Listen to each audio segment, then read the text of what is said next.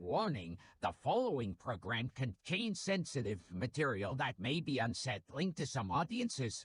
The Pedantic Pedestrians are not responsible for any injuries or paranormal activity that may occur during the viewing of this program, including, and not limited to, whiplash, bipolar disorder, a sprained ankle, or demonic possession.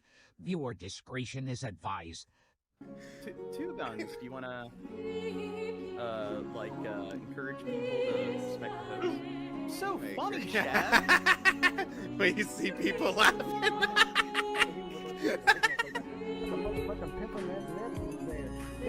Nah, like, pause it. What did he say? Whenever, it sounds like he said...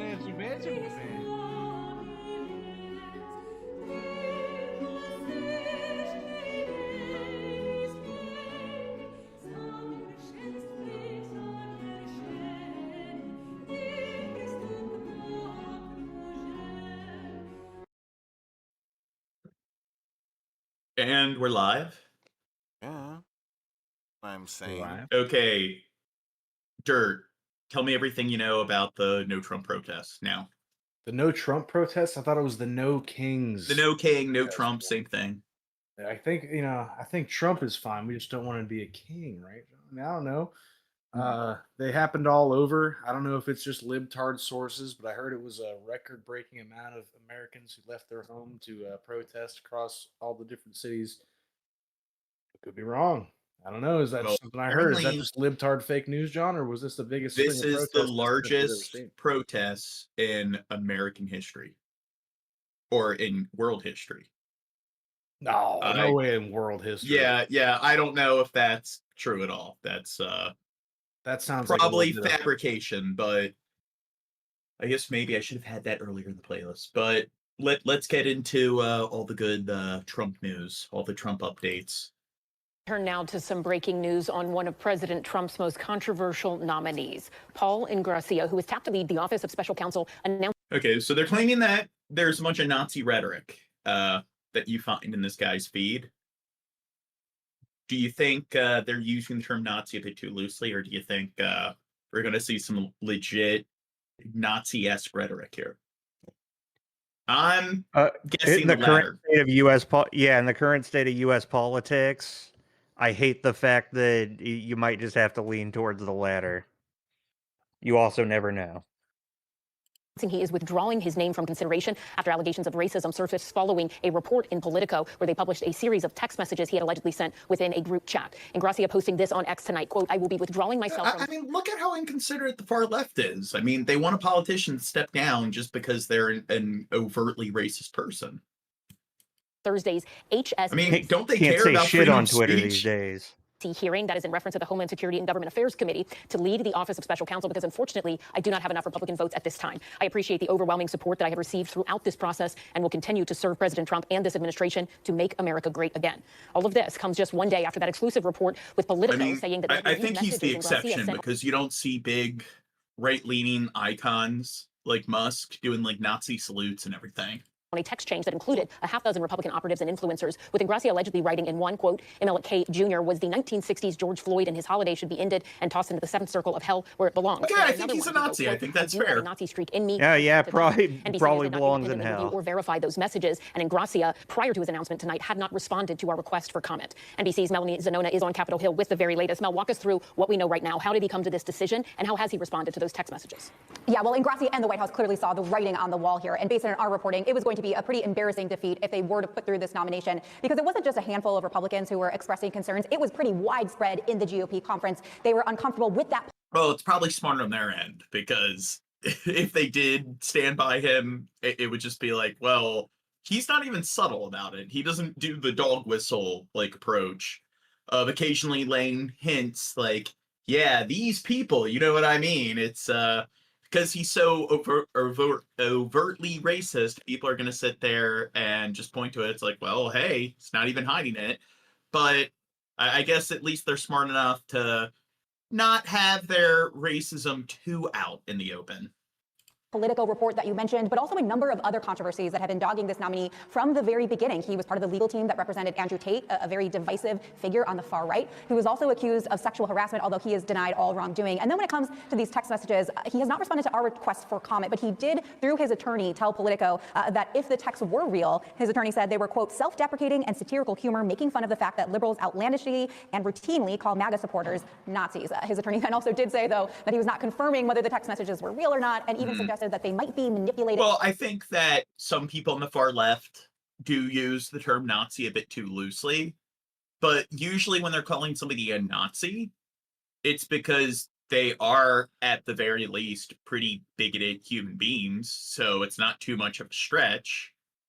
I mean, to me, I would say that in order for me to feel comfortable calling somebody a Nazi, they have to, at the very least, be like, hey, you know what?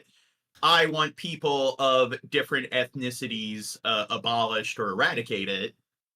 And I think that that's pretty much what his opinions are here. So I'd say that once you have people presenting those kind of views, I don't think it's unfair to say they're a Nazi. With the sole intent of hurting Ingracia's nomination. But it is very Yeah, but what about Hunter Biden, John? Well, what kind of, has he said fairly bigoted things, or? No, but he smoked crack, John. That's illegal. I don't think Biden should have pardoned him. I think that he was a troubled kid. I mean, he's an adult now, but in the end, why is it relevant? So that stupid garbage. Democrats can be let's bad point too. to somebody. Okay, I agree that people who are left leaning can be bad, but the thing is, he was the son of a politician. He's not even a politician. So that's just a non sequitur, and it's more of the team sports bullshit of, well, look at somebody on the other side. It's just, okay, who gives a shit if they were out of line and in the wrong? We're not talking about them. We're talking about somebody on this side who's out of line and in the wrong. And currently, this is the party controlling thing. So that's why it's important to focus on the present. We're not so how about this one, argument, and that John? is ultimately why this La nomination- Greek Chef in the chat says, why are the left obsessed with calling right-wingers Nazis? Democrats created the KKK and opposed Lincoln abolishing slavery, and Hitler was a part of the Socialist Party. Now listen, stop before you jump in on all that, John. We're not calling right-wingers Nazis. We're calling racist people who just happen to be right-wingers Nazis. And again, I haven't called this person a Nazi. Yeah, their rhetoric is definitely racist. You can call it Nazi if you want. I mean, where do you draw the line between racism and being a Nazi? And some people them very thin. Pointing to like history, like, hey, Lincoln was a Republican, and the Confederate States, they were the like Democrat states. Well, here's the issue. That's more team sports. And back then, the Democratic Party was the more right-leaning party, and the Republican Party was the more left-leaning party. And throughout the decades, the Republican Party gradually shifted more to the right, and the Democratic Party gradually shifted more to the left. And we don't support either party. I would still say the Democratic Party is still too right-leaning for like my taste, but that's just more childish team sports. And I'd say that you're pretty slow and limited if you can't process how, like, when we're talking about trends from 100 years ago, why like things can fucking change. And plus, they'll go out of their way to defend the South. So a lot of people on the right will defend the Confederacy, like it wasn't just about slavery. But then, which states were the Democrat states at the time? Oh, it was all the Confederate states. What states are all the Republican states today? Oh, it was all the states that were part of the Confederacy. So it's just explain how a person who uses that rhetoric isn't a fucking moron. And plus, Hitler was a socialist, but socialism is a broad spectrum. So a national socialist. Making the argument that somebody proposes universal daycare or universal healthcare, and it's just, hey, supporting more social institution in one area that's being a socialist. You clearly don't know how government works. And you clearly think in black and white extremes because our police force and military, is that socialism? Because that is part of the social sector. So they're too dumb to see that no country is 100% capitalist or 100% socialist. Currently, until like AI can do everything, that's just not fucking possible. We have a mixed economy, and America, like every country on the planet, has a mix between socialist and capitalistic policies. If we were completely devoid of socialism, there'd be no public schools. There would be no fire departments. There'd be no like ATF or ICE. So they love fucking ICE. They love the military. So is that socialism? Tonight. All right, so we withdraw tonight. That breaking news, Melanie Zanona on Capitol Hill. Thank you so much. We appreciate it. We thank you for watching, and remember, stay updated on. Next vid. President Trump's nominee to lead the Office of Special Counsel is under fire just days before he's set to testify on his nomination to a Senate committee. In a text chain obtained by Politico, Paul Ingrassia reportedly made racist remarks, including saying the Martin Luther King Jr. holiday should be ended and, in his words, tossed into the seventh circle of hell. He also admits to what he called a, quote, Nazi streak in me from time to time. At least 4 Republicans... Okay, he literally said he has a Nazi streak from time to time. Right. I think it's okay to call that guy a Nazi then. Yeah. Senators now say they oppose his nomination, including Senate Majority Leader John Thune. We're joined now by Jeff Charlotte, a professor at Dartmouth College who studies rising... You're right. ICE isn't military. It's a paramilitary police. I never said ICE is military. Are you that fucking slow? Speak a little after 5 p.m. A lot of the chat seems pretty slow tonight. Senate Majority Leader John Thune says he doesn't expect it to move forward. It's a slow night. For people who've not followed this story closely... Well, you give an example of 2 different institutions and how they're not... how they're both technically social institutions. And it's like, because you were claiming that these 2 things fall into a similar category, you must have been claiming that they're the exact same thing. Nuance? What's that? Who is Paul Ingrassia, and how do these leaked messages fit within what is known about his worldview? Paul Ingrassia is a 30-year-old Cornell Law School graduate, long time, no other word for it, extremist activist. And he's got a college education. So I don't know why the Republicans like this guy. They seem to hate people with college educations. Schools are just indoctrination centers for the left. Clearly, this guy was indoctrinated. And has held a couple other positions. He was White House liaison to Department of Justice, and in that capacity, he was advocating for what he called only hiring people with exceptional loyalty to Trump. He boasts of having represented Andrew Tate, the sort of extreme misogynist, anti-Semite influencer. He has advocated for Nick Fuentes, the anti-Semitic activist. He's even advocated for a man named Timothy Hale Cusinelli, a January 6th writer, convicted, sentenced to 4 years. Viewers might we're going to go into that, dude. He liked to style himself as Hitler. He dressed up as Hitler with a Hitler mustache and a Hitler haircut. Do you think it's okay to say that that guy's a Nazi? I mean, I don't know. What if it was just Hitler face, John? Just a little bit of Hitler face. Maybe he was going to some like play that has like Mel Brooks style comedy, and he was just playing like a Hitler character where it's a parody of Hitler. We'll dress Maybe up as that's Hitler at some point in our lives. Yeah, I mean, who hasn't? And so when we hear now Paul Ingrassia saying, I've got a Nazi streak, this isn't news. He's been talking about the importance of America as a place founded by whites. I mean, it's even in the language that we see in the text chain. He talks about rejecting, the only part he wants to reject of the founders is where they said all people are created equal, because he has long been arguing that they're not. And these text messages are especially striking when you consider he's being nominated to lead an agency that investigates whistleblower claims and claims of discrimination across the federal government. In your view, what kind of moral or political culture allows someone who talks this way in private to be considered for a... What kind of culture allows for something like that? What do you think? Do you think there's toxic elements of American culture that sort of it makes it so this is accepted in large corners of our country? Yeah, that sounds like some libtard talk to me. Do you think maybe this MAGA sycophant culture probably kind of allows this, rolls out the red carpet for this kind of rhetoric? Well, as Trump said, he loves the educated, right? That's what he said. Well, he likes people who are educated. Because a lot of the people that love Trump seem to hate the educated. They love talking about how like universities are just indoctrination centers and everything. So they really seem to hate academia. Sorry. I mean, scientists, what do scientists know? When scientists tell you things you don't like, it's fake news, because if you just baselessly discount information you don't like, that just magically makes it invalid. Remember, he talks this way in private, he talks this way in public. But why is this hitting now? Why are some of these Republican senators saying this versus all the other times he said variations of these comments too much? And I think it has to do with the... A lot of times that doesn't just happen with politicians. You see it with CEOs. You even see it with like anybody that has any influence, even on a local level.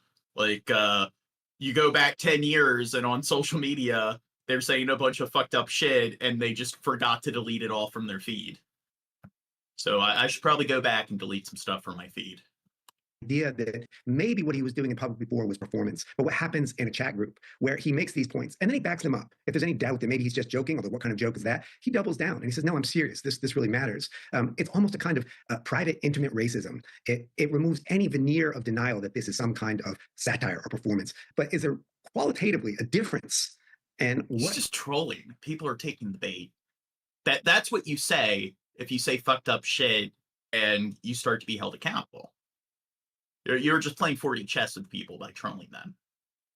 He's been saying in this chat and publicly for years now is a difference from news we see reported today in the Washington Post that we're going to be cutting back refugees from what was 125,000 a year under Biden to 7,500, 7,000 of whom may be white Afrikaners. How is this qualitatively different from the attempt to purge the Naval Academy's library of Black history, of Holocaust history, even as it left on the shelves books like mine? What do you think the agenda is there? So when Trump is cutting like US aid to pretty much all the world's countries, especially countries that a lot of the predicament they're in is because of US sort of Western encroachment when it comes to that part of the globe. But he brought in all the white South Africans because they were being subjected to a genocide, even though you look at all the farmers that died in like those sort of raids, South Africa, and it showed that there was no racial bias. It was happening like percentage wise, the exact same amount to like Black South Africans or South African farmers of any race. But hey, we had to bring in all the white South Africans, but we had to deport all the Haitians back to Haiti to be scorched by Lieutenant Barbecue, a country where the gangs were able to take over because of all the firearms that were smuggled in from Florida. So there's clearly no race bias or race agenda there. Wrong. Clearly, they're the altruistic party. Wrong. You don't know what you're talking about, libtard. Fake news. Wrong. Yeah, if you just say something's wrong, that magically makes it wrong. That's how facts work. This isn't qualitatively different. It's stylistically different. He's using the N-word, the other N-word. He's calling himself a Nazi, but he's talking about white supremacy. N-word number 2. We'll call that one. Yeah. Oh, somebody said, because the come into the country legally. Like even if because they come into the country legally, okay. Well, here's the issue there. The Haitians came into the country legally, seeking asylum. And Haiti, I don't know if you know your geography, pretty close to the United States, and lots of people are dying in Haiti. And they're being burned alive by the gangs there. So that logic of, oh, they came in legally, well, also, why did they come in legally? Because Trump, like, extended this invitation to them.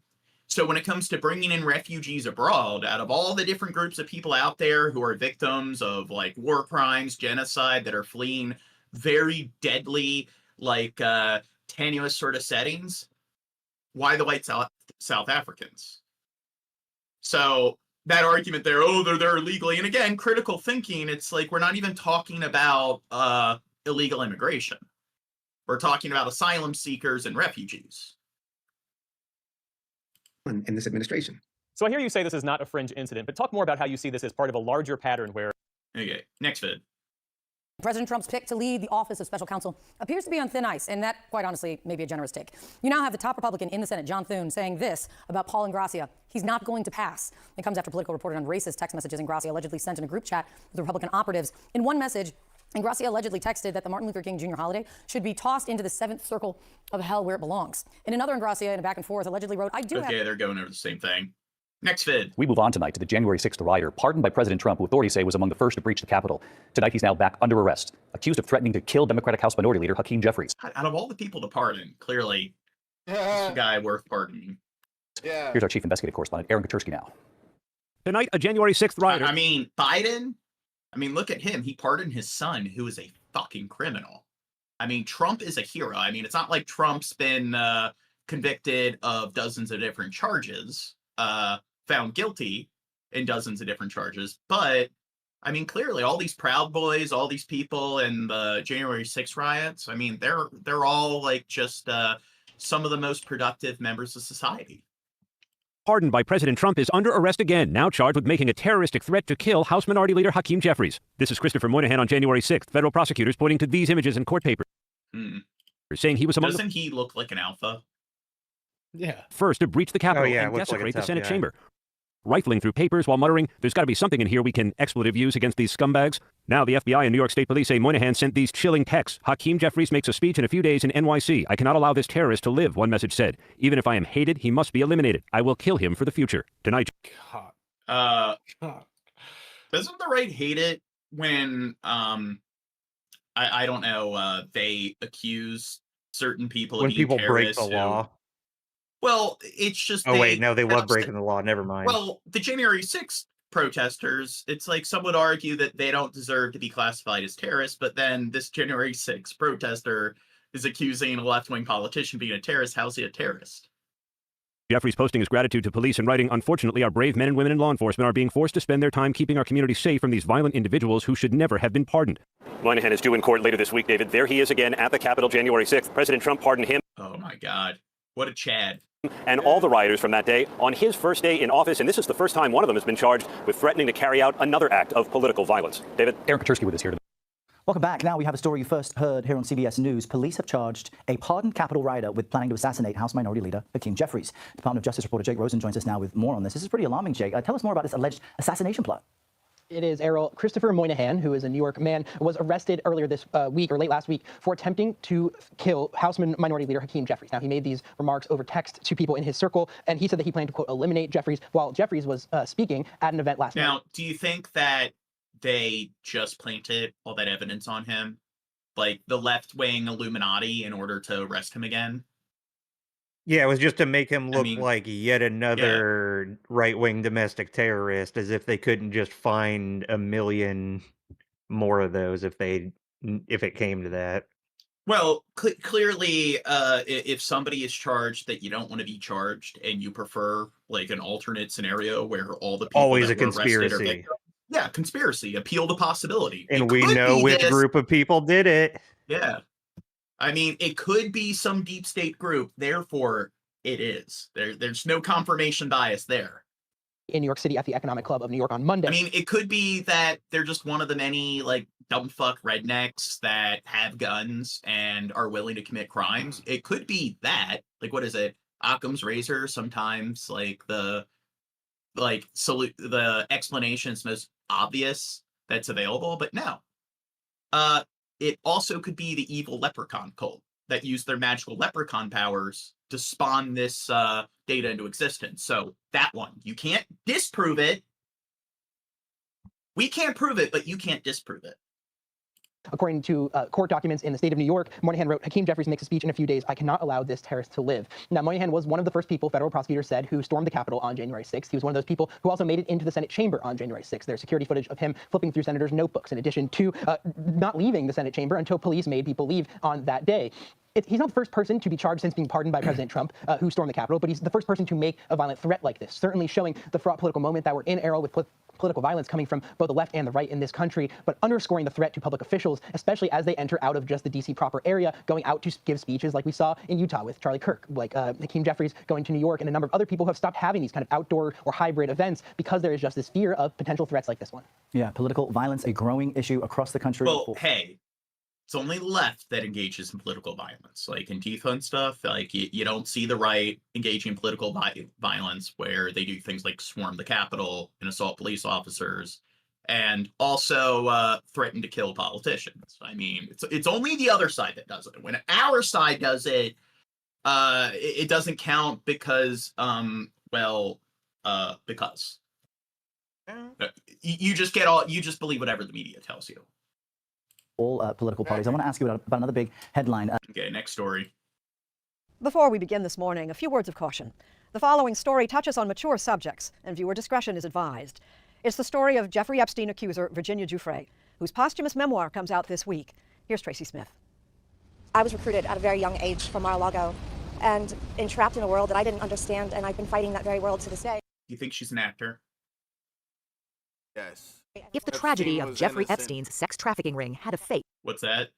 Yes, well, you know, Epstein Gene, anybody who says anything that the Republicans don't like is a crisis actor. Yes. They just like David Hogg. An actor. They could be AI. Therefore, they are checkmate liberal. Every time. It might have been this woman, Virginia Roberts Giuffre. Before she died from suicide last April at the age of 41, she... That sucks. Get top left out of here. You get out of here, Kimberly. With the hope it would be published. Get out of here. I see you in that chat room over there. Walking around New York, that so much of it actually happened here? I absolutely do. It's changed the city for me. Co-author and journalist Amy Wallace spent more than 4 years writing with Giuffre, who's been celebrated for her honesty and questioned by some about the accuracy of her memories. So as far as you could tell, her memory was pretty crystal clear. What she always said to me was, I may not remember days. I don't know. I think it was just in her head. I mean, that's what you do to a victim if you want to defend the person who victimized them. Just gaslight them. Times, dates. There we go. But when you have a man... Somebody clip that so that we remember that for later. His face 6 inches from your own. You remember that face. Virginia Giuffre said Epstein's former girlfriend, Ghislaine Maxwell, recruited her to the sex ring in 2000 when she was a 16-year-old working at Mar-a-Lago, President Trump's resort in Palm Beach, Florida, and she was quickly immersed in Epstein's world of money and depravity. In this photo, taken at a party in 2001, Giuffre is the girl in the foreground. Maxwell's now serving a 20-year sentence for child sex trafficking and has reportedly sought a presidential pardon, something President Trump has not publicly decided for or against. She should not be pardoned. And explain why you sat there with Virginia for 4 years. She did not just procure. She did not just keep the date book of what girls came when. No. This woman participated in the sexual abuse, and she should absolutely not be pardoned. He knows what happened. I know what happened. And there's only one of us telling the truth. Giuffre also famously sued Britain's Prince Andrew in 2021, well, to whom... You know what? You know who had ties with Epstein? The Clintons. Oh, yeah, the Clintons. So they're of the never mind other everybody side. else. Well, they're of the other side. So let's constantly bring that up. And clearly, they're guilty, even though I haven't really looked into it at all. But I don't like those politicians. It fits my worldview for them to be guilty. So clearly, without a doubt, without even looking into it, there's plenty of evidence to show that they had full-on participation. But politicians on the right that I like, even though I haven't looked into it not or only do you anything. ignore the Clinton, or not only do you continue to bring up the Clintons for years, you got to ignore all the Republican politicians that have ties to them. And if the Clintons were involved, and I mean, it's likely that they were, I think they should be arrested. I'm not going to defend them. And I think Clinton was a terrible fucking president. Same way I think Bush, Trump, Biden are terrible presidents. But that sort of like political team sports, when you talk to people who want to sit there and bring up the Clintons and Epstein, you bring up Trump, and then they'll sit there and act like, oh, no, that's clearly not true. And it's just, okay, so why do you think it's without a doubt true regarding the Clintons, but clearly like Trump being involved? That's something that's absurd that we shouldn't even consider for a second. And then there's no follow-up. It's just you ask them, what research have you actually done? Knowledge is a justified true belief. And then they don't give a response. So is that not retarded when somebody is going to act like they know without a doubt which parties are clearly guilty in a particular case, but they, outside of the hearsay grapevine, haven't done anything to acquire any insight on the subject? She said she was trafficked for sex. But they're clearly not biased in their own favor.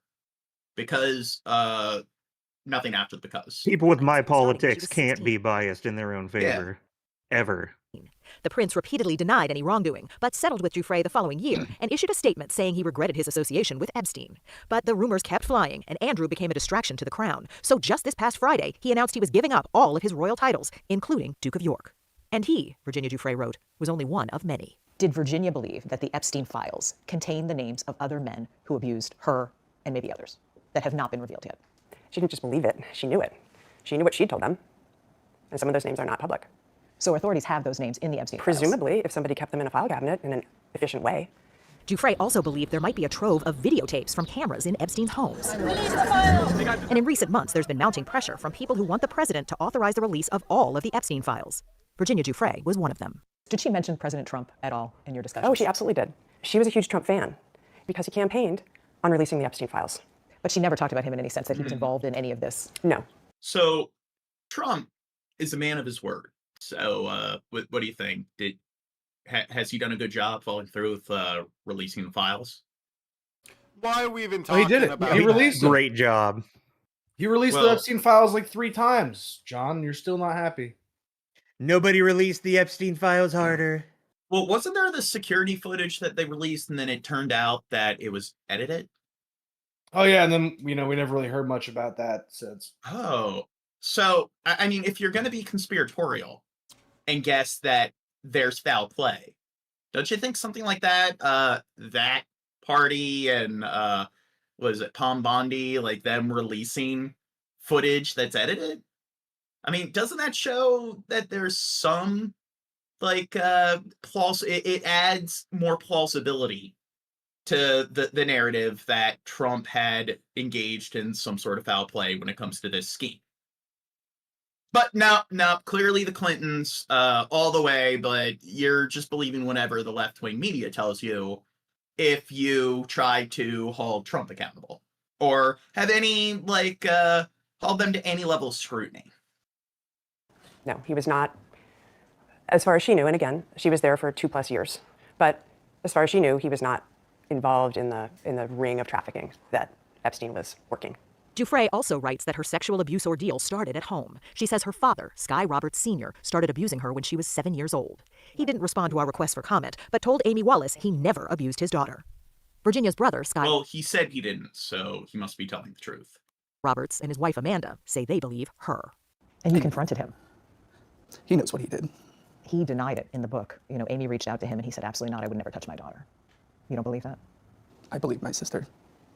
And as for Jeffrey Epstein, who was found dead in his New York prison cell in 2019 while awaiting trial on sex trafficking charges, Virginia Giuffre said his abuse went beyond sexual assault, like ordering her to tuck him in at night. So she would go in, she would pull the covers up, he didn't want sex, and she was instructed to stay with him until he fell asleep. It just struck me because this is a young woman who wasn't nurtured all that much as she grew up, and here she's turning around and having to perform this nurturing act to her abuser. Yes. And it's one of the reasons that Epstein and Maxwell said to her repeatedly, you'd make a great mother. Giuffre went on to say that they asked her to carry a child for them and sign away her parental rights. It's like a modern Handmaid's Tale. And interestingly, that was the straw that... Now, they don't have any evidence to convict Trump here. So it's just because he was there doesn't mean he engaged in any sort of sexual crimes. I mean, it's not like the man has a criminal record of being found guilty of certain sexual crimes. Or is that fake news? Yeah, and it's not like that on top of him being there would be incriminating enough for most other people. Well, hey, people affiliated with the other side, they were there. Therefore, it's guaranteed that they did things they shouldn't have done. But hey, Trump, I like this candidate, so he was there. So it's probably just incidental when someone I like. Camel's back for her. Years after Virginia Giuffre left Epstein, she was tormented by what she said she suffered at his hands. She married, moved to her husband's native Australia, became a mom and a voice for abuse survivors, but there was turmoil at home. Shortly before she died, she told People magazine that her Jesus fucking Christ. husband, Robert Giuffre, physically abused her, but the courts granted him a restraining order and custody of their 3 children. In a statement to Sunday Morning, Robert Giuffre's attorney said that since the case is still pending, Robert and the children were, quote, very limited in their ability to respond to the various unfounded allegations. Virginia's brother and sister-in-law say the loss of her children... So, I know a lot of people that like to gaslight victims of abuse. They'll sit there and say shit where, well, I don't know if like I believe me. that, because typically victims of abuse are so traumatized that they don't even come out and talk about it at all. It's like, yeah, I'm sure like you're a licensed psychologist and you're an expert when it comes to like the kind of like the science associated with the trauma and all the behavioral science as well. And it's just black and white where 100% of people are abused, just never come out. It's that simple. might have helped push Virginia over the edge. And you know there are so many conspiracy theories out there, so I just want to make clear, are you absolutely sure that your sister took her own life? I am. But I was with her in her final days. I mean, I was the one that found my sister when she had passed. I'm so sorry. Okay, I'm sorry, but do you think that journalist even fucking cares? No. Well, the way she said it. I'm so sorry. Sorry. Yeah, good point. Now that I'm looking at it a second time, I'm so sorry. I'm like really sorry. Well, I've discussed this time and time again. When it comes to the jobs that have the highest percentages of like psychopaths, journalists are up there. Yeah. Like journalists, dentists, butchers, exterminators, police officers, CEOs, lawyers. She wrote in her book, "My goal now is to prevent the emotional time bomb that lives inside me from ever detonating again." What do you think happened? The worst thing that could happen to a mother. Her children. She was separated from her children. And that is something that she couldn't bear. That was something she couldn't. We were laughing at the blonde lady, Kimberly, if anything. Virginia Giuffre left behind an account of her life that's both illuminating and heartbreaking. A window into the mind of a young girl preyed upon by demons and a woman who fought them till the end. Who was Virginia to you? Yeah, we're laughing at her. Always my protector. You know, she was her little brother, and but she just had this strength inside of her that I think if you had the opportunity to meet her was just courageous. She was unlike anybody that you'd ever met. I think it's always important to remember that she was also human and vulnerable and beautiful and funny and beautifully flawed and strong. She was just amazing. I think, like you said, there was nobody like her. Well, she can't be strong because she showed emotions. She committed suicide. She broke out in tears. And people who are strong, who are alphas, are just completely stoic and nothing ever phases them. Oh yeah. A real alpha male ignores everything. Yeah. Until somebody does get under their skin and then they throw a tantrum. But throwing a tantrum doesn't equal being triggered. Hey, anger doesn't count as an emotion, Gene. You know that. Yeah. Gun. This is libtard. Planning to build a new So here, Trump wants to build a ballroom. New state ballroom. He said it won't cost taxpayers any money. Sources tell CBS News multiple companies have made pledges of millions of dollars to fund it. Let's get you live. So even if this isn't coming out of like the taxpayer or coming from the taxpayers, it's still illegal to accept any money from any third party for any sort of project, where any money is invested in it, whether it's from a private third party or if it's from the taxpayers. It is supposed to be approved by Congress. And he is not getting this approved. So this is indeed illegal. But hey, that's fake news. Clearly what I'm saying is not legit. Even though if people really cared, they could do their homework to cross-reference what I'm saying to see if it's legit. But they know without ever looking into it at all. To the White House now, CBS News Chief White House Correspondent Nancy Cordes is standing by. Nancy, good morning. Great to have you with us. Let's talk about the shutdown, because it is now among the longest in U.S. history. There's pressure. People are missing paychecks, multiple. So what are GOP senators and President Trump expected to speak about over lunch? Now, do you think this shutdown's helping the economy? Oh, for sure. It's got to, John. It's happening So under a no shade. Republican administration, so yes. All the tariffs that are like raising inflation and everything now, not just laying off all these federal employees from work, so now they have to find jobs within the private sector, which causes even more like job like sort of inflation. It makes it harder to find work, and on top of all that, now all these federal workers who are still employed aren't able to earn a paycheck. So I don't know. Do you think the economy is just going to continue to suffer? It's going to continue to decline more and more? Do you think he's doing a good job? That's Like, what lowering that's what inflation? Muzak wants to know. Do we think that Trump has done anything good? Yeah, I've got an answer ready for that one because I've been thinking about that. So Muzak, when Donald Trump during his first term, when he sent out a stimulus check, that was just as good then as it was when Joe Biden sent out a stimulus check. There you go. Yeah. I can name one. Well, Biden, he stole that idea from Trump. There you go. Yeah. I think the best thing was when he was like, grab him by the pussy. That was the best part. Yeah. Real man. Yeah. They are going to show a unified front, Errol. And if you're going to say we're biased, I mean, Biden, when he was in office, we had nothing but negative things to say about him. And I would find it really hard to find things to praise Biden for. Yeah, I started coming around this show not very long after Biden's presidency started, and all we've done is talk shit about Biden. I mean, we've said I don't know if we've said anything positive about Biden, honestly. But I guess now the stimulus comment that I just made about Trump, technically. To answer the question myself, I'd say I liked it when Trump admitted that he's probably not getting into heaven. That's probably the coolest. At least thing he's he did. honest to some It was a extent. moment of humility, for Yeah. a man. You'd think he'd say something. Oh, heaven's begging to have me. But he knows where he stands. You know what I really like? I don't like all these other politicians that sound educated, and they'll try to, like, when they have debates with other politicians, they engage in formal rhetoric and they try to discuss like the hard facts. I like how Trump just steamrolls people and he speaks at or below a 5th grade level. I can understand it. And he just throws a bunch of jabs at insults. I mean, God, he argues like a real man. I mean, that's why he's so relatable. Am I right? Right. Now, okay, I'm being facetious, but do you not think that that's why a lot of the people that vote for Trump like him so much? It's like, yeah, that's how you win an argument.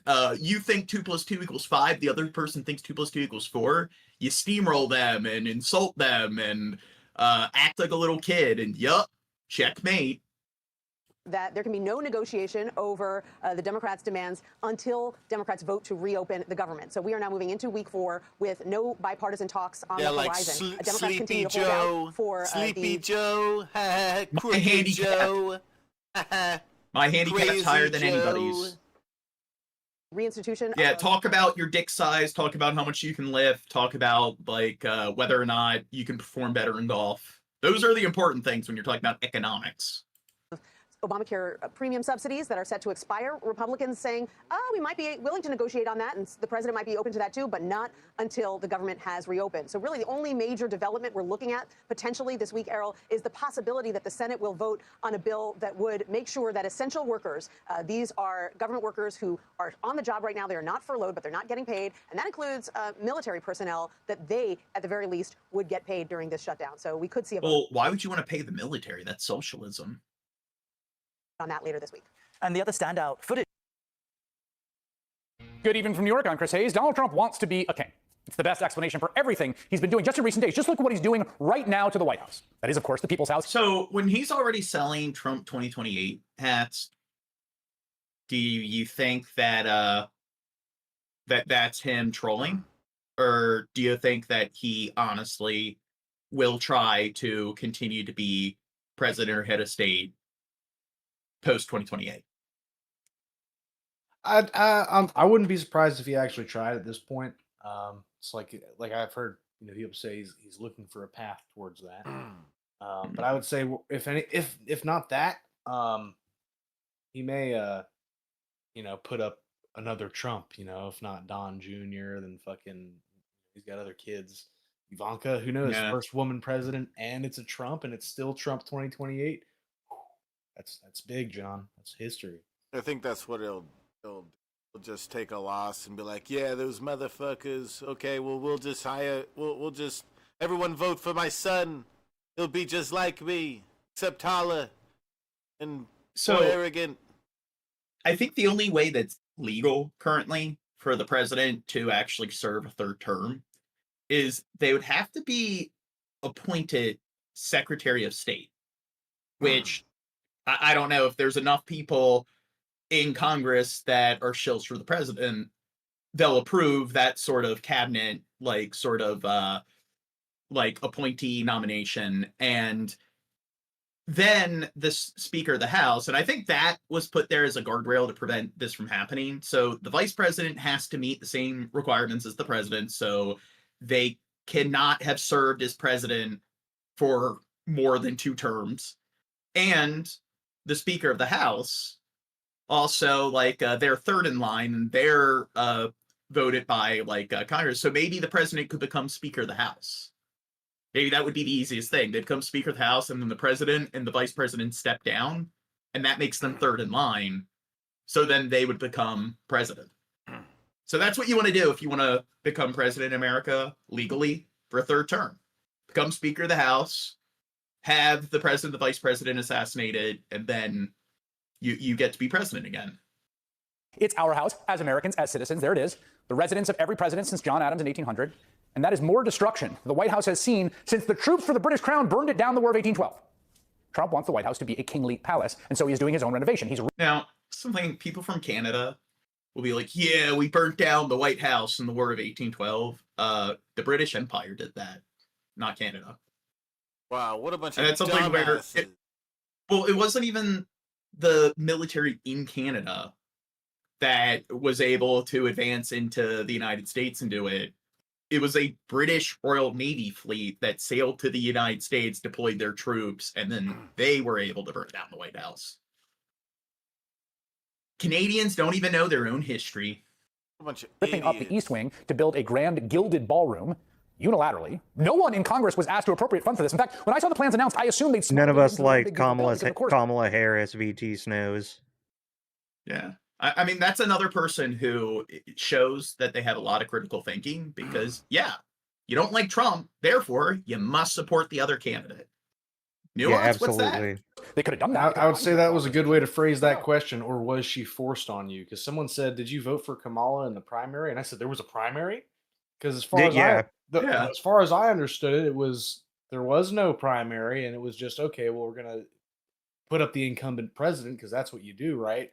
And then nobody really had a say as who was going to be the Democratic nominee that year, except for the DNC, and they all kowtowed to Biden and let that be a shit show. And then when they realized, oh, fuck, this is an utter clusterfuck shit show, they put Kamala up there. And not to say she was ever the best choice to begin with, but she certainly didn't have enough time to try to sell the people that she was. And yeah, I don't think she was. No one even got a say. We're going to make and build a ballroom, which they've wanted for probably 100 years at the White House, and it'll be a world-class. They've wanted. Yeah. We need like a War and Peace style ballroom. So I don't know. America needs another sort of Game of Thrones sort of scenario. When are we going to have Gone with the Wind 2? We need a lavish ballroom so we can have another epic sort of royalty drama. All the people are fighting in the streets, all the Antifa people fighting with the Proud Boys, and then Trump and all the aristocrats are in the ballroom sipping wine. Beautiful ballroom. For 150 years, presidents, administrations, and White House staff have longed for a large event space on the White House complex that can hold substantially more guests than currently allowed. This is going to be one of the best anywhere in the world. There won't be anything like it, actually. I mean, it was pretty big before, so we seem to do okay as a country with it. Trump announced he was going to do that. So that is how every single aristocratic drama kind of begins, where it's like it's this great shift in society, and like one group is about to have a revolution and overthrow the government, and it's all the oligarchs that are in a lavish ballroom all sipping wine and meeting like this person who is an aunt of this person who has connections with that person, and they're all stabbing each other in the back. All right, so Logan Anderson says it's weird that they say we haven't seen this, but what about the West Wing or the building in the second floor or the East Wing? Additions the presidents have done before. Well, it's the first time that someone has torn apart the East Wing. Well, they will engage in construction projects, and they will add like new additions to the White House, and it's customary for each president to have like some addition to the White House. The problem here is that it hasn't been approved by Congress. So whenever the president engages in any sort of project, all of the funding, whether it's coming from private sort of backers or it's coming from the taxpayers, it is supposed to be approved by Congress. And here it hasn't been approved. So he is just doing whatever the fuck he wants, and he's not abiding by any sort of checks and balances. At the end of July, it was set to cost $200 million, which he said he would get from private donors, including Comcast, the current parent company of our network. Now, the cost has already swelled to $250 million. And by the way, no one talks about this when they report on this, but I just have to point out, there's a law in the books. It's from the 19th century. It's been updated multiple times. It's called the And the thing is, if Trump was such an altruist, don't you think that if he could get a bunch of private donors to back a project, what about backing projects associated with aid, building homeless shelters? I mean, Trump has the connection. Yeah, like clearly a ballroom is something that you need to invest $250 million fucking in. Efficiency Act, and it very expressly forbids spending money on government projects that have not been appropriated by Congress. Oh, there you go. Like pretty black and white. So it's truly not clear this is at all legal. Trump also claimed that the new construction... He had known libtard institutions like Congress.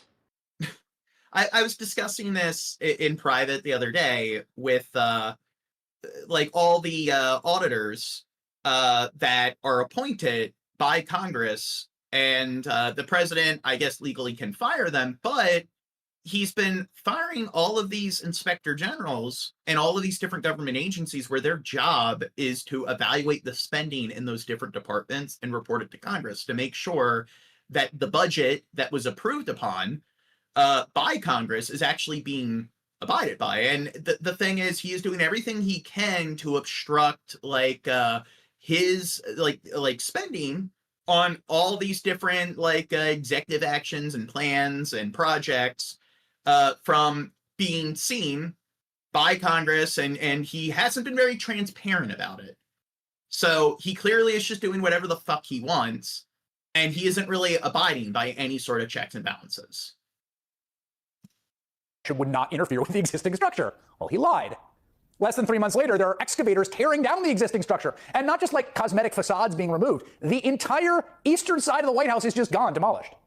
All, we should note, in the middle of a government shutdown, while more than 1 million civil servants go without pay. Oh, so why isn't he getting all these private companies to invest in, you know, like at least making sure that these civil servants are being paid while the government shuts down?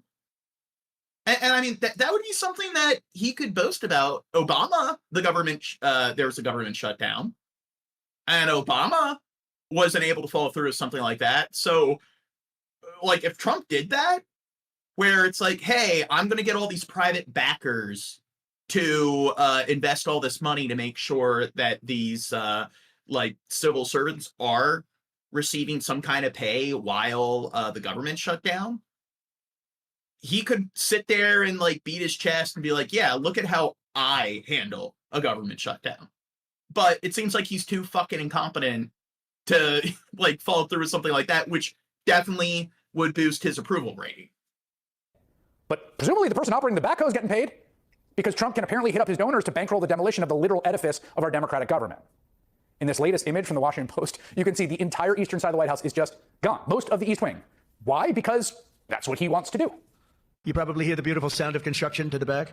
You hear that sound? Oh, that's music to my ears. I love that sound. Other people don't like it. I love it, Josh. Actually, that's happening at the moment, but yeah, I think construction happens after you tear it all down. We have money. You have to forgive him for not being able to tell the difference. Paying for it, after all. We're sure all that money is going to be tracked carefully. This is, of course, how a monarch acts, right? And do you think it's being tracked carefully when he's laying off all the inspector generals and all the different government agencies? And the thing is, all of them were libtards. Well, a lot of the inspector generals, he hasn't hired or appointed new inspector generals. So the way it works is the president's supposed to, like with most of the different, like not even cabinet officials, but a lot of the officials in the different departments, the president will present like an appointee, and then Congress needs to approve it. Now, what happens if the president just doesn't follow through with a appointing or presenting an appointee? Well, then that particular spot is vacant. So it's the inspector generals that are supposed to be auditing to make sure that the money is being allocated where it's supposed to. And there are all these vacant like seats in for those particular jobs where we don't have anybody auditing. So do you think that's perplicit? Do you think there's foul play there? Do you think it's a good thing that he's doing that? What if Obama or Biden did that? No one on the right would be defending it. this is just one small but very illustrative example that absolutely pales next to Trump's most kingly urges, like, for instance, and this is not hyperbolic, the urge to kill anyone he wants, anywhere, anytime. President Trump also shared video of the strike on the submarine that he says was carrying a large amount of fentanyl. He said the attack killed 2 people on board the vessel, while 2 others survived. This was at least the 5th strike the Trump administration has carried out in international waters against alleged drug traffickers. Critics have argued the strikes are illegal and circumvent due process laws. So, if the president wants to go to war, do you know what needs to happen if the president goes to war? He says, let's do it. Let's go to war. And that's it. He's supposed to, him and his team are supposed to create some kind of plan, some kind of military procedure or strategy. They present it to Congress, and Congress is supposed to approve. So, do you notice a pattern here? He's trying to get things It done, seems like he's just, it seems like he's just following through with things like without having Congress approve. Like all the tariffs, so when it comes to trade agreements or just treaties in general. So if the president wants to sign off on some international policy or agreement with some other foreign power, foreign state, that particular treaty or agreement is supposed to be presented to Congress, and Congress is supposed to vote off on whether they actually the country signs off on that fucking treaty or deal. Yeah, dirt. So a lot of the tariffs are illegal because they're not being approved by Congress. But I guess that's a bunch of fake news, and clearly what I'm saying that this isn't how the government works. Clearly all the people saying that this isn't true, they clearly know how the government works, and they've clearly read quite a few books on the topic, and they clearly have done their homework in order to obtain all the textbook information surrounding the civics here. President Trump has vowed to continue them. Those killings are illegal. I mean, absent some new information, absent some new legal rationale, based on everything we do know, they're illegal. But again, don't take it from me, take it from this conservative Republican senator. Do you believe that these strikes against these suspected drug boats are legal? No, they go against all of our tradition. You know, when you... And, okay, the cartels, I would say that regardless of what you call them a terrorist group, call them a criminal organization, if you want to claim that they're a threat to our security, it's well, the cartels are a really big issue in much of Latin America. And it does affect the United States to some extent. So I'd be perfectly fine if Trump or any president decided, you know what, I want to invest a lot of energy and attention into addressing the problem with the cartels. But there's a right way to go about doing it. And he's not really being diplomatic with all of the different leaders south of the United States. And the thing is, blowing up a few like naval vessels that are smuggling drugs in, that's not going to really do the best job at solving the problem. So when it comes to like dealing with the cartels that are so entrenched in like those parts of the world, you're either going to have to engage in some very large scale military operation, deploying troops in mass, or it would be this long, tenuous process that would mirror things like the War on Terror, where it would just be this forever war of having troops occupying like these various different countries and engaging in this sort of overseas, like sort of investigation. It's turning the military into some kind of foreign makeshift investigative agency.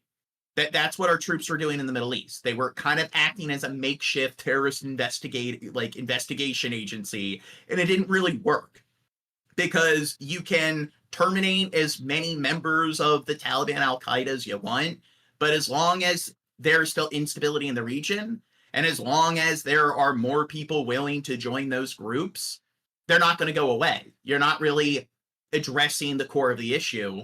And it's the same thing with the cartels. So if he wants to deal with the cartels, he's going to have to do a lot more than just bomb some vessels in the Caribbean. And then it's like, even if he's stopping a small amount of drugs from getting into the country, I don't think this is really something that's going to help the United States when it comes to diplomacy with other countries. I think when he's doing that, he's just making the United States look bad. And when you look at the cost-benefit analysis, it's going to be more of a detriment to the United States as opposed to actually benefiting the United States. Kill someone, you should know, if you're not at war, not in a declared war, you really need to know someone's name at least. You have to accuse them of something. You have to present evidence. So all these people have been blown up without us knowing their name, without any evidence. Oh, somebody in the chat said Islam believes the earth is flat. Just think about that. Have you read the Bible? Because the Bible... Yeah, I was just about to ask. The Bible presents the globe as being like, you know, those shell dolls, the Kiriashi dolls. So it's like, according to them, the earth is just a collection of different firmaments or different layered shells. So, I mean, that's not really more practical than believing the earth is flat. Well, not only that, but let's get away from these holy texts. If you throw enough money at any bullshit, you can build a church around it, especially in America. Yeah, well, hey, the religion I was brought up with is clearly rational, and if you look at its history, it's nothing but ethical. But this religion that this other group of people follow from other countries, that's the evil, barbarous religion. Yeah, that's our side versus their side. Extrajudicial killing. Now, there's lots of new developments in this story. We're going to be discussing them later in the show with Senator Mark Kelly. One of the big developments in that story is that the president of Colombia is now accusing Trump of murdering a fisherman from his country in one of those strikes. Oh, so we have another retard in the chat. So Trump-tard bingo. Which one? A bunch of tear emojis with, don't worry, Chinese are, no E, going tech car of your problem. I mean, when all the data shows that literacy is on the rise in America and it's the red states that have higher rates of illiteracy, kind of funny just how grammatically incorrect all the Trump-tards comments are. But like when they're sitting there claiming that China is this big global threat, that it's like, if we're not spending all the money that we are in the military, China is just going to take over the globe. China does not have the capacity to take over the fucking planet. Anybody that engages in that fear-mongering rhetoric is just a fucking retard.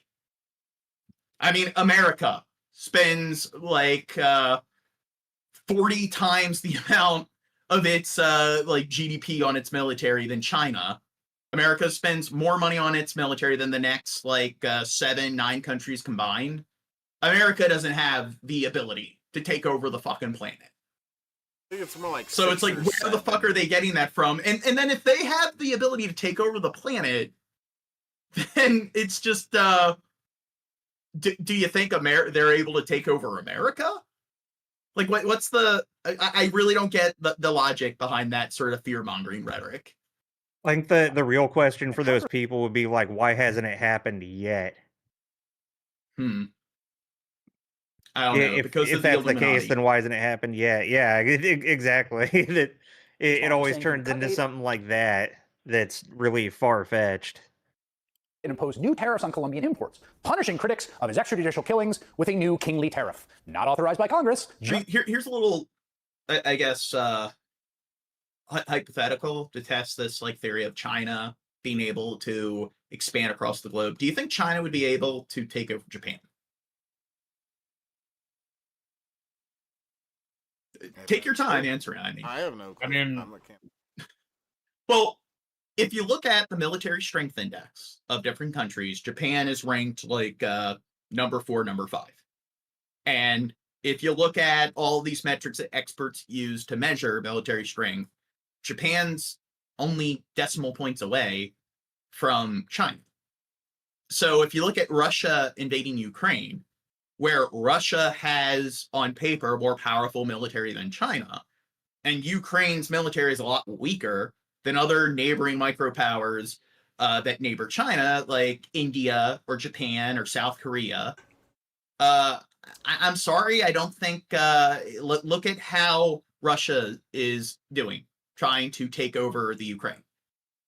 I think China would have an even more difficult time trying to take over a nation like Japan or India. They wouldn't be able to. So it's like, you know what? If China tried to expand and conquer the globe, they probably would find themselves being beaten into submission by Japan and South Korea and India. The United States, the West, wouldn't even need to get involved. There are plenty of countries even in that region that could hold their own against China. Well, he wants to slap it on. That's not even factoring in Western allies who would be supporting Japan. Then, of course, there's Trump's use of his pardon power. Now, that's one of the presidential powers in the U.S. Constitution that is quite literally derived from the king's privilege. I'm glad you left something for one of us to add there, Gene. Other than that, you left might nothing. be abused by a corrupt, tyrannical president. This week, Trump used that vast power in the middle of his term to commute the sentence of convicted fraudster and former Republican Congressman George Santos.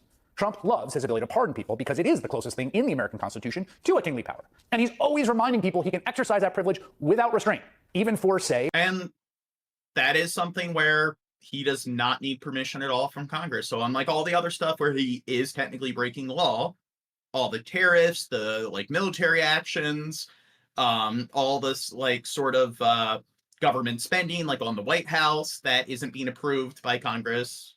Comes to pardons, well, that is a power the president has that doesn't need approval from any third party. Convicted child sex traffickers. Ghislaine Maxwell serving 20 years in prison for sex trafficking. Is clemency on the table for her in exchange for testimony? I'm allowed to do it, but nobody's asked me to do it. I know nothing about it. I don't know anything about the case, but I know I have the right to do it. I have the right to get pardoned.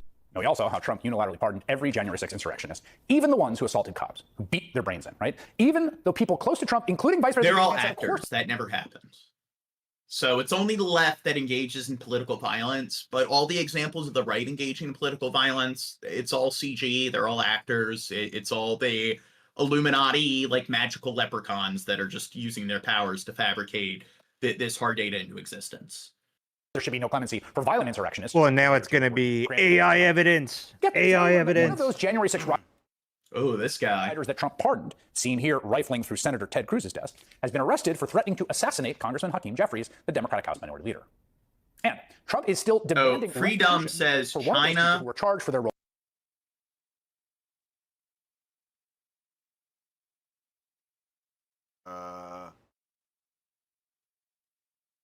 Wow.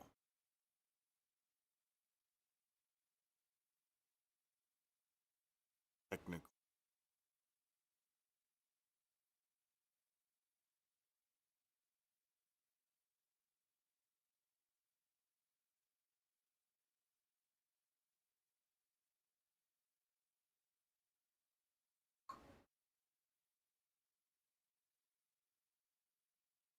Okay.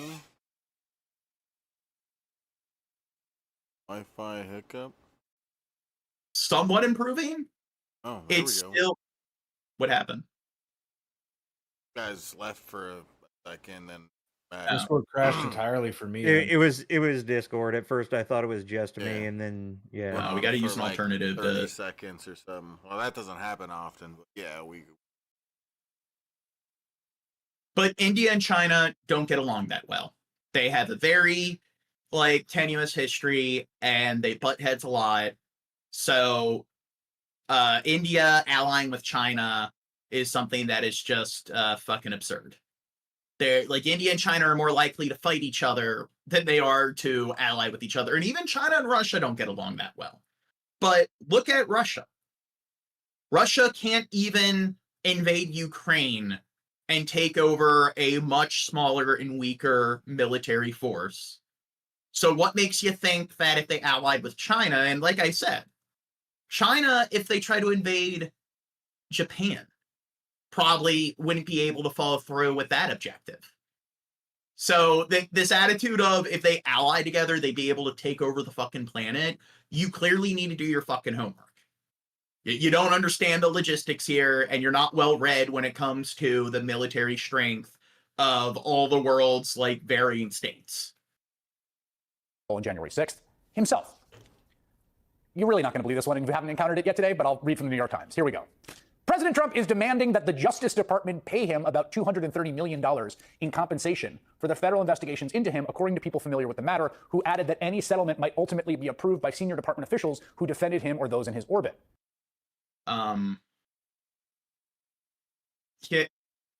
Isn't Trump a billionaire?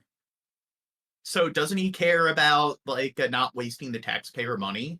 So people who are going to support that would be their taxpayer money going into granting $1/4 of $1 billion to a billionaire. The situation has no parallel in American history, as Trump, a presidential candidate, was pursued by federal law enforcement. And I believe the president, their salary is $400,000 a year. So, in total, that's less than $2 million for a single presidential term. And it's well, he's not taking the money, but here's the thing. That is over 100 times the amount of the money that the president would earn through just their one salary of one presidential term. But clearly they care a lot about their taxpayer money going to waste. Eventually, that's a good point, Supergirls BF. That is pretty similar to the cost of the ballroom he's trying to make. Yeah. I mean, a few $100 million here, a few $100 million there. I mean, do you think he's being frugal with his spending?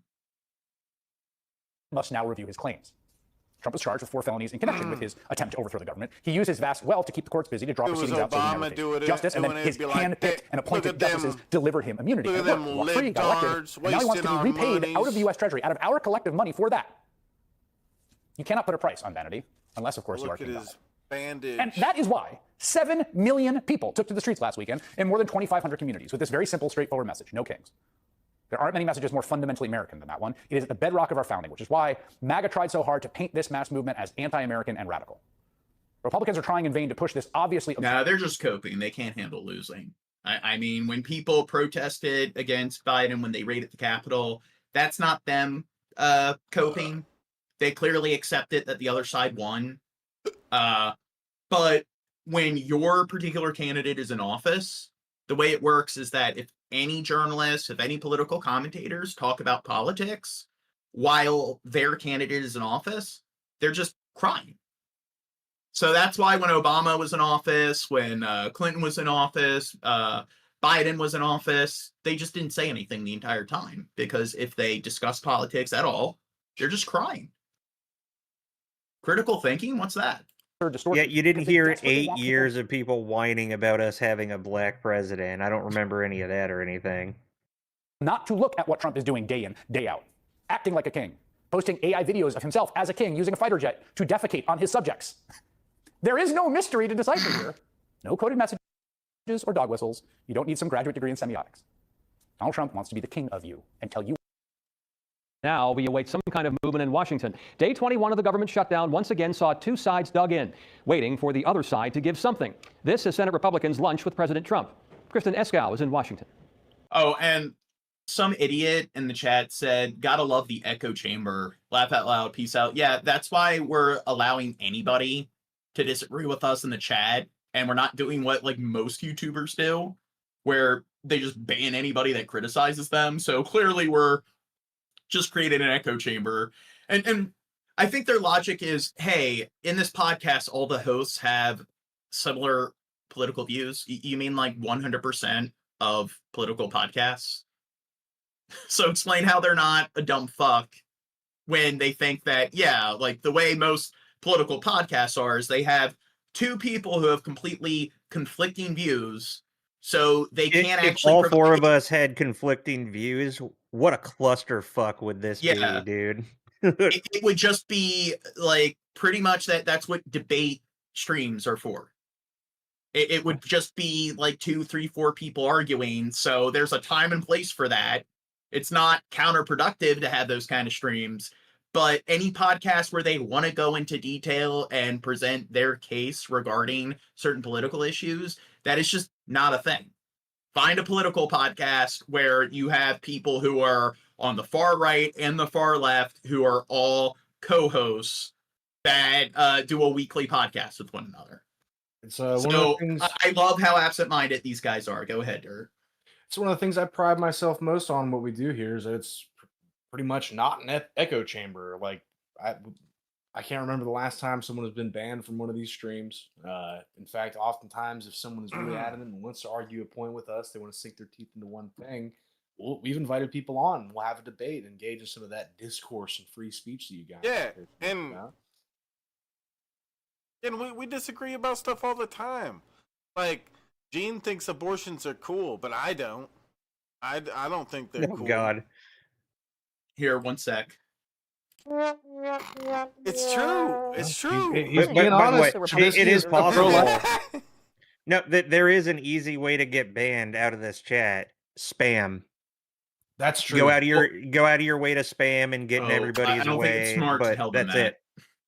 Currently voting to keep the government open. All but one, Kentucky Senator Rand Paul, have voted in favor of the short-term funding bill. I'll take care of it. Lawmakers are warning that funding for food assistance programs could soon be drying up. Over 1 million federal workers right now, as you know, are going unpaid. That's the Democrats' fault. As the government shutdown reaches 3 full weeks, President Trump... So what about when Obamacare was being passed and then the Republicans decided to obstruct by shutting down the government? So it's only like when your candidate is dealing with the government shutdown because they are not able to, cooperate with the opposing party, where it's the fault of the other side.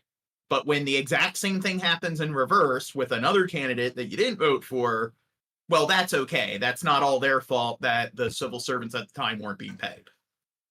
Hosted Republican senators for lunch to thank them for their unity. Senate Republicans have already voted 11 times to get our government back and open for business. President Trump also praised Senate Majority Leader John Thune. We are going to keep voting to open up the government, and eventually the Democrats, hopefully sooner or later, are going to come around. Senate Minority Leader Chuck Schumer mocked the lunchtime gathering. Republicans may not have time to fix people's health care, but apparently they got plenty of time for a mini pep rally with Donald Trump. Meanwhile, federal employees are set to miss a second paycheck, and lawmakers from both parties are sounding the alarm about funding for food assistance. Programs like WIC and SNAP could run out of money by the end of October. You got families wondering if they'll go without food assistance next month because many people rely upon that. Leader Schumer says Democrats aren't to blame. They won't even negotiate with us, so the onus is on them to sit down. The House has now been out of session for more than a month. Senate Majority Leader John Thune has suggested the House consider coming back to Washington to pass a new short-term funding bill. But at this point, House Speaker Mike Johnson is sticking to his plan of bringing the House back to Washington only after the government is reopened.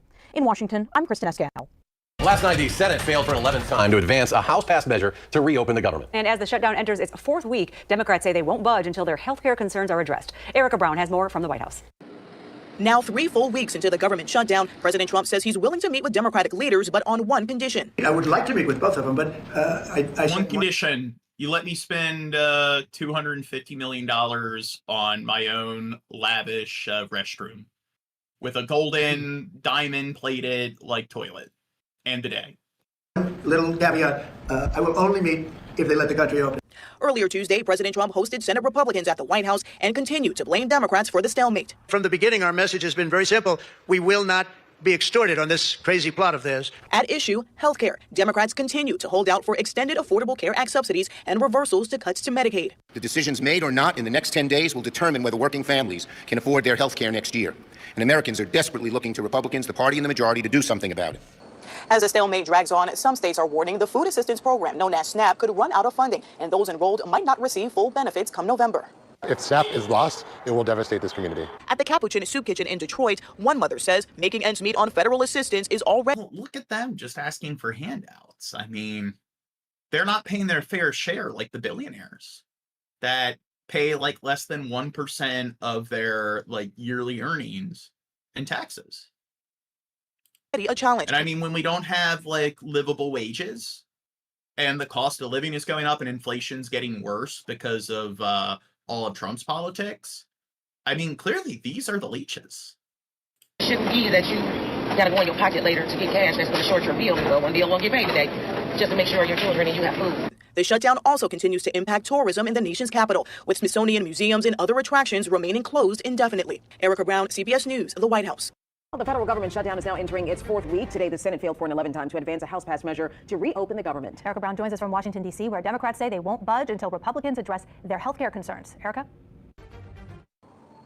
Well, Therese and Devin, this shutdown is now tied for the second longest in U.S. history, with President Trump today insisting that his party will not back down or concede to the Democrats' demands on health care. And it comes as both parties still say there are no active negotiations.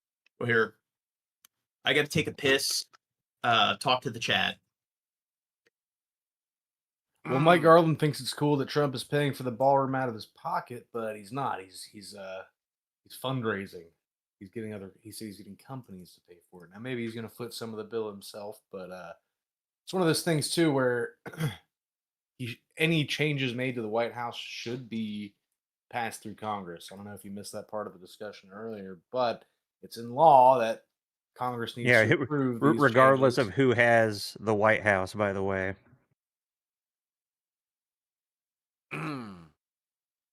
Yeah, if it were Biden doing a similar thing, we'd criticize it.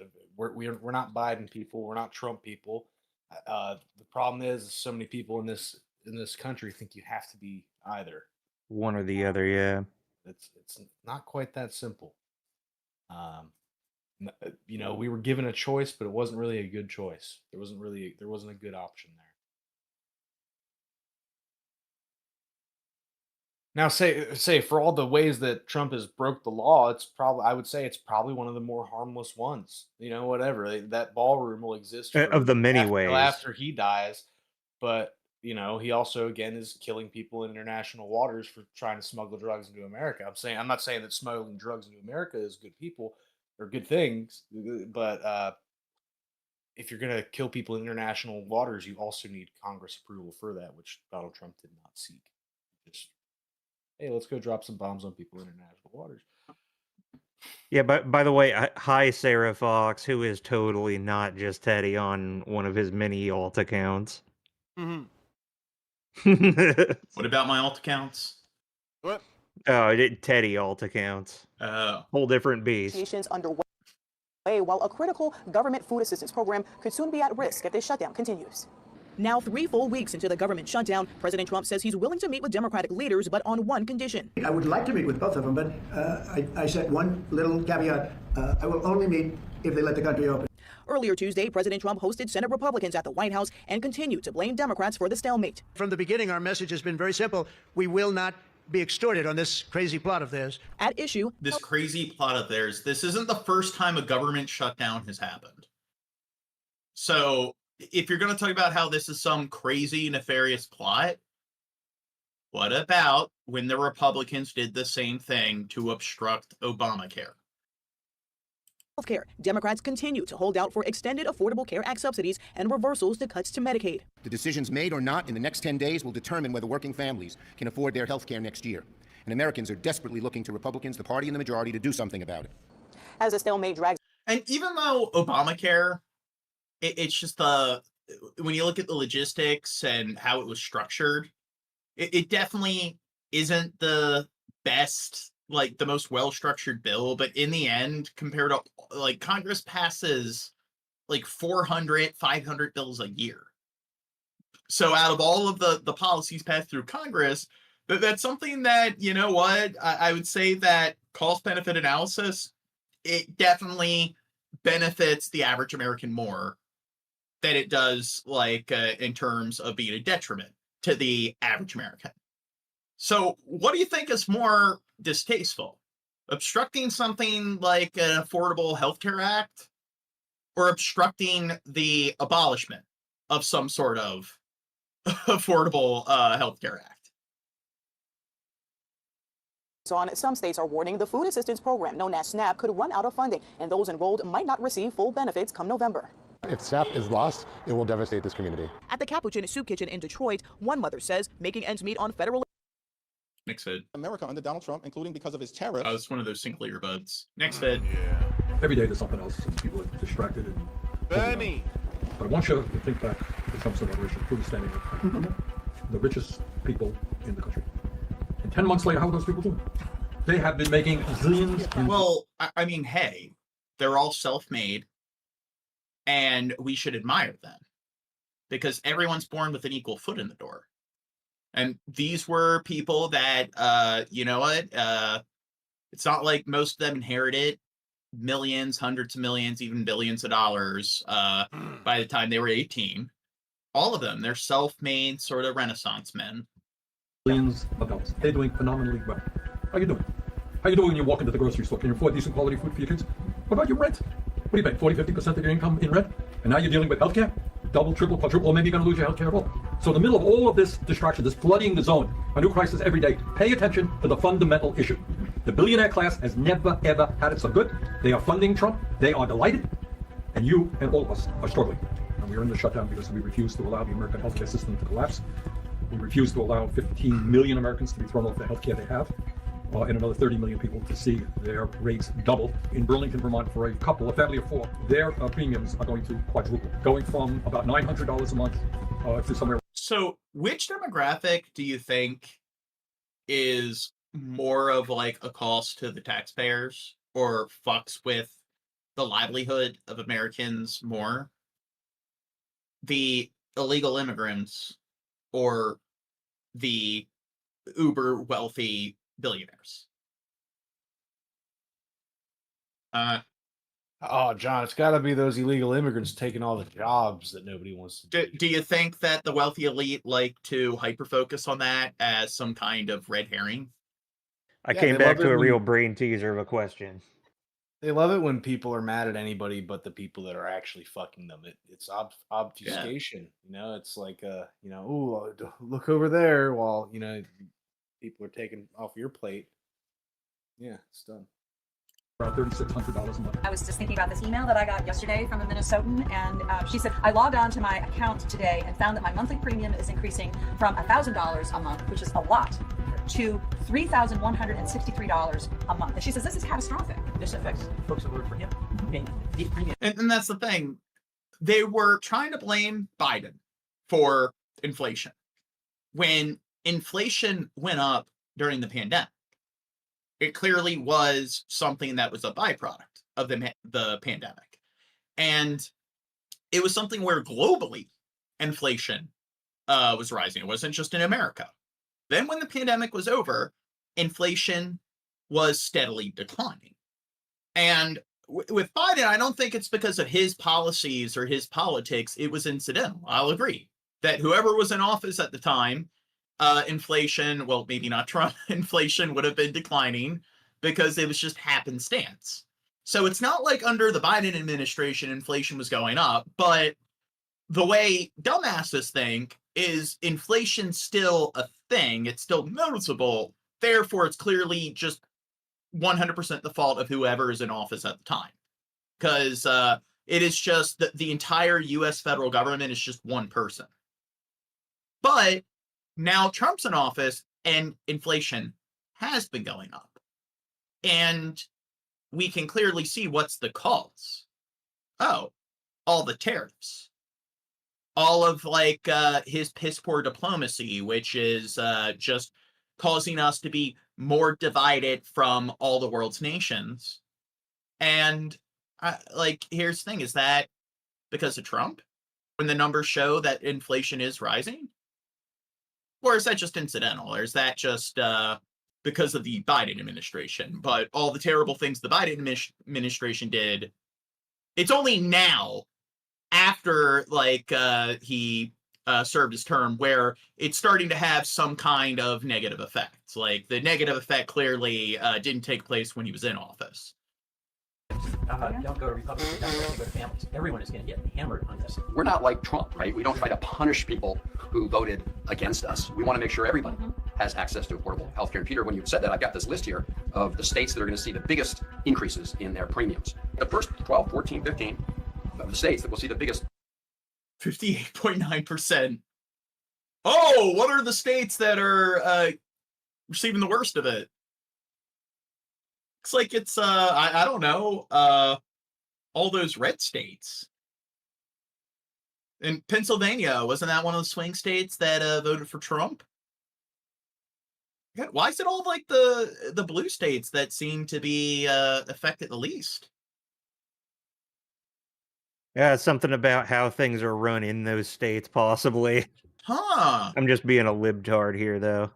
Yeah, well, absolutely. Premium jumps are red states. I keep watching right now as people are seeing tripling home insurance costs. It's honestly, I find it hilarious that these people that they definitely aren't fucking rich. They definitely are not the kind of people that have a lot of net worth and a lot of financial stability. They always vote against their interests. No, John, they're voting in favor of their interests because, you know, they can go become an insurance. So is this broker. fake news? No, all of these numbers. They voted for deregulation so they can hike up the premium so they can go on to become a successful insurance broker. It's all part of the 4D chess, John. Oh, somebody that Stephen McFly Jr. says, this is why I moved out of Pennsylvania over 11 years ago. Idiots, backdoor idiots. 100% agree. I got a lot of relatives from Pennsylvania, and I will agree, they're fucking retarded. But the Republicans, Donald Trump has managed to say we're gonna still set aside $20 billion to send to Argentina. And we learned yesterday that 20 may not get the job done, so they're going to $40 billion. It's not like it's $40 billion to go in and feed poor children in Argentina. This is $40 billion to bail out. Elizabeth Ware, she's the one who said she was Native American. Yeah. Yeah. That have invested in Argentine debt. So they're high-fiving. No, I'm 1/128th Native American. Yeah. Buenos Aires today. They're very happy on Main Street in Buenos Aires. Thank God Donald Trump has arrived to bail us out. John, do you want a real conversation or do you just want a bullshit libtard word vomit? Yeah. What? Who said that? Grizzly Bear Robbins. Grizzly Bear. Yeah, I like that name. They don't have any sort of refutation, and they're not able to comprehend the arguments that we're making, so it's just word vomit. Just call it that.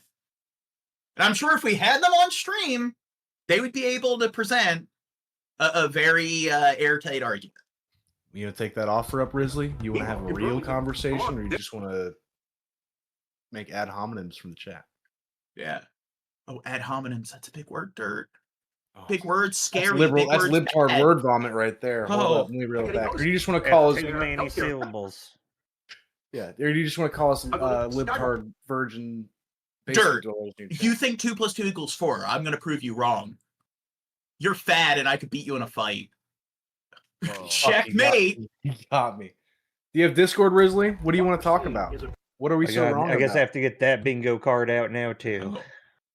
President acting like a king, ignoring the laws that apply to the executive branch, like stealing the power of the purse. We got to stand up. We got to fight back. Too many Americans fought and died to defend American democracy. We're not going to let Trump and his oligarchic friends take it away from us. And Bernie Sanders. We're just walking through the food bank line, about to get some free groceries because of the shutdown. Today is only for federal employees and contractors from the federal government. I have never seen anything like going on. See, look, like they live on our taxpayer money, and now that they're not being paid by the taxpayers, they're just looking for handouts and donations.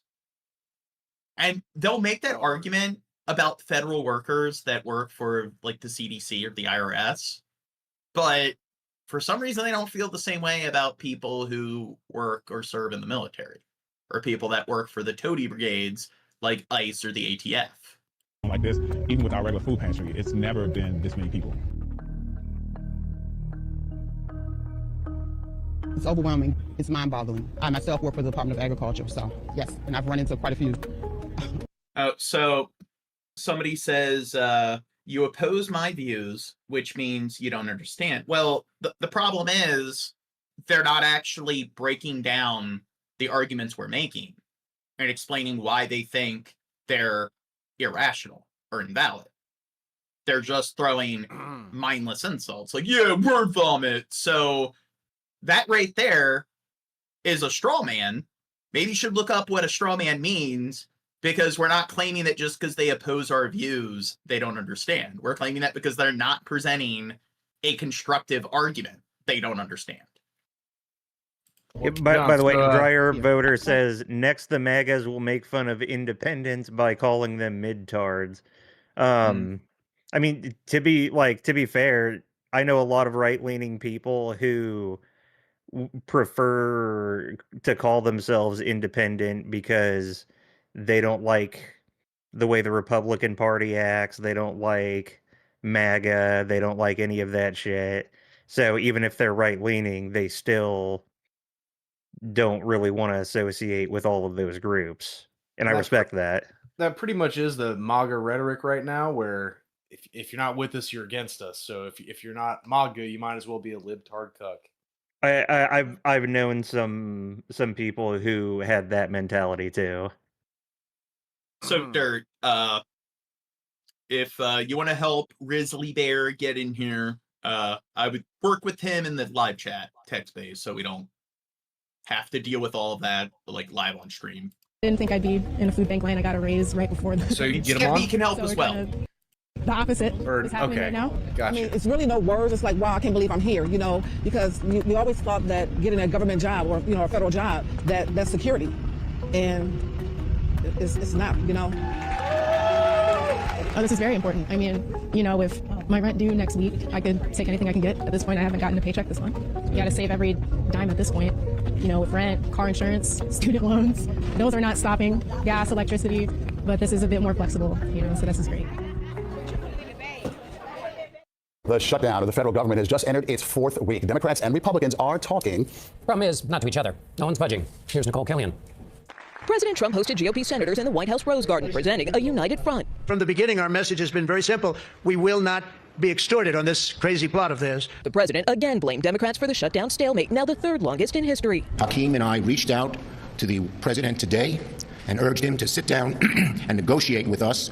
Frustration is also deepening just a few miles from the Capitol as lines wrapped around this Washington area food bank where hundreds of furloughed federal workers showed up, in some cases for the very first time. We got milk. Sandra Wright has worked for the Department of Housing and Urban Development for 40 years. Okay, next vid. Sorry, Thank you for this coming one made out. me The Maps chuckle. Air Museum in North Canton. You are heavy masturbation clowns. You make me laugh. And we begin tonight at 6 o'clock. That's crazy. I mean, again, when I claim that they really don't understand our arguments and they can't come up with like any sort of cogent arguments, when they make the kind of or throw the kind of insults out there that you expect from a 12-year-old on Xbox Live or 4chan, I mean, clearly they show that they're on the side of people who actually do their homework and have an in-depth understanding of the politics. With Indiana food banks who are now sounding the alarm about a snap decision that could leave thousands of people struggling to pay for food. It comes as food banks right here in the area are already seeing a rise in what's called food insecurity. More people need food than food is available. As Jenna Webster reports tonight, some even say the government shutdown could lead to a humanitarian crisis. It's a shame that we say, quote unquote, food is available, because there's a lot of fucking food to go around. Honestly, it's just the money you got to pay for it. As a country, we throw away a lot of food in a lot of stores all over the place every fucking day.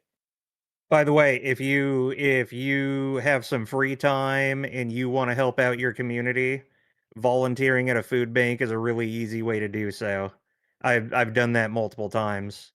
Yeah, but here's the thing: you're encouraging. Also, you'll meet great people. Well, you'll then meet really you're cool people encouraging that way too. people to be lazy and just live off of handouts. Like, that's the argument they make, but it's just, what if somebody currently is in a position where they can't afford food? If you want to make the argument, get a better job, do this, do that, well, if you want them to get to that point where they're able to find a better source of employment, it's kind of hard to do that when you can't feed yourself. So, again, logistics, a cost-benefit analysis, maybe that sort of temporary sort of acquisition of like food or like that kind of social aid in the long run will actually help them find better employment and will help them be able to sustain themselves more efficiently. Hence, it will benefit the economy more overall in the long run. But by the way, while we're on that exact subject, one time I volunteered. This wasn't at a food bank; it was at a homeless shelter. But a lot of the families that came in and had soup that I got to talk to, guess what the like parents had to do? A lot of them had to eat their soup quick so that they could go downstairs and go to sleep. Because you know what they had to do the next day? What's Go to that? work. Hmm. They had work in the morning. They weren't just living off of some handout and, just being lazy. A lot of them were busting ass, and most of the reason why they were even in the homeless shelter was for other people in their families. Well, this one's going down here. Can be a bit chaotic. Yep, that'll work. 26 agencies are here to pick up for their food pantries. They're all over. Last year, we did $74 million worth of food, and we are on target to do that, if not more, because of the need has increased. De'Ara Nicholson is the executive director. And then there's bananas. For months now, food banks and pantries have talked about a rise in food insecurity. Something's not right about that. It's leaving Fred Glass with Gleaners Food Bank frustrated. These are self-inflicted wounds, shutting down the government and cutting back on SNAP. The USDA now says because of the government shutdown, there's not enough money to pay out SNAP benefits for November. Close to 600,000 Hoosiers could be left struggling to pay for food. Well, we've never in the 50-year history of SNAP had a disruption in those benefits. He's also concerned about the roughly 150,000 people who receive assistance from WIC, a program whose funding is expected to run out the end of next month. At the same time, thousands of federal employees going without paychecks could need extra help, and Gleaners was told it can't order food from the federal government. We are right on the cliff of, I think, a real humanitarian disaster is not too big of a word. We'll start another one here in a little bit. Back at Midwest Food Bank, 2467. continuing to stack the pallets high is what they have to focus on. We're going to go back and wrap this one.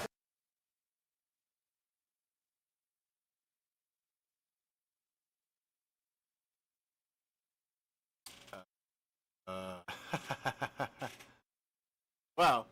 Thank you to everybody subscribing, guys. We hit 2,631 subscribers. Doing awesome. Oh, I'm back. Oh, yeah. there you go. Guys. It was another technical full problem. service drop. Okay, we're gonna have to install Zoom because Discord really sucks, and Discord's getting less and less reliable. Dirt's If you live in Marion County and you're looking Yeah, blame everything on dirt. There we go. Yeah. for a little extra help, you can download this Community Compass app. It'll give you a lot of information about 9/11 and the Holocaust, all dirt. free groceries. Yeah, there are mostly dozens of places available, whether that's food 9/11. pantries, food banks, or any other type of programs that can help get you those Never free should have groceries. got a hold of that In time Indianapolis. machine. Yeah. Jenna Webster, 13 News. And Gleaners is also partnering with TSA to help feed workers at the Indianapolis International Airport who now are going without a paycheck. So far, 225 TSA employees there have signed up for these special food distributions. About 24,000 Hoosiers work for the federal government. There are a lot of these single earbud videos. Yeah, they're retarded. It Don't know release. how to do She was detained audio. from May 12th to October 12th, exactly 5 months. It's feel good to be home, to be able to hug and, touch my children and, be able to give them a hug, whenever I want. Oh, this started like Rundown. Hi, everybody. I'm Jim Manley. It's Tuesday, October 21st. Here's a look at what we're following for you tonight. Coming up, after more than 30 years in the U.S., a local nail salon owner was taken into ICE custody and nearly deported. We'll hear from her and explain why federal agents detained. Do you think she's an illegal immigrant? Do you think she she just flew to Brazil and trekked through the Darien Gap and then through Honduras? And then she trekked through the Mojave Desert to climb the wall to get here. Obviously. Yeah, with all her kids and family. in the first place. Plus, growing concerns about ballot privacy in Northern Virginia, what election officials say you can do to secure your vote. Then the NBA is back, folks, right here on NBC. We'll break down who could contend for the Larry O'Brien. Okay, next vid. Recent layoffs in the Federal Department of Education could have impacts on special education in our area. Brock Owen spoke with the leader of an advocate group about what effects the layoffs will have and what the potential fallout could be. Brock? Well, Sean, people I talked to today say the good news is there's no need to panic right now. Officials say special education services will still be provided at schools, but that news comes with some concerns for the future. What is not being cut right now is funding for special education, though with both the federal and state governments still without a budget, schools are funding those programs themselves. So here's the problem. Schools are indoctrination centers. So why would we every want to fund single one this? of them? We need the ATF and the DEA and ICE. They need the funding to like apprehend all the infiltrators. Has been cut is more than half of the employees in the Department of Education since President Trump. I mean, motherfuckers landed on the moon and shit, but I know that's not true. I saw the YouTube video about it. Not true. What would you prefer? Having a population of people who are more literate, that know how to do things like program and they understand science and civics, or would you prefer to have more people who know how to wield a gun and kick down people's doors and put people in handcuffs? I mean, clearly you want the latter. We want an alpha state. We don't want an educated state.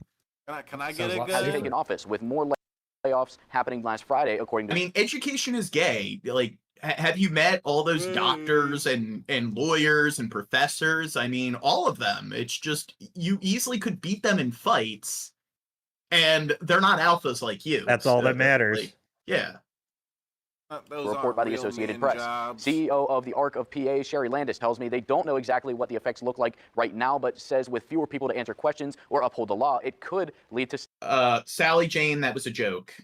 Yeah, I was states interpreting special education law in different ways. Landis says she does not believe that will... We're mocking the sort of anti-intellectual, anti-education sort of culture and mindset that a lot of people on the right like to propagate. To a negative effect in Pennsylvania, though. The future of distribution of money for special education is among the several other concerns Landis has with the layoffs. You're going to see less decisions being able to be made and supports to the states. But for today and moving forward, we're hoping that students here in Pennsylvania will still receive, without interruption, special education services. And Landis adds that there are several federal advocacy organizations looking to make sure students receiving special education get the schooling and resources needed as this continues to unfold. Live in the studio, Brock Owens, 6 News. Somebody said gardening is just too complicated. Just kidding. I don't know what the... Are they talking about with like food scarcity and so forth? I mean... on my back like deck and stuff, I've started gardening a bit, like growing potatoes, tubers. So there are a lot of plants that are very easy to grow. They don't require that much maintenance. But here's the thing. In order for people to, I guess, actually know how to grow those particular crops, and tend to them, or knowing which crops are actually more, I guess, seamless to grow, you know what somebody needs?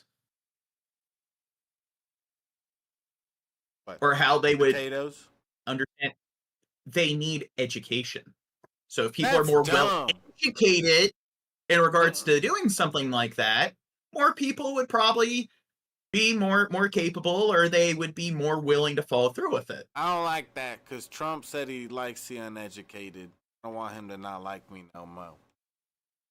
Government shutdown is now in day 18 with no end in sight. The House is heading into its 4th week out of session. Federal courts will run out of money to operate on Monday, which will likely mean delays in cases up and down the docket. Democratic lawmakers say they're standing firm in their demands to address health care cuts. Meanwhile, Republicans say they're willing to vote on these health care demands, but only once the government is reopened. And now, a lot of people on the right seem to like Luigi Mangione.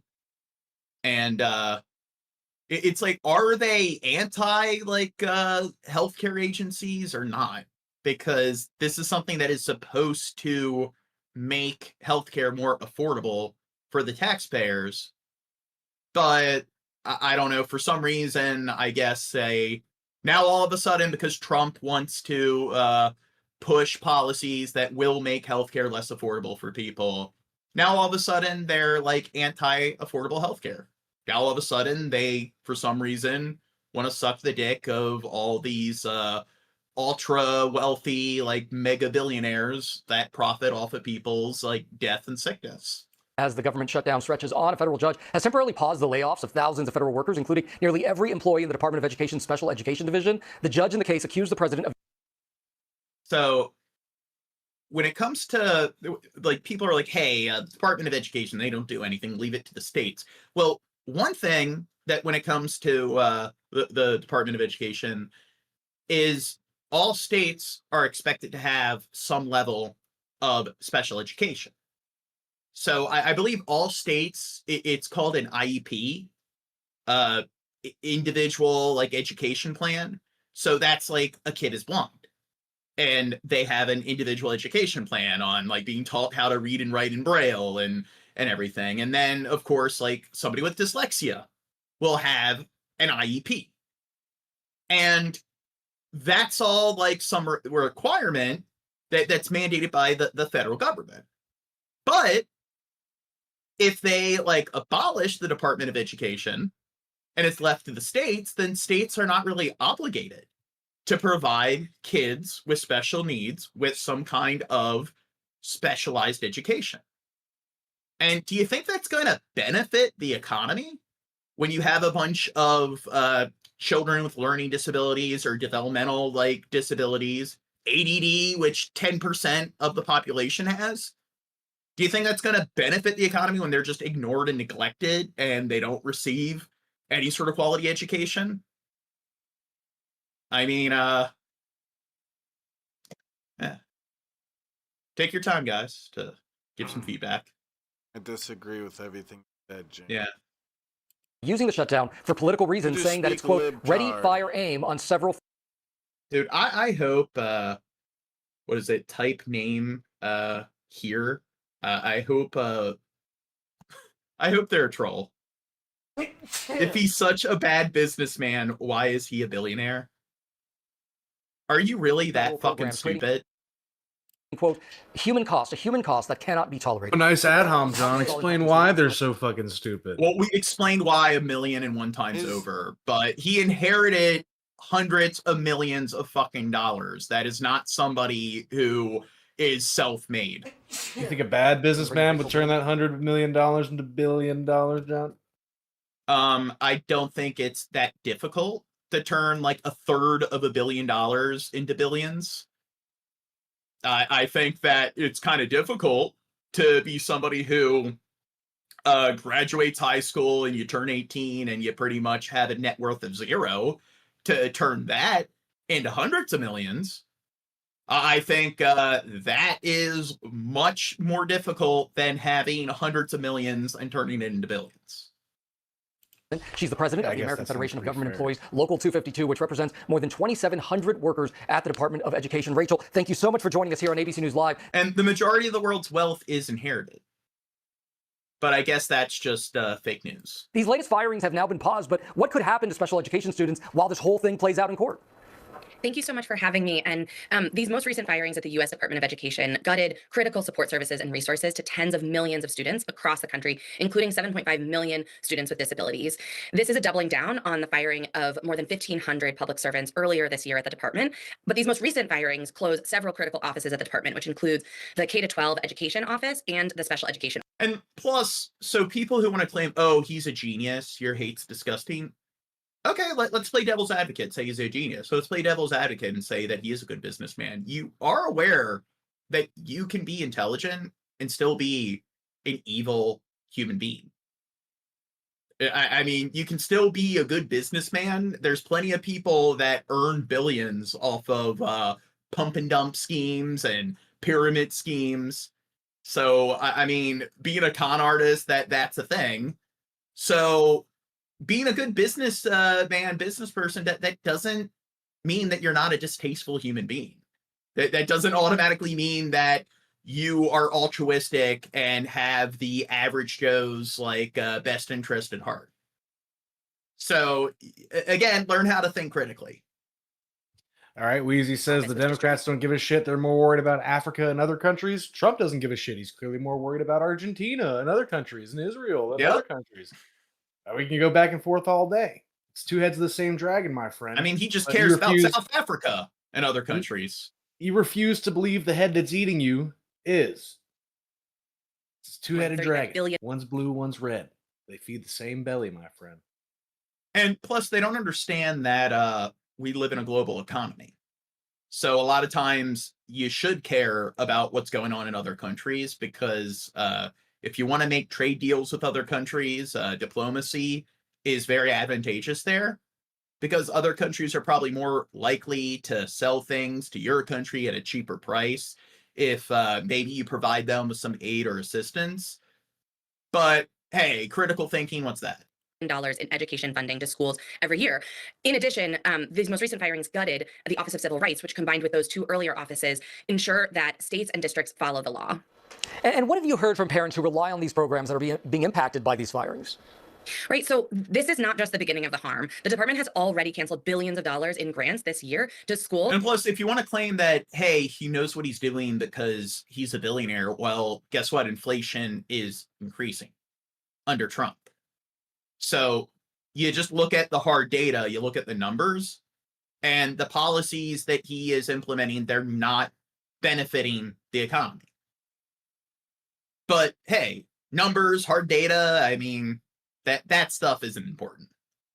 For everything from student mental health to after school programs to special education, teacher training. Students, families, and communities are the ones who will pay the price for these cuts. A staffer told me just this week that there's a complaint sitting in our Office of Civil Rights from a family of a physically disabled child who cannot play on his school playground because he uses a walker. The harm is already there because of the backlogs and because of the firings earlier this year. And students, families, and their communities are going to be the ones to pay the price for these cuts.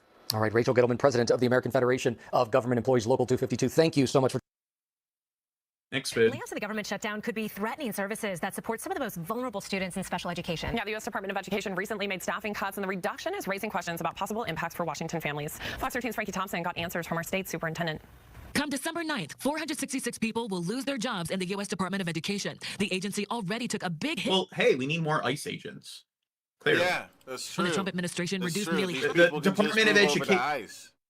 Well, I mean, the Department of Education, again, these are the kind of people that use paperwork, bookwork, bureaucracy. They use, education in order to try to regulate policies and to make government more efficient. You don't want people who put on suits and ties to be working in office. You want people who put on bulletproof vests and kick down doors. We need more of those people. Of its workforce back in March. People are probably just sitting at their desks all day on Facebook and shit, getting paid by the taxpayers for that. I ain't having it. We need more. Neither is Trump. Yodeling rednecks that are like 19, 22, who have little to no training, who put on an ice vest and break down doors and physically assault people. You need more of that. We don't want these people who, have some kind of master's degree and they're in their 30s and they have lots of experience. We don't need people like that. Protect those civil rights because it looks like the federal administration is trying to back away from that. Chris Rakedahl, Washington State Superintendent, says part of the Education Department is the Office of Special Education Programs. It's responsible for safeguarding the civil rights of students with disabilities. But now that the office has been gutted due to layoffs announced by the White House, Rakedahl says he fears for the legal protections for students. The downside is if there's a really significant case that should involve the federal government coming in to try to do corrective action on a school district or a nonprofit provider or something, that doesn't look like that's going to be there. These cuts are also raising questions among Washington families about the special education services their child receives. Rakedahl says the state has the funding and resources needed to provide those programs, at least for now. So there's a lot of anxiety out there, and I just want families to know that right now the money's flowing in this office, my office. We are fully committed to the work of civil rights, especially for students with disabilities, and right now we have the resources to do that. In a post to X, U.S. Education Secretary Linda Mc... Now, here's the thing. If a kid is deaf and has dyslexia, and they don't perform as well as their peers, receiving no accommodations for the disabilities, well, it's their fault. Because all kids should be expected to perform just as well academically. Because genetic and environmental factors need not apply.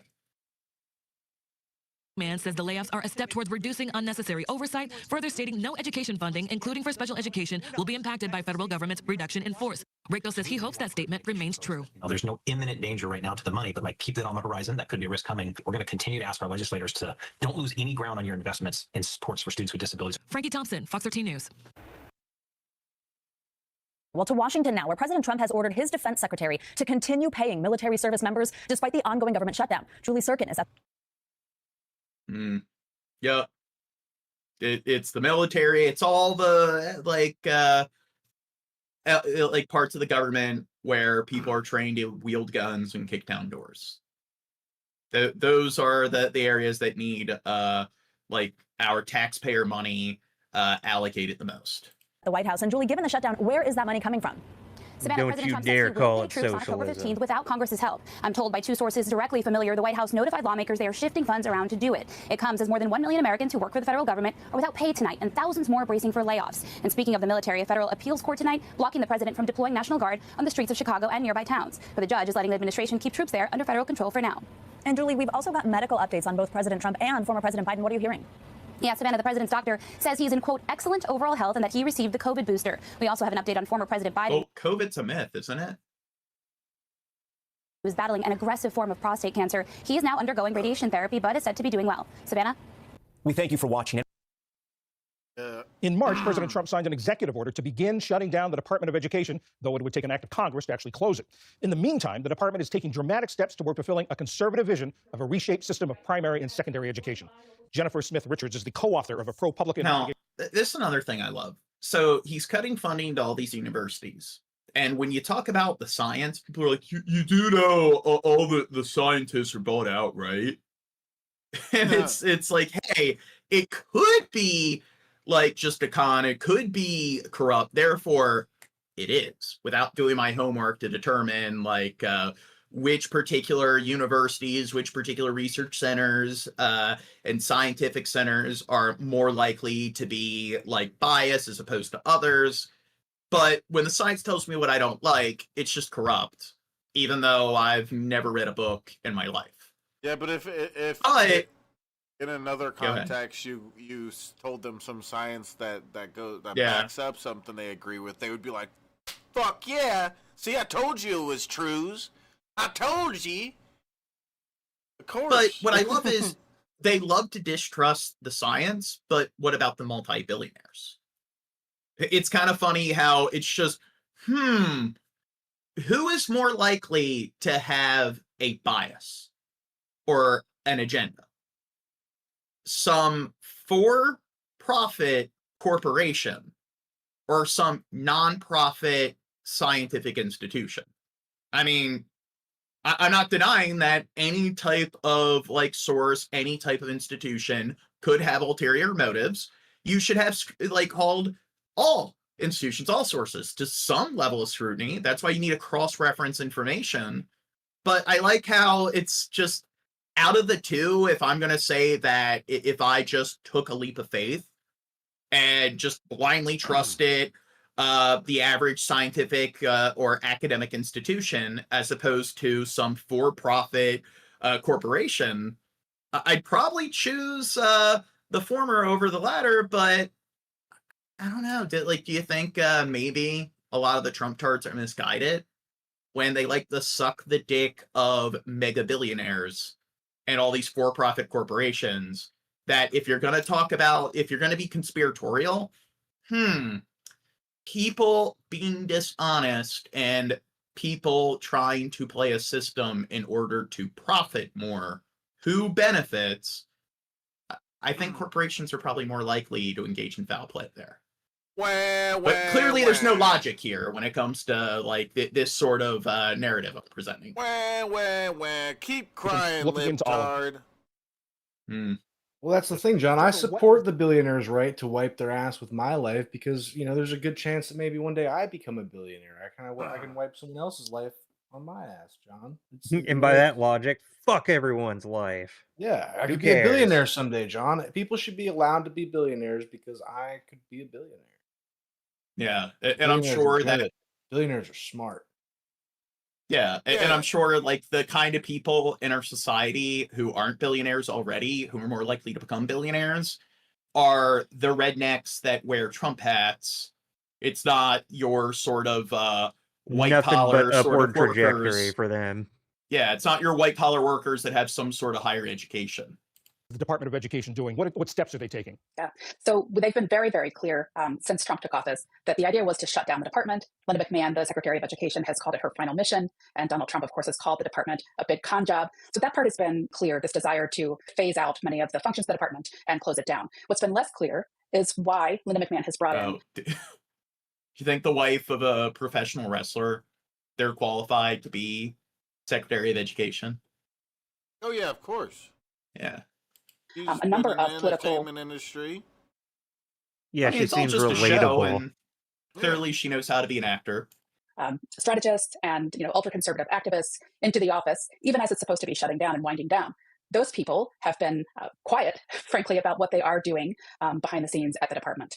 Is there a common thread running through these appointments, and are they all have similar goals or similar things they've talked about in the past about education? They have. My colleague and I at ProPublica went through, hundreds and hundreds of hours of speeches and podcast interviews and read essays that were from these appointees that really lay out a vision for the future of American. Okay, next vid. Good evening. I'm Ali Rogan. John Yang is away. Millions turned out across the country today for a coordinated day of protest against President Donald Trump and his administration's policies. Organizers expected more than 2,600 No Kings rallies in big cities and small towns across all 50 states and some European capitals, including Paris, London, Madrid, and Berlin. A similar event in June brought out more than 5 million demonstrators across the country, but this time organizers said the mobilization was even bigger. Today's protests spanned the nation and other parts of the globe. Look at all of them crying. You never see right-wing rallies. It's only the left wing that engage in like mass gatherings to protest things. You never see them on January 6th, especially. Well, when the other side protests, they're just crying. But when our side does it, they're not just crying because Massive in the crowds turned beginning out. of that video, you could see them carrying a "We the People" thing. If you go back to it, and I saw a tweet about that. Gotta go further back. It's like at the beginning or whatever. Like it's. You can see it right there. Sure, Yeah. but I think it's also in video of. Okay, so what about it, Chad? Well, anyways, I just saw a tweet with a bunch of likes and retweets and stuff about, and the person was basically arguing that like, oh, there's no way no normal person would be able to afford to make this. Trying to is insinuating that there's like people with lots of money that are investing in this whole thing. Well, no shit. People. You have certain rich people investing. Sure, I mean, but even at that, it's stupid because all it is this big cloth. This big cloth, if you look at it, there's just says "We the People" at the top. It's like Might have cost somebody $120 to get made. yeah, like at the most, let's say like $300-400 or something. It's a pretty big cloth, but it's like it's only a cloth. It's nothing crazy. But I don't know. Organizers said that tweet. Well, hey, are you saying a lot of like, or the moron that tweeted that might find like any sort of artistry to be overly complicated, where them following through with some small project, like creating some artistic cloth like that, I don't know. too out of It's the a way for Twitter them? with a lot of followers and way too much likes and retweets on posts like that. Brain dead bullshit. No way someone could afford a big blanket. Said the mobilization was even bigger. Today's protests spanned the nation and other parts of the globe. Massive crowds turned out in major cities, including New York, Washington, D.C., Boston, and Chicago. Demonstrators also gathered in tiny towns like this one in rural Virginia and across the country. They all shared a singular message. Wait, you're telling me they got libtards in rural Virginia? My God. Conspiracy. They're all actors. Kings. We want to show our support for democracy and for fighting what is right. So this has been a trend in the last few years when it comes to a lot of the world's like leading countries, is politicians breaking the term limit and becoming president dictators. You saw Xi Jinping broke the 2-term limit and is now just president for life. Modi in India broke the 2-term limit.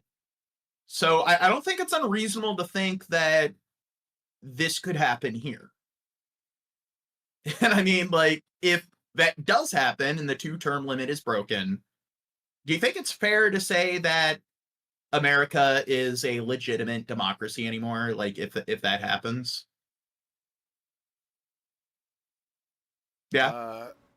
Seems like we're going away from that. Protesters named immigration raids and President Donald Trump's deployment of the National Guard to certain cities among the reasons they came out. He should not be able to conduct these overreaches of his power, invading cities. As an immigrant here in Germany. Oh, hey. If you look at those to conduct these overreaches of his power, Comic-Con conventions and stuff, you never see any costumes like this. Clearly, there has to be some rich Illuminati deep state person funding this. Dude, I like As an immigrant here in Germany. costumes. I like the Trump one, and I need to be that for Halloween. Oh shit, is everything froze again? Oh shit, it messed up again. So give it a second, guys. But everyone that's here, thank you for subscribing. If you haven't yet, please consider clicking the subscribe button. We have 2,640 subscribers. The one protest where you had all of the right-wing people with their tiki torches. Okay, we're back. It messed up for a second. Up again. Okay, Discord. But I'm talking about at what's that? It messed up a bit there. Yeah. Repeat what you were saying. Discord messed up. So you had the protest where you had all the right-wingers with their tiki torches, and one of the protesters there ran over one of the left-wing protesters with their car.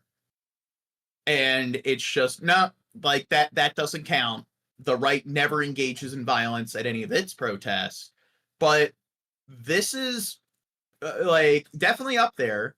One of the largest protests in American history. It very well could be the largest collection of mass protests throughout the country. How much violence has taken place so far? Oh, I think none. 1 million deaths so far across the. It's just here, if you're going to talk about people just being sheep and just blindly, eating up whatever, a politician tells them, anybody that listens to this and it's yup, they're fringe. Look, they're protesting. So, protests are just being fringe? Because That's it's only the left that protests. For every one of those record-setting protesters who showed up to do their thing and protest and, whatever. There was at least 3 people in every county who were like, man, I'd love to go, but I gotta work tomorrow so I can fucking pay my bills and eat. It's one of those things. So, call it the false consensus effect if you want, John. But, for whatever reason, a lot of people fail to realize that a lot of people are unhappy with Trump. Even if they didn't vote, in a last election, because again, I didn't vote in the last election. I felt like I didn't have a proper choice. Oh, but you're not allowed to have an opinion. Even though the people that say that don't vote for their governors, they don't vote for their senators, their representatives, they don't vote for their sheriffs. But yeah, it's just that one person you need to vote for every 4 years. Maybe it's just because I actually talk to people. A lot of right-wingers aren't happy with Trump either. At least the ones that when you talk to them one-on-one and get their real feelings on stuff, and they're not worried about what other right-wingers are hearing from them. Plenty of them will admit that they don't like Trump. A lot of them are closer to the libertarian style of conservative politics, which agree or disagree. At least those people tend to think for themselves. Well, they're not true Republicans. Clearly, they're a bunch of rhinos. I was going to say, those are the ones that get called the, not true Republicans. They get called rhinos, all that bullshit. Antifa advocates, the anarchists, and the pro-Hamas wing of the far-left Democrat Party. Pro-Hamas. I mean, again, anybody that makes that, like, I don't think he is that dumb. Mike Johnson, any of the politicians claiming, oh, they're pro-Hamas. But they know their audience is retarded. They know who they're pandering to. And it's just anybody that can't comprehend that, hey, in certain wars or military conflicts, both sides can be at fault to some extent. And that even though Hamas is terrible, Israel is engaging in just an obscene, number of war crimes. Their attitude of, like, if you criticize the IDF for war crimes, that must mean you're pro-Hamas. It's like, you can be anti-IDF and anti-Hamas. They're not mutually exclusive. But the way these retards think is that everything is just some dichotomy. Everything is black and white. Everything is some in-group, out-group sort of team sports dynamic. So if you criticize one side, you must be for the other, because critical thinking, what's that? And clearly the people that take what this guy says seriously are not dumb fucks. That is the modern Democratic Party. That's where they've gone. But on streets across America, the crowds were energized. What organizers said was a large-scale exercise in peaceful protest. For more now on those protests, we turn to Robert Weissman, co-president of Public Citizen, a consumer advocacy group that is one of the protest organizers. Robert, thank you so much for being here. Let's see what this organizer has to say. Clearly, he's a Hamas sympathizer, therefore terrorist. You just got back from the D.C. rally downtown from your office. How was it? It was awesome. We had hundreds of thousands of people on the street to protest Donald Trump's authoritarianism. It was passionate and it was joyful. There was a dance party on the steps of the Labor Department. There were people in inflatable costumes. There were hysterical signs. But there was a really clear message that we intend to defend our democracy by exercising our democratic rights. We're not capitulating to Donald Trump and his authoritarianism, his effort to scare us into submission. And as we mentioned, the turnout today was anticipated to be bigger than the No Kings protests that were held in June, with more people attending and more rallies across the country. Why do you think that is? I think there's two things going on. I think that Trump's authoritarianism is getting worse and mobilizing more people. But I think his effort to intimidate is... So, do you know what the 10th Amendment is? So when people are like, oh, this is just a bunch of propaganda, authoritarianism. So the 10th Amendment is separation of state federal powers. So the way things are supposed to work when you deploy the National Guard is that even though the president is the commander-in-chief, when it comes to external affairs, where pretty much if Congress signs off on some sort of military intervention overseas, the president pretty much has unlimited say there. But internally, the governor is supposed to request some sort of military aid or deployment of national troops, and then they're supposed to sign off, and then the president, if the president agrees on it, they will then deploy the National Guard. And you see this in, like, with riots and so forth. The governor will sign off on some order, and then it's supposed to be the president and the governor that cooperate, the state and federal government, in terms of, like, whatever the, like, tactics are or the strategy when it comes to that troop deployment. So him deploying troops without the cooperation of the state governments is unconstitutional. So it's just, he's not abiding by the Constitution, and he is not actually putting things through, like, the Supreme Court for the Supreme Court to approve. And he's also just surpassing Congress, or, like, not cooperating with Congress when it comes to a lot of the other policies, like the tariffs. So he seems to just not care, and he's treating the other two branches of government like they don't even matter. And if people care about democracy, checks and balances are really fucking important. And a lot of them like to idolize, like, our founding fathers. The founding fathers, I don't know if you're aware of this, but they really cared a lot about checks and balances. If you look at a lot of the, like, discourse when it came to us becoming a sovereign state and how our government would be structured, and, you know, we no longer want to be ruled by a monarch, no kings. They cared a lot about this separation of powers. and different branches being kept in check. But it seems like people on the right don't care about the separation of state and federal powers, and they also don't care about the checks and balances within the federal government, where the president is supposed to abide by decisions made by the Supreme Court and Congress. Failing as well. And each time people turn out, each time people protest, each time people stand up, it makes it easier for the next set of people to do that. So we think that today, when all is said and done, it will have been the largest day of protest in American history, all to defend our democracy, oppose the ICE raids, oppose the National Guard on our streets, oppose the illegal firings of federal employees, opposing the illegal shutdown of agencies, and more.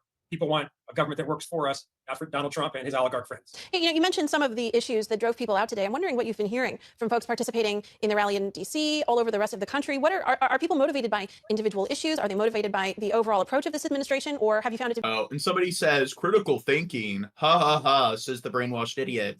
So if you're not a brainwashed retard and you know what you're talking about, are you coming up with an actual argument? Because when I think of critical thinking, I think of people that use this thing known as logic and reason when they disagree with people. So instead of making one fragmented sentence that is just an ad hom, why don't you show as opposed to tell? So do you disagree with me when I say that when people know how to think critically, when they disagree with people, they provide a argument that has substance? So they show as opposed to tell. So why don't you explain how we're brainwashed? And why don't you explain how exactly my rhetoric is inaccurate or misguided? So when I just discussed that separation of state and federal powers with the 10th Amendment, do you even know what the 10th Amendment is? Can you explain why you think it isn't unconstitutional? So you're not even like picking apart the facts that I'm presenting and explaining why, if you believe that it is misinformation, how exactly it is misinformation. So it's almost like maybe you're projecting and maybe you're the brainwashed fucking retard. All right, let me try to decipher this one. He said, you could not protest or say what you weigh if he is a king. What? I think you're trying to say we didn't say why he's a king. I think kind of we've touched on that this whole stream, talking about how he's operating outside of the law and not going through the due processes of checks and balances to ensure that we, as a democracy and among all of our elected officials, can have a say in the decisions he makes, like, you know, dropping bombs on people in the middle of the ocean that are, you know, nobody's territory. Yeah, how about that? I mean, how's that for one? So here's the other thing. When you look at how they just worded that comment, I know I say it over and over again, but over 60% of the country reads or writes at or below an 8th grade level. A fifth of the country is functionally illiterate. And it's all the red states that perform the worst when it comes to education literacy. So it's kind of funny how they really show that they're not brainwashed and that they are very literate and well-informed. That they're clearly the kind of person who is reading informative text regarding civics and politics when they can't even write a simple sentence that isn't littered with grammatical errors. That's just like our stupid minds are full of pride, our intelligent minds are full of doubt. And I'm sure that guy's got no doubt at all. When he posts a comment like that and he knows his shit and he's not able to just read through a comment and recognize that, oh, this is just full of grammatical errors. It's almost like he is an uneducated, illiterate, worthless, retarded, dumb fuck of a human being. I'm sorry, but wow, we know it's true. You know it's true. We all know it's true. I'm sorry you're a worthless. Gene, you're just making assumptions. Yeah, I think it's and they're probably right. I mean, I think people are really worried about the fate of our country and understand that in total, what Trump is trying to do is take away our democracy and replace it with an authoritarian regime. So some people may be more motivated by the pressure on universities or by the illegal abductions of immigrants. Well, see, Pussyfoot Productions, when you're planning to combat, did you have plans? Go for it. When I you asked a question, you made a statement, Pussyfoot, and you said that Trump is doing everything that you voted for him to do. You voted for everything he's doing. Then I asked you if you voted for him to give $40 billion to bail out Argentina, and you didn't answer that. You just said, do either of you guys have a woman? Now, not to humble brag or whatever, but this Sunday I'll be celebrating 10 years with the love of my life. She's a beautiful young lady. And yeah, I mean, that's, hey, have you ever done that? Have you ever celebrated 10 years of the love of your life? It's not like we've seen Danny on stream like a million times over. Clearly, she's just CG. Whatever, dude. Or by the shutdown of the Consumer Financial Protection Bureau. But You're again, unserious. explain. So, Pussyfoot Productions, explain how you're not a dumbass when you lack that self-awareness. Where we're talking about politics, and you bring up your sort of Andrew Tate dude bro rhetoric. Like again, when you think of when you think of well-educated people, if you think of somebody who is a doctor, a lawyer, somebody who's a chemist, do you think that when they disagree with people, it's like, what? Are you a virgin? Are you married, bro? I bet I could beat you in a fight. Or do you think that's what seedy, white trash, ghetto pieces of shit tend to say? You know the truth. Like, you know that the demographic that you fall in. I mean, am I wrong? Or are you not some low-class, illiterate, poorly educated, trashy redneck? I mean, maybe I'm wrong, but I'm going to put my poker chips towards you falling into that category. Sorry, I've decided your opinion no longer to matter to Pussyfoot Productions. I won't decide you're a serious person until you spend 10 years with a woman. Get on my level, dude. Yeah. By the way, you answered the question, therefore you are angry. Tapestry of this authoritarian agenda, and they're ready. Yeah, you triggered, bro? Yeah, because again, when I think of people who are lowbrow, like seedy fucks, I think of that Andrew Tate dude bro rhetoric. Willing and passionate about standing up to it. As you well know, Republicans, other allies of President Trump, have been criticized. Millions of Americans took to the streets today with one simple message for President Trump. You are not a king. Demonstrators in more than 2,500 cities and towns gathered for the No Kings events. And according to No Kings Media, dude, look, all these cities, look at how disorderly they are. Nearly 7 million people came out across the country today for these protests. That's 2 million more than the last No Kings protests that were held back in June. The rallies come as Trump escalates what experts warn is his authoritarian reach targeting cities, people, and institutions that oppose him. I spoke with some of the protesters here in New York City earlier. Here's what they had to say. We're still fighting for the promise of what this nation can be, and they are fighting to turn back the hands of time to bring us to darker times. No, they're not going to intimidate us with tyrant talk. We are out here to stand up for this democracy. The military is used for the defense of this country. It is not used to control the citizenry. Trump is turning the military into his own Praetorian Guard. Do not cower to the fascism and the threats that are coming from D.C. That's what they want us to do, and they will only be successful in that if we remain silent. And joining us live from the protests in Los Angeles is Jacob Soboroff, MSNBC senior political and national correspondent. Also with us is George Conway, attorney and president for the Society for the Rule of Law. George also attended one of the protests today. He's also on the board of a 501c4 that helped promote the events. Jacob, let's start with you. What's it like on the ground there? Dude, look at these promoters of the events. Look, they're a bunch of terrorists because it's organized. That's how simple it is. Antonio, I was watching you all morning, and the vibes here feel like a lot of the vibes that I was watching you walk around in all morning in New York City. We're in the middle of downtown Los Angeles. We're on Grand, right? Yeah, we're on Grand Street. This is the heart of the Civic Center. There are people as far as the eye can see, both in this direction and We're in the Toad hats from Mario. Okay, I am going to be critical here. What does like the toadstool hats from Mario Brothers have to do with No Kings protests? This is the best theory I could come up with, is that they're a couple or they're friends and they came here together and they were each other's protest buddy and they wanted to be able to pick each other's heads out in the crowd. That was actually going to be my guess too. I don't know, like the Mushroom Kingdom, and but I guess it's not a king, it's a princess, but still might seems be a very fascist authoritarian. regime. The Mushroom Kingdom. It's a military state, John. Well, why doesn't I know we're going to do a derailment here, but why doesn't Princess Peach have the like mushroom cap? Oh, Mario themed derailment though. I bet that wasn't on your bingo card tonight. No. Well, I think Princess Peach is controlling all of the denizens of her kingdom through some kind of like brain, like festering parasite.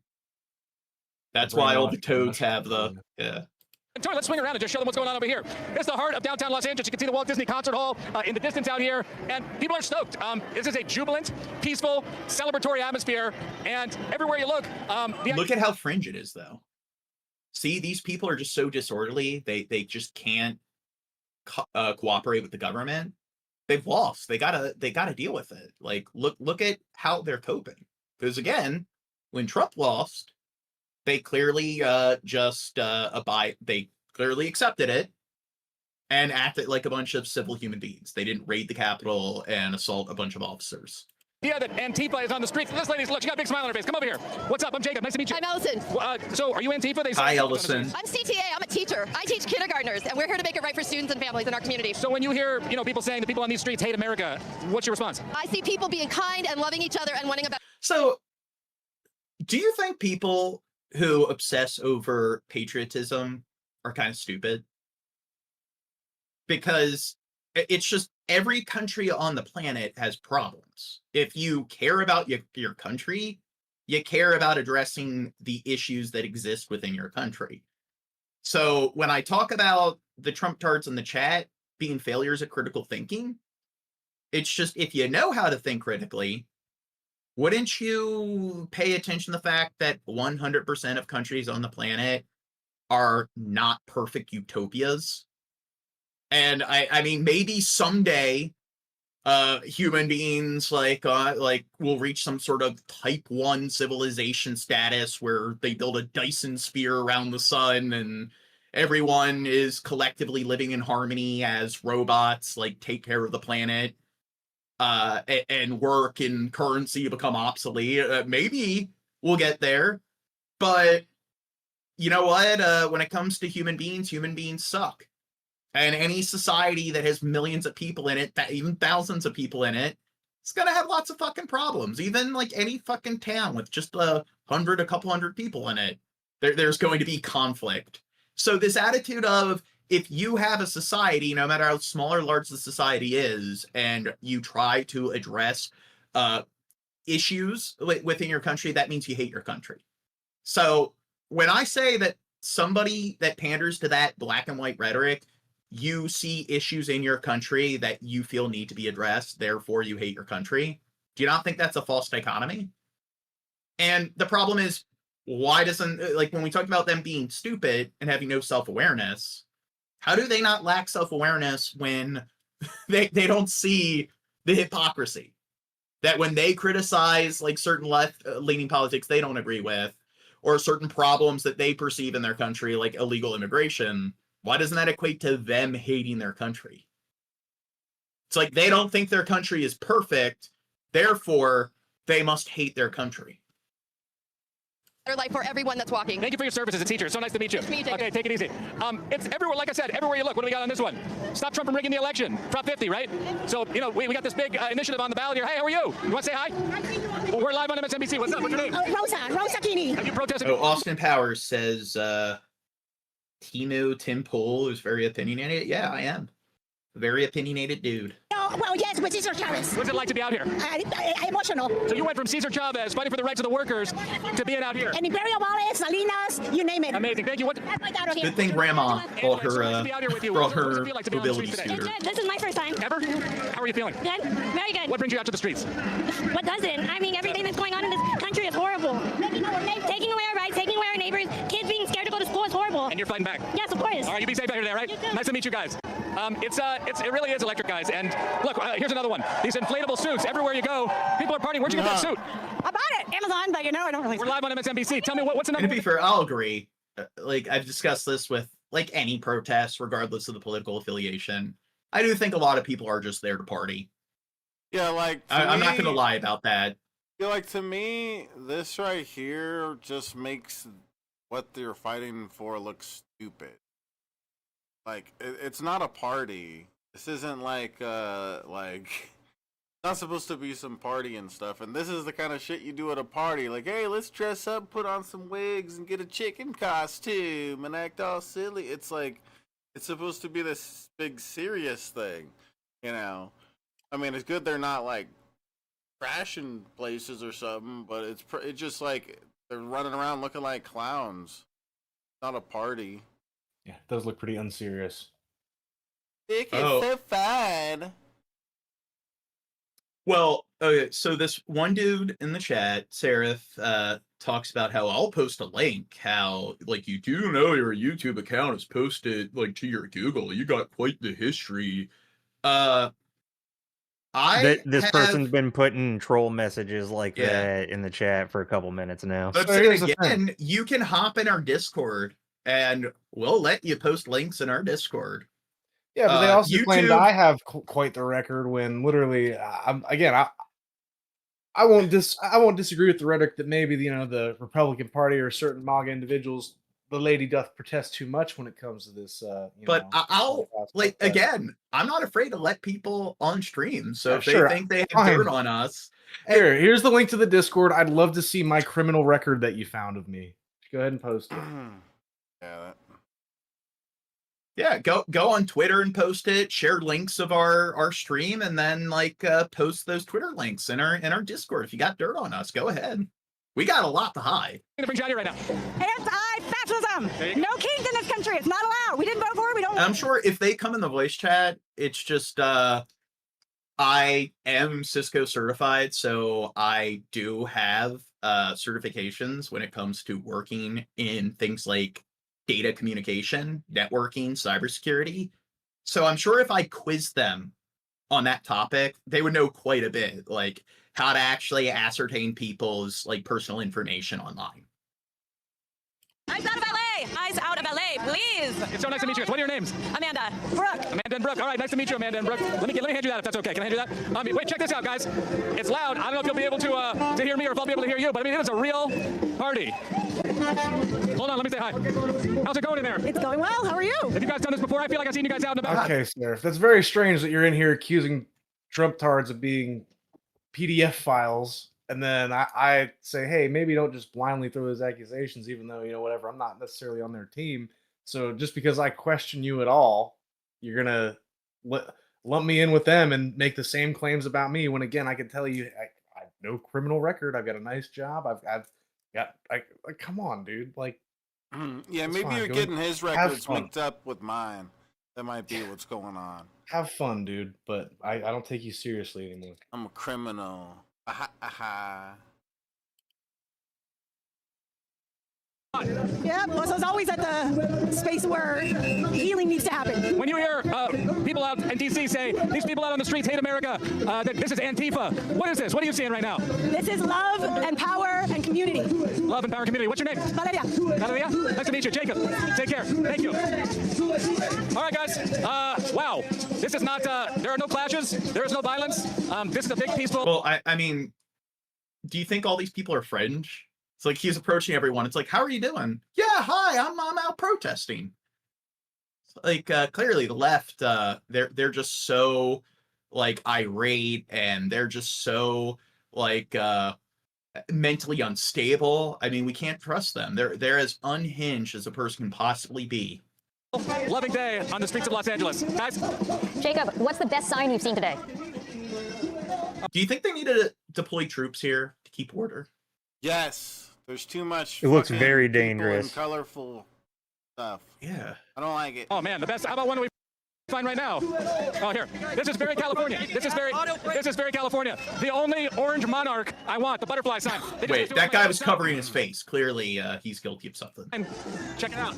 Nature lovers right there. Hi.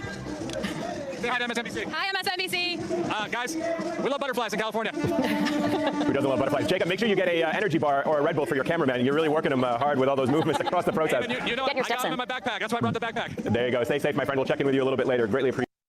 So, certain people in the chat are like, please tell us what Trump is doing. Do you think we're pro-Trump? Okay. People can't take nuance. We spend 1 minute. We spend the whole podcast criticizing the right, and we're a bunch of libtard snowflake cucks. And we make one comment about how someone looks silly in a chicken outfit, and now we're a bunch of fascists. Why do we? I'm not trying to protect child predators, Seraph. And are you talking dude? Man, whatever. Dude, there's been a lot of bot accounts. I'm getting rid of them because they're just. No, don't. They're just a troll, and they're doing the Who cares if they're a PDF troll? file stuff. Fuck people like that. Well, they make So themselves look like dumb. idiots when they do that. Don't ban them. Let Let them if you accuse have us of it substantial because they have evidence, nothing against us. if you have substantial evidence of anyone in the chat being a predator, then we fully and that's what I was trying to explain to you is that yeah, we'll hear it. But I say that to you and you're like, oh, you have a record too, and I know for a fact I don't. So you're not gonna scare me. Into whatever, fuck you. You're annoying. So I pulled out Pussyfoot Productions on being an illiterate dumb fuck, and their latest comment is, "You can tell by looking at you. You are liberals." Yeah. George, we want to check in with you in DC. Was the vibe in DC as much fun as what was happening in LA? Or, I mean, I know DC has Yes, just fun been time. Thank you. And plus, our rhetoric here is mostly like the right likes to accuse these people of being unhinged, or they like to accuse people on the left of being unhinged. And we've been pointing out like a bunch of violent protests or riots that were very right leaning, like the January 6th riots, and how Mike Johnson just claimed that all of these people are unhinged out of line, and we're pointing to just how peaceful the protest is. So Yeah, clearly we're very right leaning. It's crazy how the uber violent left can protest in mass in pretty much every major city across the country and nobody gets hurt. Thank you, indivisible. Thank you to the millions of Americans. From our smallest towns to our largest cities, in every state in our country, who are gathering today. Now, I will criticize the Democratic Party. Why? Because I think if anyone has been qualified to be president, it's Bernie Sanders. And this is why I hate the Democratic Party. They did fucking screw him over both times that he ran for office. Multiple times. Yeah. And thousands but of rallies. Speaking of the guy, you should look at what he last said about somebody in the chat. I don't think. What did they say? I ain't gonna read that. He keeps claiming to find people's criminal records and then just just typing dude shit. in the chat, if you don't want us to put you on silent, stop saying that shit. I'll give you another chance, and if you acknowledge that you shouldn't be saying that, we'll keep you around. It's just been banned. Mike Johnson, the Republican Speaker of the House. Yeah, also, could you pause this one more time? So, speaking of another time where hands can reach across the aisle, I've had a lot of people in my life who are right-leaning tell me that they would love Bernie Sanders as president. You guys had that experience too? No. Every right-leaning person I've talked Once. to, they claim that he's a communist. I spoke to one older conservative guy who thought, yeah, maybe Bernie, but he's too old. That was his criticism. Yeah, and I agree. He is getting up there, and it's a shame yeah, he's because up there in age. Like currently, I still think he's there. Like when it comes to his cognition on like Biden or like even Trump, Hillary, but like I think he definitely was fully capable of serving as president when he ran against Biden and Hillary. Now, unfortunately, I think he's too old. These rallies hate America events. Boy, does he have it wrong. Millions of Americans are coming out today not because they hate America. We're here because we love America. We're here because we're going to do everything we can to honor the sacrifices of millions of men and women who, over the last 250 years... Do you think we should put this at double speed? Because it is over 20 minutes long. I mean, we usually have these at like 1.75, don't we? No, 1.5. Oh, gotcha. You know, I want to point this out. Angelic Army in the chat says Bernie Sanders is a communist. He honeymooned in communist Russia years ago. Didn't Trump spend like the first, part of this year trying to kowtow to Putin and make it seem like Putin is not so bad. Yeah, I mean, if you're going to claim that he vacationed in Russia, so that makes him communist, like, what about Trump and all the affairs he's had with Putin? I mean, he's been closer with Putin than any other president we've had since Putin has been a leading political figure in Russia. But yeah, you gotta love the selection bias there. And when did he vacation in like Russia? Because it was the Soviet Union until like 1991. And if it happened recently, I mean, since the Soviet Union collapsed, Russia has definitely gone into an extreme kleptocratic, over-capitalistic sort of country. So I'd say that they're definitely no longer a communist state. In 1776, with extraordinary courage, the founders of our country announced to the world that they would no longer be ruled by the King of England, a king who had absolute power over their lives. They demanded freedom. And to bring that about, they fought a bloody war against the British Empire and the most powerful military in the world. Tens of thousands of Americans died in that 8-year war, but our forefathers fought on and they won. And in 1789, after winning that war, they did something extraordinary. They established the first democratic form of government in modern history. They said loudly and boldly to the entire... And the thing is, that is true. That's not even like people being overly patriotic. If you look at a lot of the sort of political like sort of structures or government models that the founding fathers came up with, that they try to apply to like the U.S., like the United States new established government, it was pretty novel, and it definitely established a lot of newer sort of, I guess, systems that you didn't see implemented in any other countries at the time. But if we're going to look at which political party wants to distance themselves from a lot of those political models that they had, it's the right. And one of the big like systems that they had was checks and balances. But they don't really seem to care about that. They don't want there to be checks and balances, separation of state and federal powers, and there being the different branches in the government holding the other branches in check. Did on lag out? Appears to be. More kings. In America, they said, "We the people will rule." And today,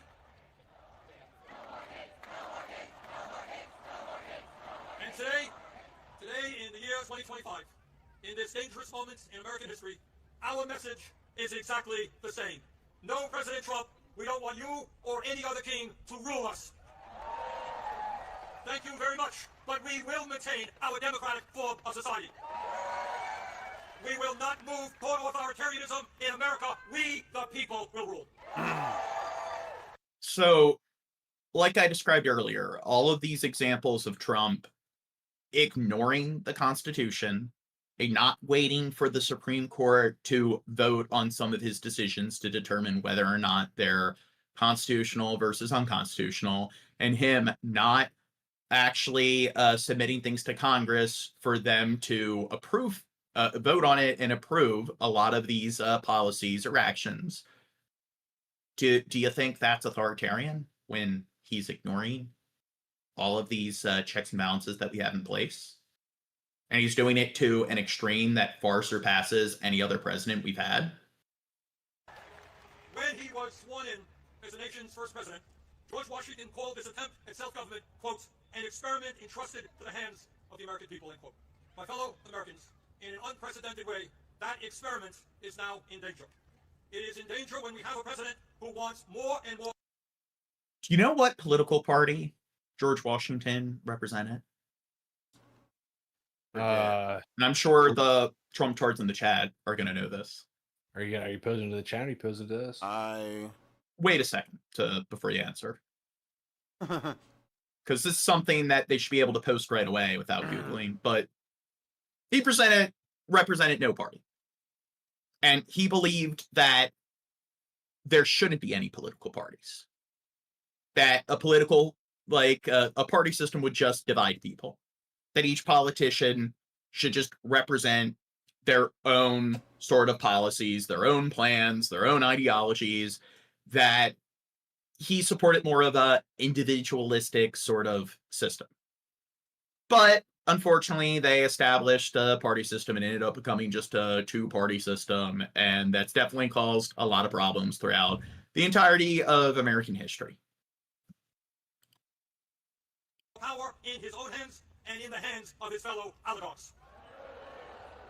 It is to have a president who claims that peaceful protests in Portland, Oregon, or Chicago, Illinois, is an insurrection, and calls in the U.S. military. Oh, somebody said Whig Party. Nope, he didn't represent the Whig Party. The mayors and governors and somebody said John Adams was right. He supported the Federalist Party, and he was the only Federalist president. Then it went from the Whig Party and the Democrat-Republican Party. That's what it was called. Democrat-Republican. And then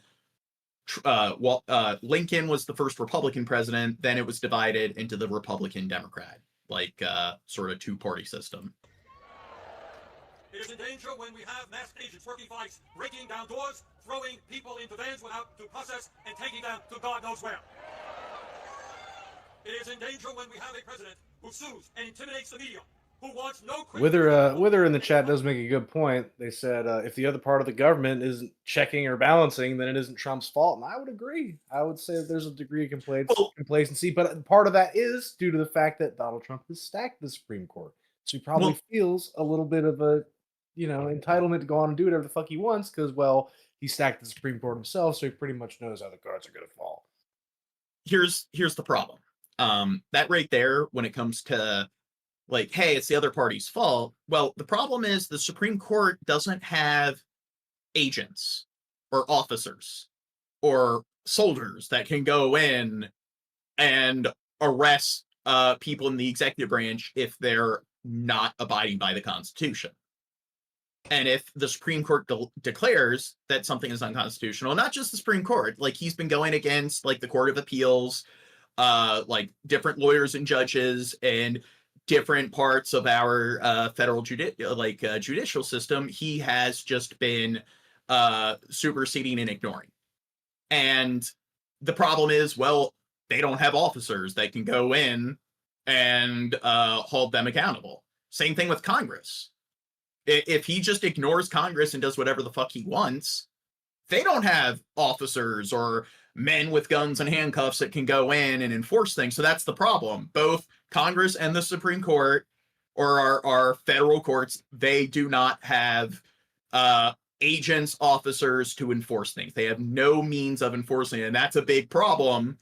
And in pretty much any government that you look at, post World War II, where there's been coups, a lot of it is because it's just the president or head of state of that country controls the military. So they just go in and arrest all of their members of their version of Congress, their parliament, their General Assembly staff, and they arrest all the judges. So that's the problem. If the executive branch of a country does go haywire and a president, prime minister, whoever it is, sometimes it's just a general arrests the president and then they appoint themselves the new head of state. There's really nothing people can do if they say, hey, state police and military go in and just arrest these people or even shoot them in firing squads. Once they do that, if those branches of the executive branch decide to follow through, you're fucked. And I would say that when it comes to the military, at the very least, I do think that it should be something that isn't really control, or it isn't managed entirely by one branch. And I do think that when it comes to different generals, higher ups in the military, I do think it's something that Congress, it shouldn't even be that the president nominates them. I think that it should be Congress that nominates all of the higher ups in the military, and then the president does have like executive powers there. But that way, if the president does decide to order the military to do things that are unlawful or unconstitutional, he doesn't have cronies that are appointed. And that's the problem, cronyism. If a head of state just appoints nothing but people who are absolutely loyal to them, what happens if they do give orders to the head of the Justice Department, the Attorney General, so like the general of our military? If they're butt buddies with Trump and they just follow through, then we're fucked. Policies and who undermines the First Amendment of our Constitution, the very foundation of American democracy. Our country is in danger when we have a president who threatens to arrest or imprison political opponents who stand against them, including the Attorney General of New York State, a sitting U.S. Senator, and the Governor of California. It is in danger when we have a president who undermines freedom of thought and dissent in our colleges and universities. Oh, I'd really like to talk to one of these morons in the chat that makes the, like, yeah, they took their slaves away from them. So, Frank Ruman, if you want to come on stream and discuss things, we're willing to discuss that subject with you. Like, the Republicans and the Democrats, like both parties, and what their part was in that particular like time in American history. So if you want to discuss that, we're willing to discuss it live on stream, because I'm kind of tired of explaining it to all the retards in the chat. And who attacks law firms that oppose him in court. It is in danger when we have a president who threatens to impeach judges who rule against him. It is in danger when we have a president who ignores Congress, refuses to spend money that Congress appropriates, and takes away money from states who voted against him. It is in danger when we have a president who demands we draw congressional maps to ensure that his chosen candidates win future elections. It is in danger when we have a president who illegally fires tens of thousands of federal employees right here in Washington, D.C. and throughout our country, and rips up union contracts workers have fought for and won. It is in danger when we have a president who grossly violates the Constitution by accepting gifts from foreign leaders, including a $400 million plane from the royal family of Qatar, and then allows that family to build an Air Force facility in Idaho. But let us be clear. This moment is not just about one man's greed, one man's corruption, or one man's contempt for the Constitution. This is about a handful of the wealthiest people on earth who, in their insatiable greed, have hijacked our economy and our political system in order to enrich themselves at the expense of working families throughout this country. Yes. Yeah. Okay. Next vid. And now to the No Kings protests. Millions of Americans from New York to Georgia to Texas and California and many other states and cities in between taking to the streets to protest the Trump administration's policies. It may be the largest one-day protest in the U.S. in more than 50 years. Here's ABC's Andrew Dimbert. Tonight, President Trump mocking the millions of Americans who took to the streets in peaceful protest on Saturday in what has been described as one of the largest single-day demonstrations in U.S. history. Do you think we've talked about the No Kings protests enough? No. Let's get to the next topic. We didn't even see the poopy video in its totality, John. Yeah, you didn't even play that. And we begin tonight with the massive protest I didn't play it because it's stupid. that took place all over the country and the world this weekend. I'm pretty sure Trump himself. Well, I do think there's a news story that does cover it. 7 million marchers turned out in big cities and small towns to protest Donald Trump and his policies. And notably, the protests were peaceful. The NYPD said over 100,000 people gathered in New York City alone without a single arrest. In San Francisco, Americans used their own bodies to... Well, that's because the Democrats have infiltrated New York government. I saw an example too, as because kind of going back to what Shad was saying about people with the big we the people flag. Someone was like, "Look at this. You really think you could just organize something like this without paying a bunch of people and it being a paid interest?" I'm like, yeah. What's so insane? What's so implausible about something like this? Don't be silly. Well. And even if somebody did back it financially, I mean, it's not that unreasonable to assume that because this sort of mass gathering was happening, you might have certain wealthy entrepreneurs that decided, like, yeah, I'll throw some Like, I'll throw some money to finance catering and shit like that. I mean, so even if that's the case, so what? And while Trump did his best to downplay and undermine the event, protesters were prepared to speak for themselves. I think it's a joke. We live by the Constitution. I guess it was paid for by Soros and other radical left lunatics. No one paid me to be here. My rage is free and well deserved. The demonstrations were very small. There's over 2,000 of these things going on, right? Across the country? I think it's going to be bigger than 5 million. The people were whacked out. Those are not representative of the people of our country. I was willing to die and lost a leg in a foreign country fighting for their rights. There's no way I'm bending the only knee I have left for a king here in America. I'm not a king. Trump's claim that he doesn't see himself as a king may be contradicted by his actions. Over the weekend, he reposted 2 different AI-generated videos that depicted him as a king. Now, of course, the president's authoritarian ambitions go beyond... Do you think he's just trolling? Yeah. Yeah, I do. Yeah, I actually do. AI social media. His immigration crackdown is at the heart of the protests against him, and it continues. Here. We like I got you. I got you, Vrooman. I'll send a link right now. You click the link. If you don't know how Discord works, it's very simple. If you pop into any of the voice chats, we'll pull you in. And yeah, we can talk about the party switch or whatever you want to discuss. To alarm experts. ProPublica reports, quote, current and former national security officials describe the legions of mass immigration officers operating in near total anonymity on the orders of the president as an unfettered and unaccountable national police force. Trump is also claiming that he has, quote, unquestioned power under the Insurrection Act to deploy troops anywhere he wants, and his next target appears to be San Francisco, California. I should note that as a matter of law, that claim of unprecedented power is false. But just hours ago, 2 Trump-appointed judges on the United States Court of Appeals for the Ninth Circuit ruled that the president can deploy the National Guard to the streets of Portland. This overturns a lower court's restraining order. All of this, despite the fact that most of Trump's claims of unfettered power have actually been rebuffed by other courts, and his monarchical ambitions are being rejected by millions of Americans in the streets. Joining me now to discuss all of this and kick it off tonight is David Litt, former speechwriter for President Obama, and Molly Jong-Fast, special correspondent for Vanity Fair and contributing opinion writer with the New York Times. All right, David, can we talk about this Ninth Circuit ruling? This one's unusual because usually the courts have pushed back, at least the lower courts have pushed back, and certainly on the claims of power to deploy troops to American cities for... You don't want to talk that bad, Frank. More federalized domestic law enforcement. What's your take on what this means given what we saw this weekend? Well, Melissa, first of all, thank you for having me on, and I'm also aware you know a lot more about the law than I do. Oh, what's that? He said, "Come on, Dirt. I ain't going on your Discord to talk to you. Drop a number. You want to dox your phone number down?" Oh, wow. Frank, we're on Discord. That's how we're doing the streams. Yeah. You can join. But I'm going to offer a broader view, which is the Ninth Circuit used to be historically liberal. And part of what we are seeing, and part of what Democrats were warning about in the last Trump term, was this takeover of the courts. Right? Trump and his allies boasted about flipping courts. This is what happens when you have these flipped, partisan-packed courts. So this is actually an opinion where 2 of the judges, the 2 in the majority, were actually Trump appointees, and there's one judge, a longtime Ninth Circuit judge, Susan Graber, who has dissented from this ruling. Right, and I think, I don't mean to say that every Trump judge will always support Trump. We have seen a lot of Trump-appointed judges reject the president's, as you put it, monarchical ambitions. But at the same time, I think that one of the things that Democrats, all of us worried about Trump's king-like agenda, need to be keeping our eye on is also not just what's happening now, but the continued attempt to pack the courts over the next couple of years. So one of the reasons the Senate is going to be so important in the midterms. We have to put a stop to some of these nominations. Right, so this Ninth Circuit ruling, Molly, is actually very... And this is another example of how, like, elements of our government that are poorly constructed, where I do think the Founding Fathers made a mistake that the justices serving till death, that definitely I don't think was smart. There should be term limits.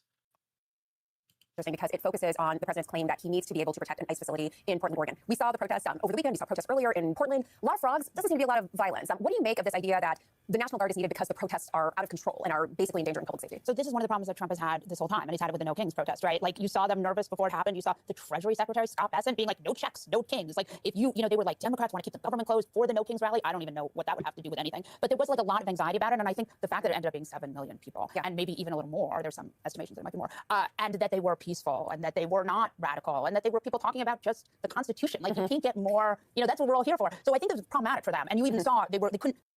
Okay, I think we've discussed the No Kings rally enough. Line. The ripple effect of the Trump administration's tariffs is hitting more consumer pockets. A recent Goldman Sachs report says Americans are picking up 55% of the higher costs of the increased import taxes. In tonight's In Depth, Elise Preston reports that more restaurant owners are now serving up a tariff tax. Piping hot pasta is a family affair for Sunny Grady in Inglewood, California. Owner Sol Bashirian's family has operated an Italian restaurant in the same spot for decades. My dad put an offer together. Dude, Italian. And bought this place. I mean, I don't know. Do you think they're infiltrators? Yeah. Italian's a Latin language. I mean, are they Latin Americans? If an Italian's living in America, are they a Latin American? And here we are now, like, almost 50 years later. But the legacy could go stale. Bashirian says he is spending thousands more a month on imported ingredients.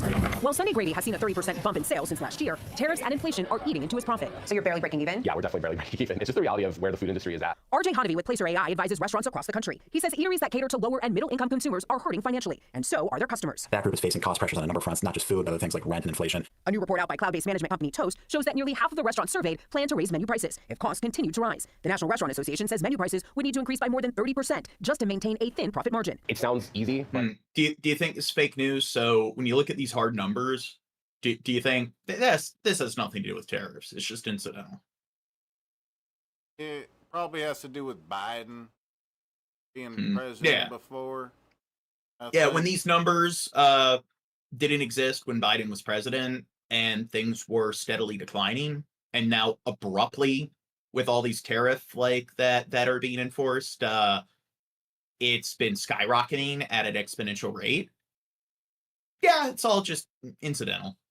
there's such a process behind it. It's reprinting a menu and the printing costs associated with that. Do you think that sticker shock would drive away people from even walking into the door? Absolutely. It's pasta, and pasta is not supposed to be crazy expensive. For now, Sunday Grady is adding a 5% surcharge on the bill to offset tariffs. Restaurant owners in California are allowed to add an extra fee if it's clearly and conspicuously displayed on menus. Hottovy says that charge could turn away customers. There is price fatigue. I think consumers have been paying higher prices for many years, and there's a breaking point for a lot of these consumers. The National Restaurant Association is pushing for imported food and beverages to be exempt from tariffs, citing hikes could cost the industry billions this year alone. It would allow us to at least have an attempt and a fighting chance at flourishing and continuing on. But Shirian is just trying to hang on, hoping his family's restaurant can survive for more decades to come. Elise Preston, CBS News, Inglewood, California.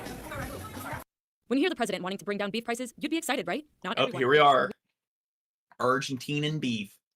We have concerns with the risk of destabilizing an already volatile market. Rayleigh Honeycutt with Montana Stock Growers Association is concerned. A recent decision by Trump's administration will undercut U.S. producers. Montana Stock Growers is strongly encouraging the Trump administration to not intervene on domestic beef markets. President Trump announced he wants to bring in beef from Argentina to help bring down rising beef prices in the U.S. The one thing that's kept up is beef, and if we buy some beef, I'm not talking about that much from Argentina, it would help Argentina, which we consider a very good country, a very good ally. This is going to have a direct impact on Montana cattle producers who are seeing big money right now. We are currently seeing that cattle producers are, seeing high value in their animals right now and being able to kind of reinvest in their operations as well as invest in their local communities. Kyler Thompson is a local Billings meat processor. Cow was running us between $3,300 to $3,800 just on buying the beef itself. It's getting expensive for just us to buy them and then turn them around to then sell them for a reasonable price, or at least what the public can afford. A cost that may be worth it to keep the beef local. A lot of people always want local beef, and we're definitely trying to supply that to Billings and the surrounding areas around Billings. And bringing a supply in from Argentina isn't what beef producers want. We believe that markets are free markets and should be dependent upon supply and demand, and really hope that the administration will kind of take a step back and maybe rethink their decision to intervene, whether it be in pricing or in additional imports from Argentina. Bottom line, everyone wants beef to be more affordable for consumers. We want to ensure that confidence and make sure that Americans all around the country know that U.S. beef is safe, secure, and something that they should be putting into their families' households. Now, I do think, cows produce a lot of methane. So maybe it's good if people don't eat beef. Spoken like a true liberal hippie.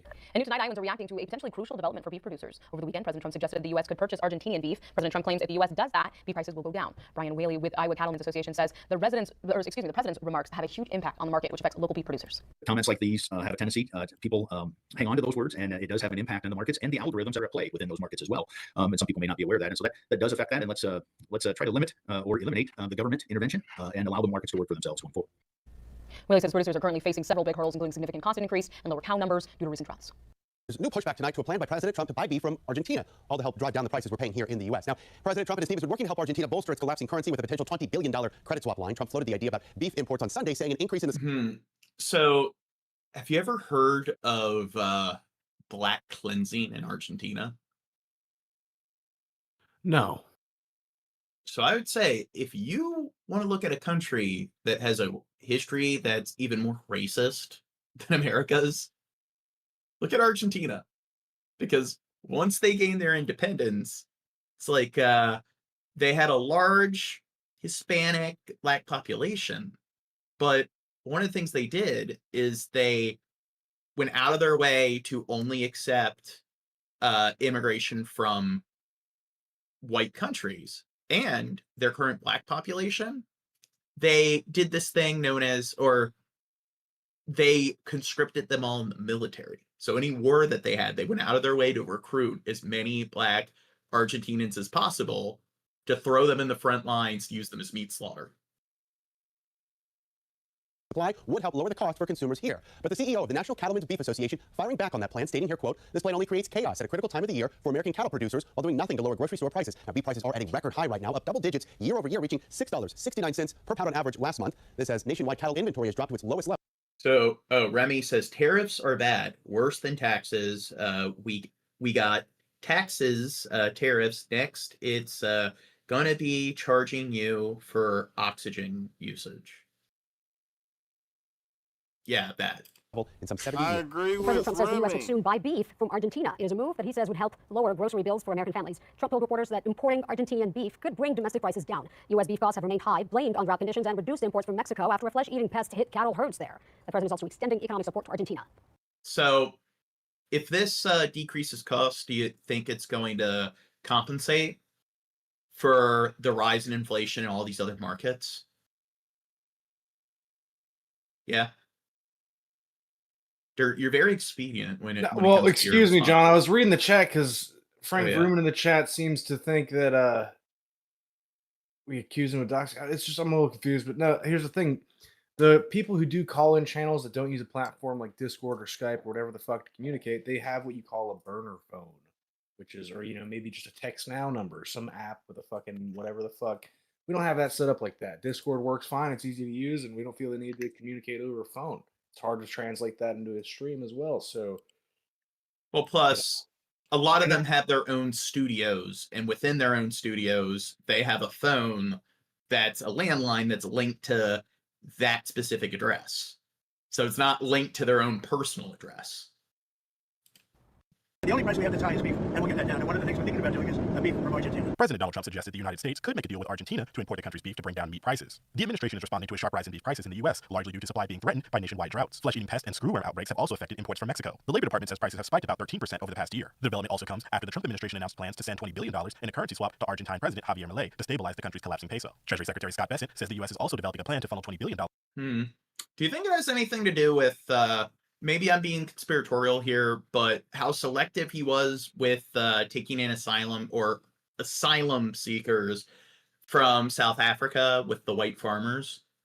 When I talked about Argentina, and it's definitely the whitest country in South America, do you think maybe that has something to do with it? You got to help the white nations. I don't know, John. I don't know. Pushing private sector funding to Argentina. The move prompted backlash from some Republicans and Democrats who say the president was violating his America First agenda. Senator Elizabeth Warren, along with several Democratic colleagues, introduced a bill seeking to... Yeah, 100%. So, what is it? Go Orlando. Hope I'm pronouncing it right. 100% agree with you. ...to block Trump from intervening in Argentina. Bessent argues they are maintaining the U.S. strategic influence in the region. Nebraska lawmakers, including the governor, pushed back toward the Trump administration. Over the weekend, the president... Okay, all these videos are looping. Let's get to the next topic.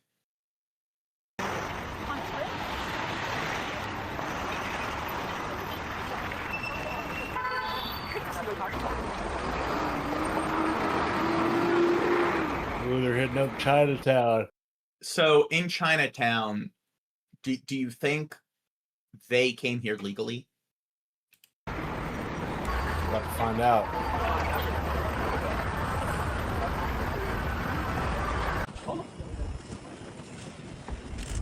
Yeah, what is it, John? You think ICE was just going to erase a bunch of Chinese people in Chinatown? You think that's all that exists in Chinatown? That's not a Chinese man. You think he came here illegally, John?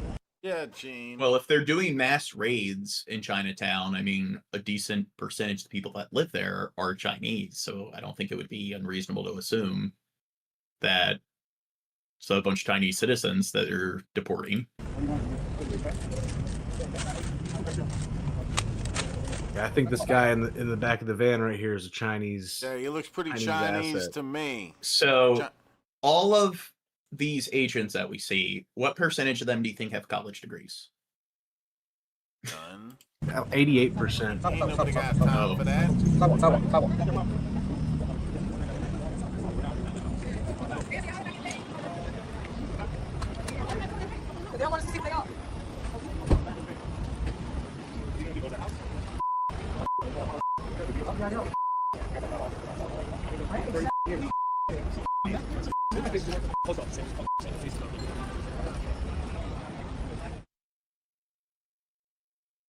I wish I knew what all those censored words were. Los Angeles. Take a look at this tweet that I was looking at. I could tell everyone. Saying, breaking: U.S. Marshal illegal alien injured by gunfire during Los Angeles. Okay, so only 50% of ICE agents, so enforcement officers, hold a bachelor's degree.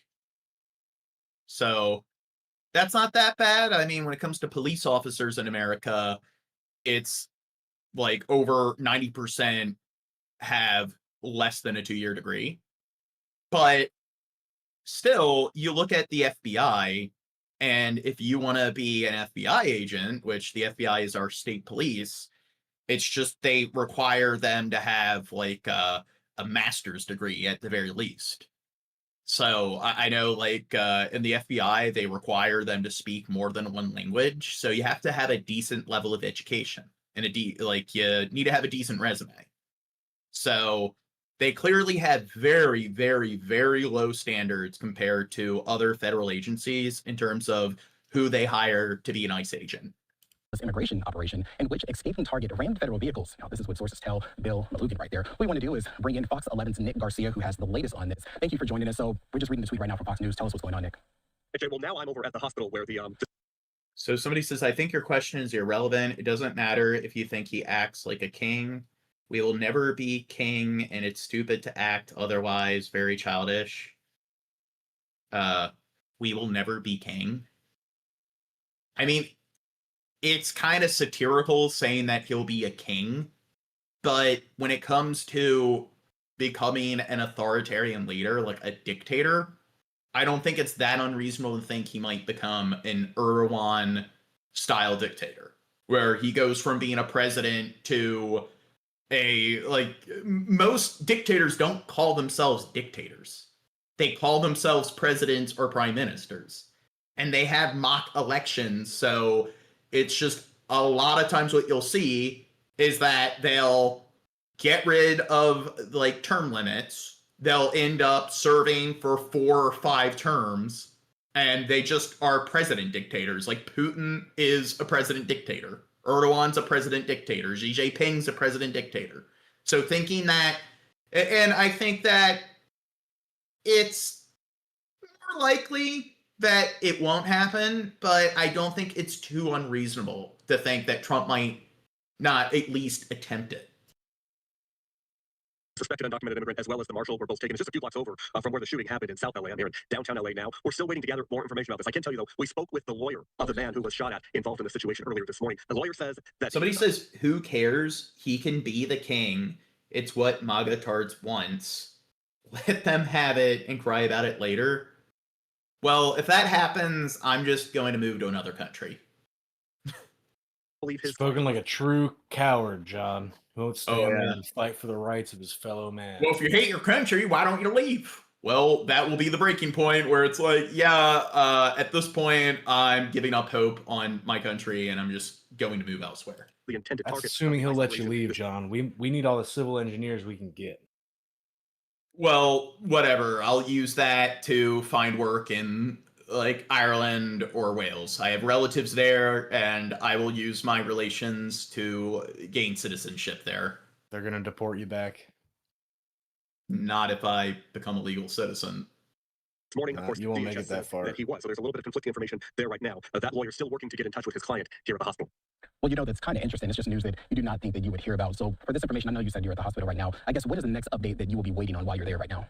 Well, I'm looking forward to seeing if he'll be able to speak with his client, if they're going to allow him in to speak with him, and then come out and give us an updated account of what he says happened. But definitely, this is not the news that you mentioned that this is not the news. Oh, so somebody says that we don't have an authoritarian leader. Most of Trump's policies are similar to Democratic Party policy from decades ago.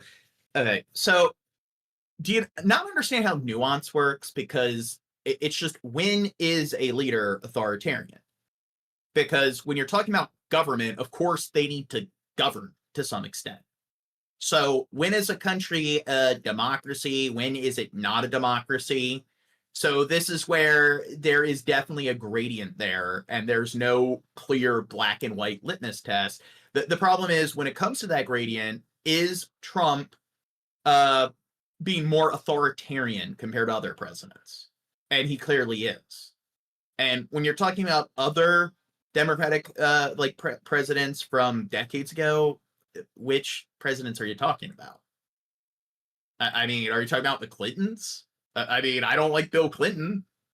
I mean, I don't think he really was that great of a president. I definitely don't think Obama was authoritarian. And again, I don't even like Obama. But, I mean, maybe Franklin Roosevelt. I mean, I'll agree that there's some authoritarian elements there, but he was president during World War II. So it kind of makes sense why extremes were taken during such a significant war. I mean, I believe like 80 million something fucking people died in World War II. Pretty big war. And it wasn't just him, it was all of the allies, the allied powers in World War II also did some fucked up, like Winston Churchill. Anyone was really expecting today. It's worth noting the shooting happened just about a block away from a high school that had to go on lockdown. Thankfully, no injuries over there because that marshal was hit by a stray bullet. You know, hearing some news like this, we're hearing all over the nation that, you know, ICE agents out there doing their jobs. But out in LA, are there more incidents like this that you're hearing, or is this more of an isolated incident type of thing? I don't think Obama is our worst president. I think he was a mediocre president. Yeah, I think he was a butcher. You know, as far as and here I'll criticize Obama, like Bush. I think Bush was far worse than Obama. But the thing is, like Obama campaigned on withdrawing the troops from the Middle East, and instead he got us involved in a shit ton of other different military affairs in like Libya, in Sudan, like all over the fucking Middle East. And he definitely, when it comes to being like an anti-war sort of president, he definitely did not fall into that category. And he deported more illegal immigrants than any other president before in U.S. history. Maybe Trump's surpassed him by now, but at the time, he deported more illegal like immigrants than any other president. So he also went against his like campaign promise there. So he wasn't very left-leaning. One of the reasons I don't like Obama is because he was pretty right-leaning. So, and that's the thing, the Democratic Party is still fairly right-leaning compared to, like, when you look at the political spectrum of parties in other developed countries. And Vrooman says Biden has got to be the worst. I don't know about that, but he's up there. He's up there. Yeah, I agree. Like, he's definitely up there because he was just a lobotomized lame duck at Bernie's president. Yeah, he was a lame duck president. Really fired. That's a little unusual. We don't see that every day. But clearly, we're incredibly biased. So when we criticize Trump and talk about how disgusting Trump is, clearly we're just one-sided when it comes to our politics. Operations happening pretty regularly here. Those larger scale raids, not so much, but some of these smaller targeted events are happening just about every day. We don't often see them leading to shots fired like this.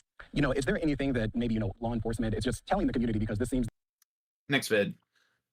More of the stories in just a minute, but we're going to begin with some breaking news that we have been following this afternoon. Federal agents started a crackdown on illegal vendors in Chinatown. And the raid by the federal agents and the vendors who are regularly on the streets of New York leading to a rather tense situation. Eyewitness News reporter Lucy at this disturbing scene in Chinatown for us. Listen. Well, Bill and Liz, it was a very heated situation here in Chinatown this afternoon as federal agents swooped in, as crowds got involved, and as tempers flared. We were in the thick of the scrum as law enforcement tried to engage in what they are calling an ongoing federal investigation. Oh my God! Look at her disorderly conduct. Do you think she's a terrorist? Slam her to the ground. Slam her to the fucking We're told ground. agents are part of a joint immigration and customs enforcement. I mean, that's the thing. If that's like the worst you see in some of these occasions where they're just kind of resisting arrest, where they're not making it easy for them to put like the handcuffs or to put their arms behind them to handcuff them, it's like, okay, whether they're being rightfully detained or not, I would say that that's definitely not the most ideal way for them to behave. But when you're going to claim that it's like, oh my God, they're terrorists, they're just so violent and everything, we need all of these toadies, we need like an entire platoon of people to apprehend them. When they bash their heads against the pavement and break their faces, that's totally necessary because of like the kind of behavior we saw with that woman. I think, well, when people say it's authoritarian, I think that's pretty authoritarian. Customs enforcement crackdown. Vendors tell me they were asked for passports or proof of residency today. Normally, Canal Street is full of street vendors selling all sorts of fake designer goods, but it looks like today was not about the merchandise, but about the people operating those street sales. The situation quickly got heated when bystanders joined in and started pushing back on the officers. There was shoving. There was cursing. I saw a woman banging on an official car, then thrown to the ground and taken into custody. Our Newscopter 7 was above tracking the situation as we spoke with one woman who joined the crowd. Everybody has a right to live here. This is not right. There's people coming over from other countries and they're fighting wars. It's not fair. Now, to give you a sense of how intense it got, my photographer was shoved while in the crowd, and then a woman started verbally assaulting me, and she would not leave us alone. In any case, Canal Street is calm right now. The sidewalks... Oh, are they going to arrest those people? ...of any street vendors after today's chaotic arrest. I mean, that's the thing. So they're shoving a journalist. It's just, what if they shoved an ICE agent or a police officer? So it's... Well, yeah, it's like if you are even minorly disorderly with an officer, they have the right to bash your face against the pavement. And it's your fault for not walking on eggshells to the apex. And it's only like law enforcement officers where they're given that leniency. We are waiting to learn how many were taken into custody. The NYPD has tweeted they had no part in today's investigation. And just a few minutes ago, the mayor's office sent this response, quote, Mayor Adams has been clear that undocumented New Yorkers trying to pursue the American dream should not be the target of law enforcement, and resources should instead be focused on violent criminals. For now, we're live in Chinatown. I'm Lucy Yang for Channel 7 Eyewitness News. Okay, well, it's likely, somebody said that's a lot of assumptions for a like 2-second clip. I agree. Like, maybe they didn't engage in any sort of excessive force here, but that thing that I just criticized regarding them shoving the journalists and, you know what, were they arrested? No. What if they did that to an officer? Guess what? There's plenty of examples of people doing far less than shoving an officer and then being seriously injured and even killed. So I don't think that that's extreme sort of assumption. Quite a scene down there today. Breaking news, the chaotic scene unfolding here in New York City. Federal authorities, including ICE agents, conducting a crackdown late today, sweeping through the well-known area of Canal Street in Lower Manhattan. The chaos erupting, traffic halted, multiple people have been detained at this hour. The raid part of an operation targeting illegal street vendors. Many are believed to be migrants living in New York City, the area known as a draw for tourists, bargain shoppers, many looking for designer knockoffs. This operation comes amid the increasing federal presence from New York to Chicago to Los Angeles. And it comes just hours after 2 people were shot during an operation in Los Angeles, including a U.S. Marshal. So what led to that incident? The first scene in New York City late today, and ABC's Matt Rivers leads us off from Lower Manhattan tonight. Tonight, an immigration crackdown in New York City as federal agents descended on Canal Street, famous for its bargain shopping and knockoff designer goods and parts of Chinatown. The raid, part of an operation targeting illegal street vending. The scene turning chaotic as agents made arrests and pushed. Well, I mean, if people know they're buying knockoff brands, like I've gone to New York countless times, and usually what you'll see is in front of a car, they'll lay out a blanket and they'll have all the knockoff goods, like the purses or jewelry and stuff. And it's just people know that it's a cheap knockoff brand. So it's just, if people know they're buying some cheaper sort of knockoff product, then who the fuck cares? And that has to do with like that dynamic of like fashion products, of like, oh, like you have the Lacoste logos, so for some reason that makes it far more like affluent and everything. It's or prestigious. Like, I do think that is one of the most pretentious industries imaginable. Back to crowd. And it's gotten a little hairy at points, with people running, people falling down in the street, and federal agents running after them. The traffic coming to a standstill at the start of rush hour, with cars trapped between law enforcement officers. The people selling those knockoff goods are often migrants, which means that federal investigations here often include a component of immigration enforcement. It comes amid heavy federal presence in cities across the country, from New York to Chicago to Los Angeles, where today Homeland Security officials say a U.S. Marshal and a suspected undocumented immigrant with a criminal record were both shot and wounded during a targeted traffic stop. This is 20th and Trinity. Looks like they wedged the vehicle, shots were fired, we see the windows were blown out. DHS officials say agents used a standard pit maneuver to detain the suspect who had escaped custody in the past. They say this time, when the man rammed a federal vehicle trying to evade arrest, officers opened fire, hitting him in the elbow. A bullet ricocheting into the hand of the U.S. Marshal. Both men were hospitalized. Our Matt Gutman right there on the scene. I just want to give you a sense of where we are. Just down the street, that black vehicle, that's an FBI vehicle. Beyond it is where the incident happened. But right here, that's a church, and on the other side of these LAPD vehicles, right across the street, that's a school. The suspect, a TikToker known as Richard LA18, is an influencer known for capturing video of these ICE operations in LA, even recognized by the city of LA for his contributions to the community. Last week, this dramatic Border Patrol chase of a suspect through a Chicago neighborhood ended with a... Okay, so here I do agree. He shouldn't be evading the authorities to this extent. So there are scenarios where the people who are resisting arrest are really going to an extreme where I can't really condone it. Pit maneuver, the operation sparking anti-ICE clashes between protesters and federal agents. A federal judge in Chicago concerned about aggressive tactics, restricting the use of tear gas and ordering agents to wear body cameras. And David, back here on Canal Street, those street vendors who would usually be out here selling their goods largely clearing out tonight as a result of that raid. The mayor's office saying no city officials were involved in the operation. Now, do you think it should be a serious crime if a law enforcement officer, whether on the federal, state, or local level, turns off their camera? Yeah, I think that should be like a felony. Yeah, they shouldn't be allowed. What are you trying to hide? David, Matt Rivers leading. And at the very least, it's like, okay, accidents happen, but it's like they can't design the cameras where they don't have an on-off switch. Here tonight, Matt, thank you. They probably get paid. You know, the companies who make these cameras probably have a vested interest in making the perfect product for the person they're selling. Yeah. Bystanders recording as ICE agents carried out immigration enforcement on Canal Street. It got to the point that the busy street, which funnels into the Holland Tunnel, had to be shut down at the start of rush hour. But I saw 2 police cars were right here in front of our store. Then after that, they just all left the people. Witnesses say they saw between 8 to 10 people taken into custody, many by the post office, on Canal and Church Streets. This street vendor who is selling watches told me he wasn't worried because he says he's a citizen. I'm not scared because they don't come for me. They do their job, and I do my job. But I have my paper. As we've reported, the NYPD has been conducting sweeps since last October to crack down on illegal street vending. But the NYPD said it was not involved in these ICE raids. This man who... So is it illegal street vending? So, I mean, I don't know exactly how the legality works. I do know in Baltimore, if you're a store owner, there's a spill out. And a spill out's when like you have a kiosk or a table and you show your products like outside your store, like on the sidewalks. So they probably have like policies like that. But I mean, when I've gone to New York, it seems like it's very ubiquitous and they do it right out in the open. So no doubt there's people that do it illegally, where they just hope that because so many people are doing it, the officers won't even bother to like check whether or not they have the qualification or the proper permissions. Reports on Canal Street says illegal street vendors make a mess of the street. So they say a lot of people is the illegal people is coming down the outside of the business. Wellington Chen with the Chinatown Business Improvement District says that daytime ICE raids will make some members of the community more afraid to go to work. So I want to become an illegal one thing street I vendor. That find sounds awesome. Obnoxious about New York, and you see this in a lot of tourist-heavy areas, is all the people with the Sesame Street costumes, the Mickey Mouse costumes. And they're all like just begging for tips, and it's yeah. When I was on the strip, and they're all really dirty and filthy.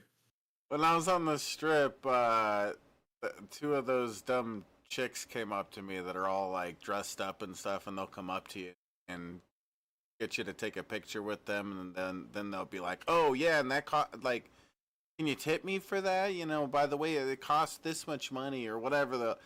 And they came up to me and were like, "Yeah, do you want to take a picture or whatever?" I'm like, I don't know. I was all drunk, and I'm like, "You girls are silly." And they both looked at me and were like, "Fuck you," and walked off. Basically, they didn't say "fuck you," but they looked at me like, yeah, they knew you were hip to the shit. They need to clearly communicate that you can take a photo if you pay. So that is like some kind of like scam or like sleazy practice where, and they'll do it to tourists. So it's like people who visit those cities from other countries, they'll like have them take photos and then get mad at them when they don't tip. And a lot of times they'll follow them around and harangue them. Or school. But he added it will help business owners who lose money to... Okay, let's go back. These raids will make some members of the community more afraid to go to work. Did he just punch her? To go to work or school, but he added it will help business owners who lose money. Like he's maybe slung her. Here, let's I don't know. Put a faster. We really try to. No, I forgot to put it back to 1.5 speed. We've been on double speed for some time since Bernie. Members of the community more afraid. Okay, nah. God damn it. Wouldn't shock me if he did. Go to work or school, but he added it will help business owners who lose money to the illegal vendors. There's a effect of the illegal vendors staying away for a few days or during the period, and then unless legislation is changed, they're going to be back again. So this is a cat and mouse issue. This is a shock to the community. Immigration attorney Edward Chukach says in his 35 years practicing immigration law, he's never seen any. So when it comes to the illegal vendors, that's more of a state crime or a local crime as opposed to a federal crime. So ICE, why are they enforcing that? Anything like Tuesday afternoon's raid in Chinatown. I'm sure it will happen again here. You're an immigrant land. You're on Broadway and Canal Street in Chinatown. ICE profiles people based on their skin color. When are you guys gonna go to Broadway with me? On their perceived ethnicity. What made you think of that? Profiled. What? Yeah. What made you think of that? They just showed Broadway. Oh, I thought this was Chinatown still. No, they just talked about Broadway. issue. This is a shot. Dirt, pay attention. Immigration attorney Edward Chuka says in his 35 years practicing immigration law, he's never seen anything like Tuesday afternoon's raids in Chinatown. I'm sure it will happen again here. You're an immigrant land. You're on Broadway and Canal Street in Chinatown. Now, the thing is, what percentage of those people do you think are born in Chinatown? So, and that they're arresting because, they're, they like their ethnicity just alone, because they've been doing that in bulk. ICE profiles, people based on their skin color, on their perceived ethnicity, on their accents of speaking. It's awful, in my opinion, very un-American. Protest happening right here beside me. As you see, they have gathered here outside of Federal Plaza in the wake. And a lot of these people they're detaining, it's just they have social security numbers. They have, like, there's so much fucking, like, papers that show that they're legal citizens. And it's just, is it really, like, doing a background check? So when Edward Snowden, when all of that information was leaked, they showed that, like, the FBI, it's just they have these basic programs where you can go in, type somebody's name, and it will show you pretty much everything about them.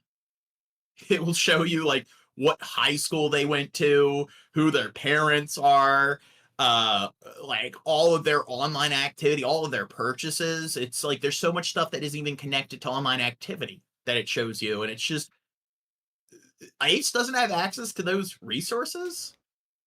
They don't, like the fact that, like, do you honestly think that they don't have the capability to look through the person's records to determine whether or not it's even, you should even consider suspecting them of being an illegal immigrant? They don't have the technology. Okay, that's why they just drop bombs everywhere. Or, I mean, what? Sorry, I'm getting things mixed up with Gaza. Oh, yeah. Of this enforcement action that was happening on Canal Street, just a few blocks away from me earlier this afternoon. And you can see now the NYPD has sort of sealed off this area. This is the entrance to Federal Plaza where some of those detainees were taken earlier this afternoon. We actually got a heads up early today around 2 o'clock that ICE was going to be come on back Canal out to Street. Vegas, Jane, and then pay for Dirt's ticket to come with us. Dude, Vegas kind of sucks now. It is so vacant. I mean, post-COVID, Dude, it is... You snuck some shrooms in your asshole, though. We could have one hell of a time. Yeah, you should definitely say that live on Airshad in Minecraft. I didn't say where you were Once sneaking that happened, we them. came down here and Maybe just sneaking several them people past of my African mom descent into the being taken basement. into custody. What happened She from there finds shrooms really on you, you'll be in big trouble. I mean, it would be Everyone knows I better live to go in my mom's basement. You know, all three of us do, obviously. Yeah, I think it would be better to go to Reno than Vegas. turned into chaos and mayhem, something it seems Because of that the ICE did not prostitutes? bargain for. What's that? Isn't prostitutes legals there? Is that why? I don't know. I know there's lots of cities where it's legal. As people surrounded those agents who had their faces covered and they had ballistic vests on, they ultimately were forced to retreat here to Federal Look at Plaza, these cool and then the guys. spontaneous protest is what These emerged are in the real aftermath. You can see from the video several people taken into custody, a lot of protest, and people who were just passing by on the street joined in to try and stop ICE. It really gives the temperature of how New Yorkers are feeling about ICE enforcement action, as many people just stopped in their tracks. People were going to school, people were coming home from work, or just commuting and stopped to scream at these ICE agents, pulled out their phones, started recording and telling them to leave. So what ultimately did happen is they retreated here to Federal Plaza just a few blocks away, and several people got into some scuffles with ICE officers. They were also then detained and arrested and brought into Federal Plaza. We spoke with the executive director of the New York City Immigration Coalition. He was there on Canal Street, and this is what he told us he witnessed. Have you ever seen 50 to 100 federal agents mobbing a street and beating up people in the street? Because that's exactly what just happened. Targeting street vendors. Now, here's the thing. We're not seeing them brutalize people here. So even though there's plenty of footage that show that they're using excessive force in other parts of the country and plenty of other raids or even within New York, you didn't see it this time. So this guy's saying that they were beating up people. Now, when you think of enforcement officers beating up people, do you think it's absurd? Like that's something that the likelihood, if you roll the dice, if you make some sort of wager, Like, I think that it's like a 1 in a million chance that they would do that. You're more likely to be struck by lightning than see an officer actually engage in acts of brutality. So we're simply trying to make a living in our city and arresting them today. Because ordinary New Yorkers see other New Yorkers being hurt and vilified by these individuals. Of course, anyone who sees someone being wrongfully targeted is going to take some form of action. And to see military vehicles Hey, look at a lot of the people here. If they're innocent, these people protesting or like advocating for these illegals, why are they covering their faces? Wait, aren't the agents covering their faces? Yeah, but it's because they have family. coming down the street. Oh, yeah. On the ground. Well, the Trump administration scored a legal victory after a federal appeals court allowed them to move forward with a plan to deploy National Guard troops in Oregon. Local leaders, though, say they will do whatever they can to stop that deployment. Fox's Connor Hansen has the details.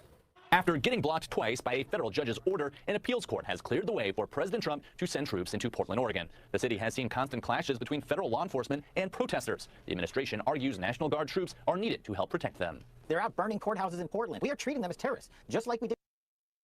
Are they? I Do see you think an that's AI fake news? video of it happening, so I think so. Pretty sure.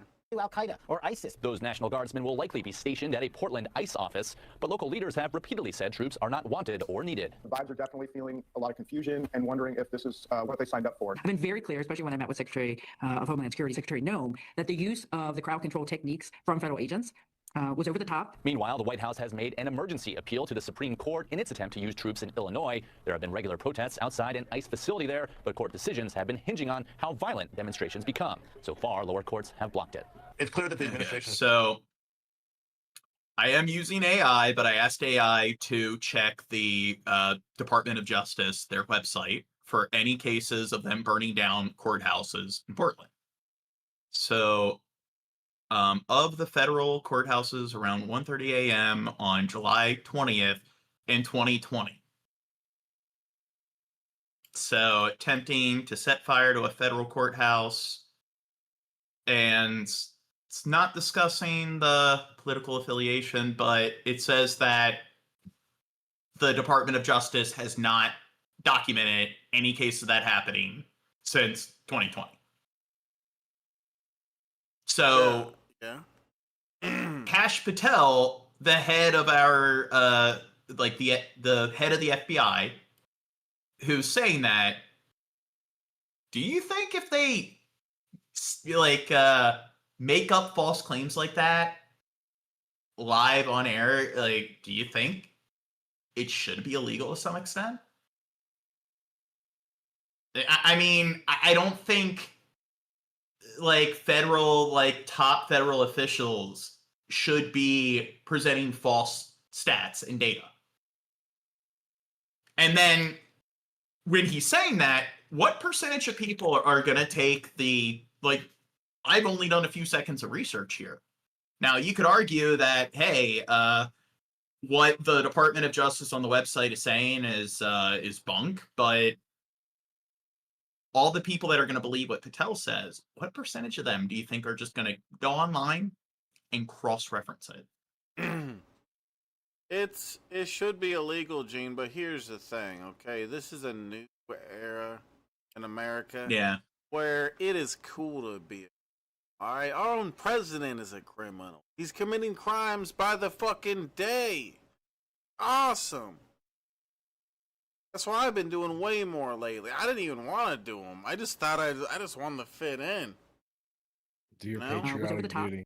Yeah, doing my Meanwhile, the White House patriotic. has made an emergency My patriotic duty. appeal to the Supreme Court in its attempt to use troops in Illinois. There have been regular protests outside an ICE facility there, but court decisions have been hinging on. Yeah, somebody in the chat says, I assume everything they say is a lie. Now, I don't assume that it's a lie, but I also don't assume it's a truth. So I'm just indifferent towards it, and I'm not going to treat it, or I'm not going to think that it's far more plausible to be a truth as opposed to a lie until I look into it.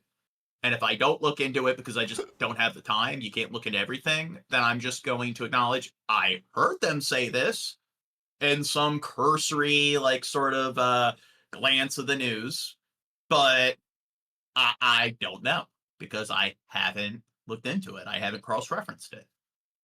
How violent demonstrations become. So far, lower courts have blocked it.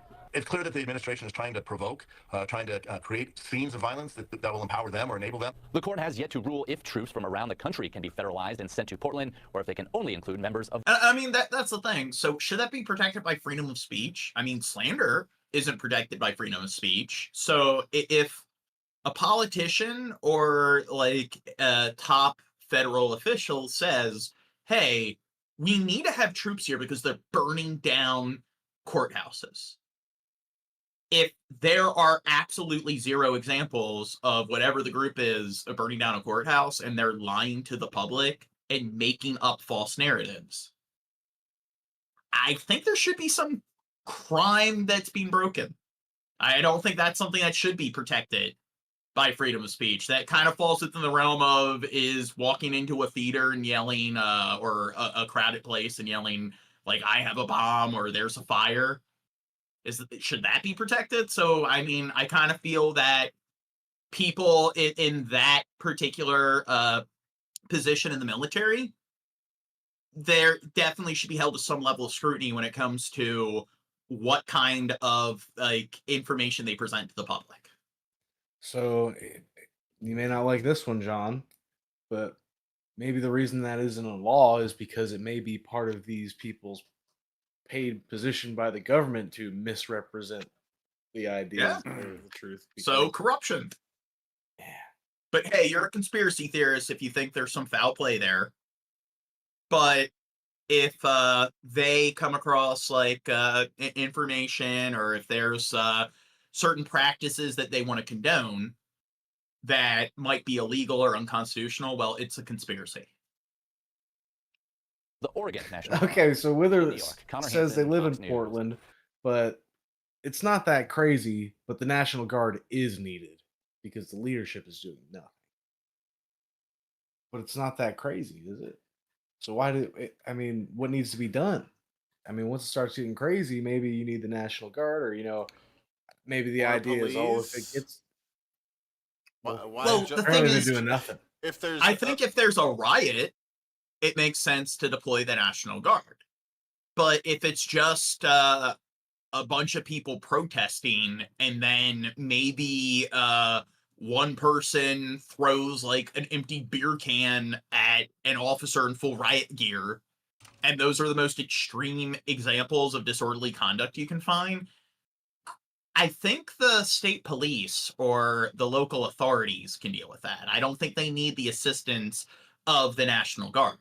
And again, it's unconstitutional because the governor is supposed to request it and sign off on having the National Guard deployed if they believe that there is some level of civil unrest that the state itself is not able to deal with. So the president making the decision without the cooperation of the state government, it is indeed unconstitutional. So All right, for more he just said that it's not that crazy, but now he says they're attacking federal officers and their buildings. That sounds kind of crazy. I thought it wasn't that crazy, which is true. Well, according to the Department of Justice, that's not happening, but I guess the Department of Justice is lying about like federal buildings being destroyed. Now by Lori Levinson, law professor at Loyola Marymount University. Professor, always good to see you, and we appreciate the time. Let's start first, if we could, with this ruling by a three-judge panel of the Ninth Circuit Court of Appeals when it comes to deployments in Portland. They essentially said that it appeared the president had broad authority to take over and federalize the National Guard in that state and deploy them. What are the implications of this ruling for the broader question in this country about how much authority the president has to send National Guard troops into American cities? Well, this decision was actually a split decision. You had two Trump appointees who said that there should be great deference to the president. And if he thinks there's a need for the National Guard, he should be able to call them out. And that when they look at what rebellion is, it's anytime people are pushing back, and they were willing to look at facts way back to what was the situation in June, which was much more volatile than it is now. Now, the trial judge in this case didn't see the facts this way. And the dissenting judge says this is absurd. Just have a handful of protesters who are outside of ICE in Portland, and some of them are wearing chicken suits or no clothes at all. So how does this become a rebellion? But to answer your question, because we have a split in decisions. In Chicago, we have the appellate court saying no, the National Guard cannot be called out. Now in Oregon, you have the appellate court saying they can be. This is going to have to go to a higher court. And initially, it might go to the full Ninth Circuit, but I do think it's headed to the Supreme Court. And speaking of the U.S. Supreme Court, as was mentioned just a moment ago, on the issue of National Guard deployments in the Chicago area, the Trump administration has filed that emergency appeal to the U.S. Supreme Court. And in that filing, one of the things that stands out to many people is what they told the justices. They said, if the president's determination is reviewable at all, such review must be extremely deferential. How do you think the administration is going to make the case that the courts, in their view, really have no role in questioning a decision that a president makes to deploy troops to U.S. cities?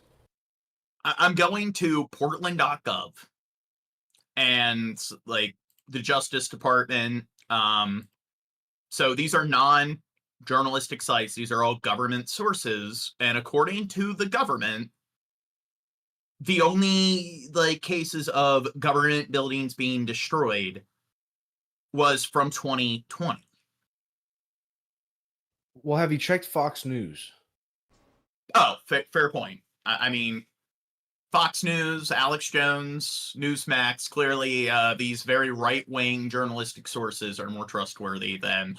And it's like, if you don't want to trust the government at all and claim that, all these government sources are lying, then why do you trust Trump?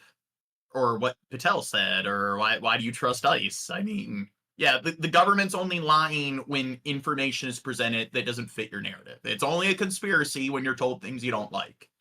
Well, one of the judges... Confirmation bias for the win. In this Ninth Circuit case took that position. Basically said it's up to the president under the statute to make those determinations of whether it's rebellion. But the other judges didn't go that direction. He said there has to be some review. The judge doesn't have no role in this at all. And the president, even if you're deferential, has to stick to the facts on the ground. So I do think the Supreme Court ultimately has to define for us, what's a rebellion? Is it any time people are exercising their constitutional rights and protesting? Does it go that far? If so, there's not many rights left. So the Supreme Court's going to have to decide, how do you look at these protests? Are they rebellions or are they protests? All right, so how quickly do we expect... Well, it's the other side that has different political views than ours that's protesting, so therefore it's an insurrection, it's a rebellion. A ruling on this emergency appeal. This is obviously centered on the situation in Chicago, but it obviously has broad implications for cities across the country. How quickly do you think the High Court is going to move? Well, we actually don't know. It's a bit surprising they haven't moved already. This was filed on Friday. It's an emergency. They could have issued an order at any time. But I do think now that they're looking at this case, they realize it's beyond this case. They can't look at the Chicago case without having the Oregon case in mind and perhaps California and all around. So ultimately, they've got to take this case. And it's a bit dicey taking it on an emergency basis because we're still going to have a trial up in Oregon about what the facts actually are on the ground. So they didn't pay very much. But with me, they were paying hundreds of billions of dollars. And again, I have a great relationship with President Xi. I expect to be able to make a... Do you? I mean, what does President Xi have to say about that? I mean, I would believe that you have a great relationship with Kim Jong-un or Putin, but I don't think Xi Jinping has said a lot of positive things about Trump. A good deal with him, and I want him to make a good deal for China, but it's got to be fair. For years, they were making $700 billion, $700 billion, and we'd be making nothing. It was a one-sided. Honestly, we built their military. We built China's military with the money that we lost for so many years getting ripped off. So now we're going to have a fair deal. I think building their military. Is he saying that it was built unintentionally and ironically? I think he's talking about taxes, like the tariffs. Them tariffing us or whatever, and us not tariffing them back. We giving them so much money. They haven't really been tariffing. They ripped us off so much. That's his line that he goes with. That's the reason he had to do tariffs, because they've been ripping us off for a long time. Well, his logic for them ripping us off isn't that they were applying tariffs, so we need to apply tariffs. It's that when it comes to us importing goods from goods and services from their country, they haven't been doing their fair share when it comes to importing goods from our country. We're going to have a very successful meeting. Certainly, there are a lot of people that are waiting for it. Maybe it won't happen. Maybe it won't happen. Things can happen where, for instance, maybe somebody will say, "I don't want to meet. It's too nasty." But it's really not nasty. It's just business, and we're going to do a good job representing you people and representing the people of our country. Thank you, Mr. President. Russia remains China's top crude oil supplier in September. Are you considering tariffs on China? Well, I mean, you read the same papers as I do, but I don't have to read the papers because I'm the one. Right now, as of November 1st, China will have about 155% tariff put on it. And I don't think it's sustainable for them, so I want to I want to be nice to China, but China's been very rough with us over the years because we had presidents that weren't smart from a business standpoint. Some were good politicians, some weren't even good politicians, but they allowed China to take advantage of us, and every other country to take advantage of us. If you see, I made a deal with the European Union, I made a deal with Japan, with South Korea, made a lot of these deals that are great deals, and I was able to do it. It's really national security. I was able to do it because of tariffs. And we're getting hundreds of billions, even trillions of dollars paid into the United States. We're a very rich country again. We'll start paying off debt. We'll do a lot of things. We'll probably make a Okay, so instances of negative or critical statements that Xi Jinping has made of Donald Trump. So this is Times of India.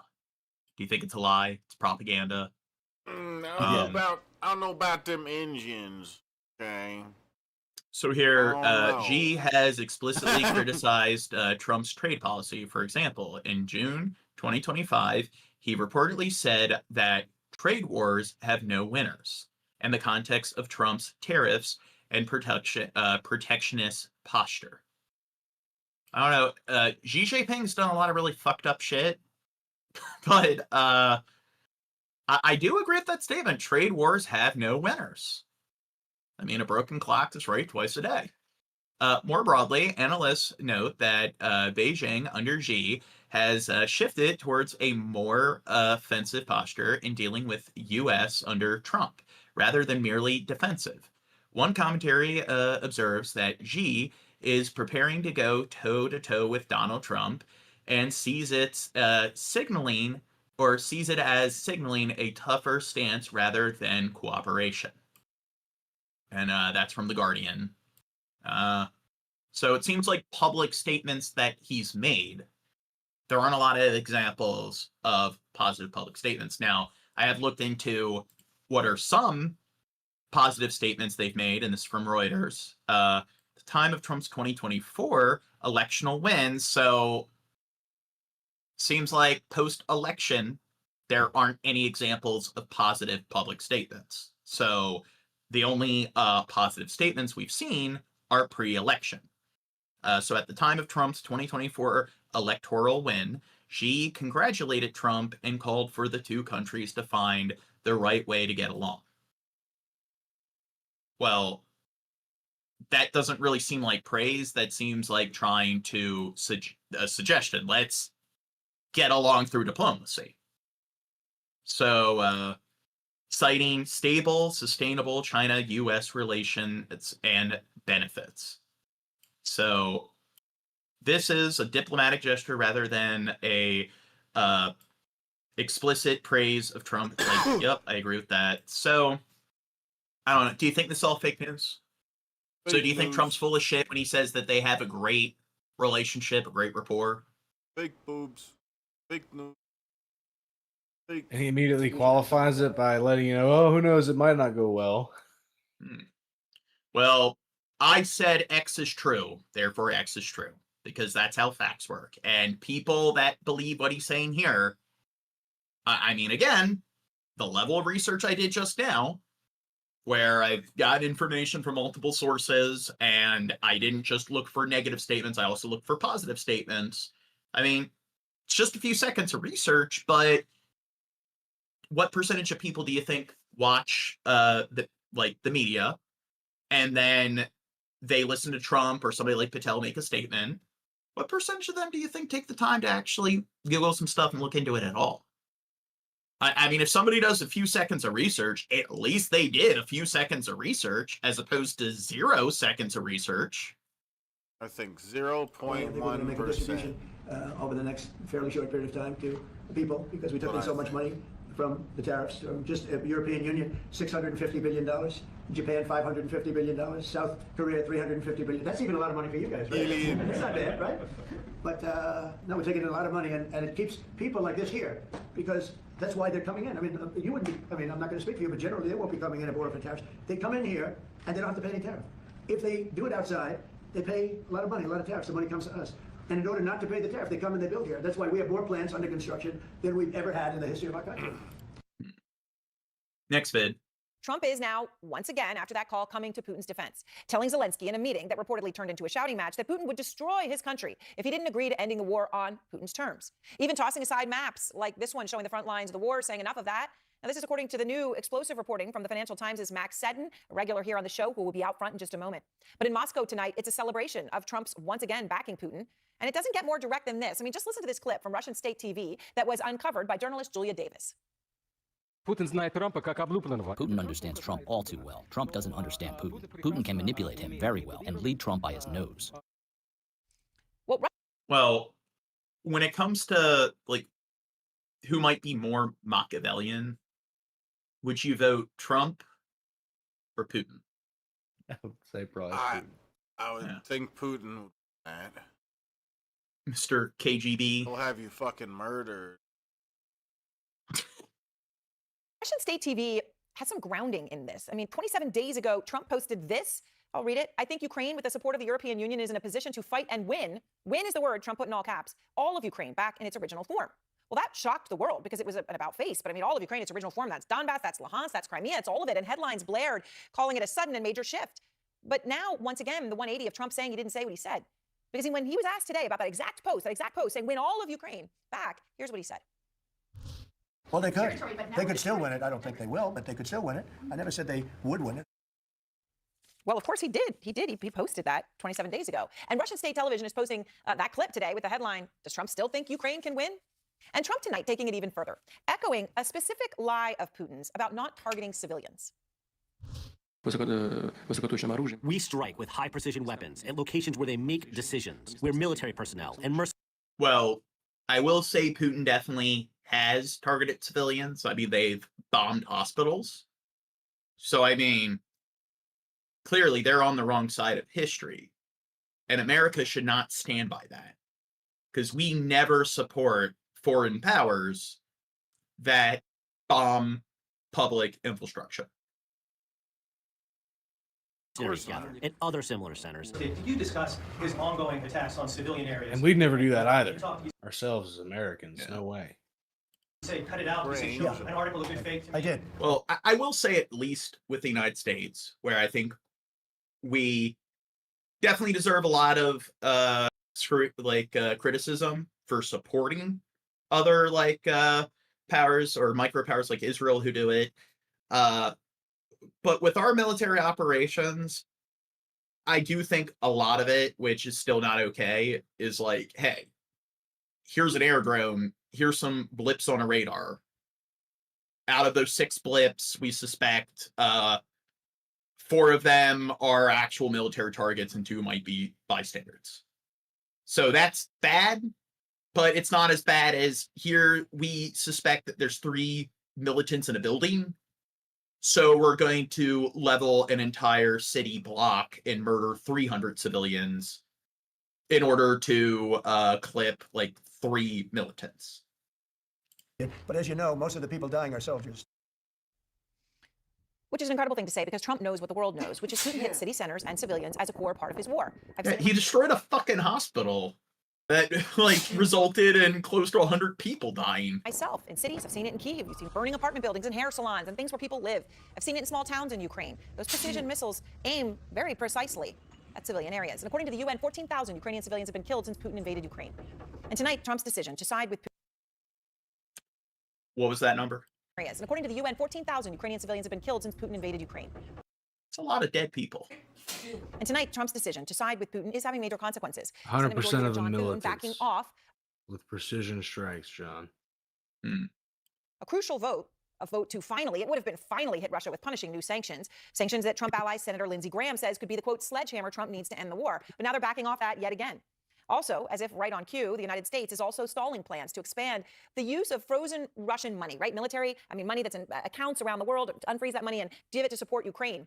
That's according to Bloomberg's latest reporting. And Kristen Holmes is out front live outside the White House, where, Kristen, I know you're talking to your sources.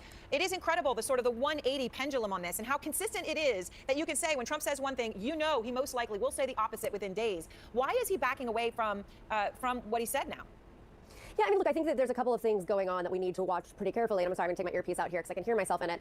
We know that President Trump, when he believes that there is a deal on the precipice, that he ends up backing away from any kind of punishment for Russia or for Putin. We've seen this time and time again. The fact that he'll say there's sanctions, he'll say he's frustrated. Then he has a conversation with Putin, and the next thing you know, they're putting everything on the table. They're tabling everything, essentially to try and get a deal. But of course, the question remains, when does that stop? Because at this point, again, I know we talked about this on Friday, we're talking about it again now, it is unclear what they believe they can get out of a second one-on-one meeting with just Putin and Trump when they already had one in Alaska and really nothing came out of it. Now, I will note that they do seem to be doing some preparation for this meeting in a way that we didn't see them doing for Alaska. We know that the Secretary of State has talked on the... Okay, so it is estimated, it's the latest death poll, and this from like UNICEF, Amnesty International, the Red Cross, which clearly all of these international aid organizations are lying. It's estimated at around 60,000 civilians, Palestinians. And it's been going on for like a year now. And the Ukraine war has been going on for 3 years. And there's been a cumulative like casualty count of like 14,000.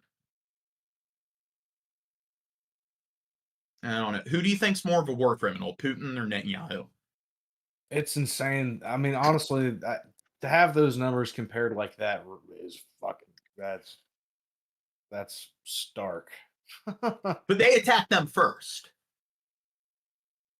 Phone with his counterpart, Sergei Lavrov, trying to kind of lay the groundwork as they move forward. They didn't do any of that when it came to Alaska, but they are raising a lot of questions here as to what exactly is going to happen. And we keep saying this is the most important thing to President Trump, but it seems clear that Putin has gotten in his ear, at least gotten in his ear after that 2.5-hour-long phone call. And I will note, it's not just about land concessions. It's not just about Ukraine and what they're doing. It's also about this idea of tomahawks. We know that Putin essentially convinced President Trump not to give over the tomahawks to Zelensky. So this has been going on for quite some time. There's a lot of people raising questions as to when is... Well, I will say, out of like the two parties to give, like, who is more deserving of something like a stockpile of Tomahawk missiles, I would rather Zelensky and Ukraine have access to that than Netanyahu and Israel.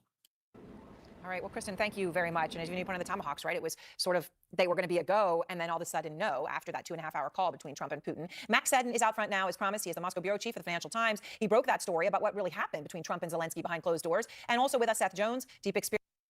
Thanks, Ben. Mr. President, the meeting with Vladimir Putin is canceled or put on hold. Do you know what happened there, and does that affect your decision whether or not to send Tomahawks? No, I don't want to have a wasted meeting. I don't want to have a waste of time, so I'll see what happens. But mommy and daddy are fighting. We did all of these great deals, great peace deals. They're all peace deals, agreements, solid agreements, every one of them. But this one, and I said, go to the line of battle, or the battlefield lines, and you pull back and you go home, and everybody take some time off. Okay, I'm thinking maybe should get to the next topic now, or the next playlist. Oh God, it's 5 a.m. So I start work in a few hours. So I guess we can go on for a couple more hours. Pull an all-nighter. Yeah. I'm sorry. You're telling us we're watching fake news when we're literally watching the words coming out of the president's mouth? I don't know, dude. This is well, fake. He's AI. It's like an Fake actor. news. It's Trump's like twin brother that has never been exposed to the public.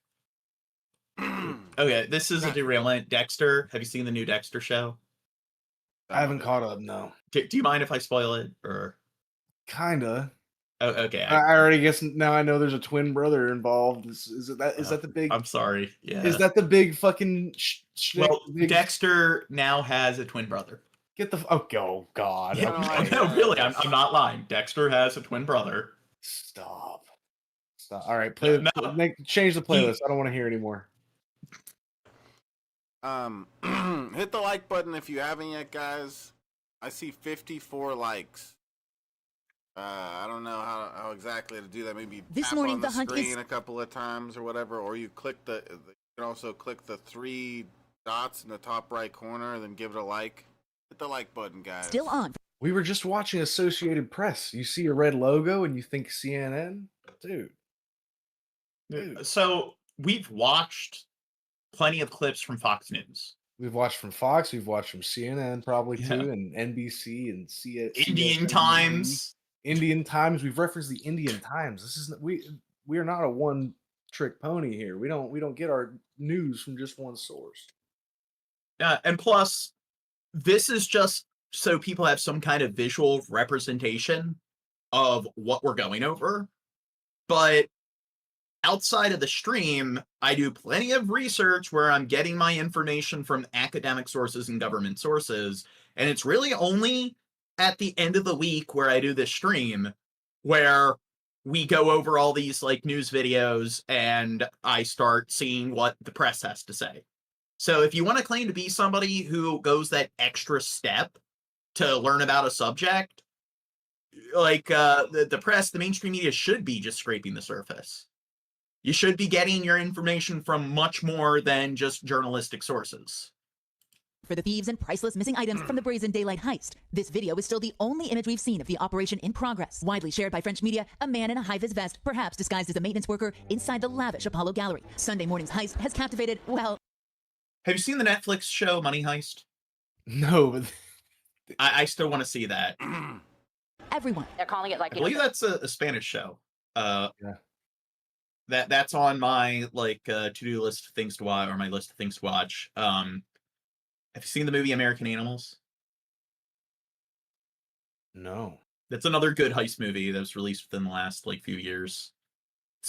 It's one of the worst heists in human. See, I'm derailing things.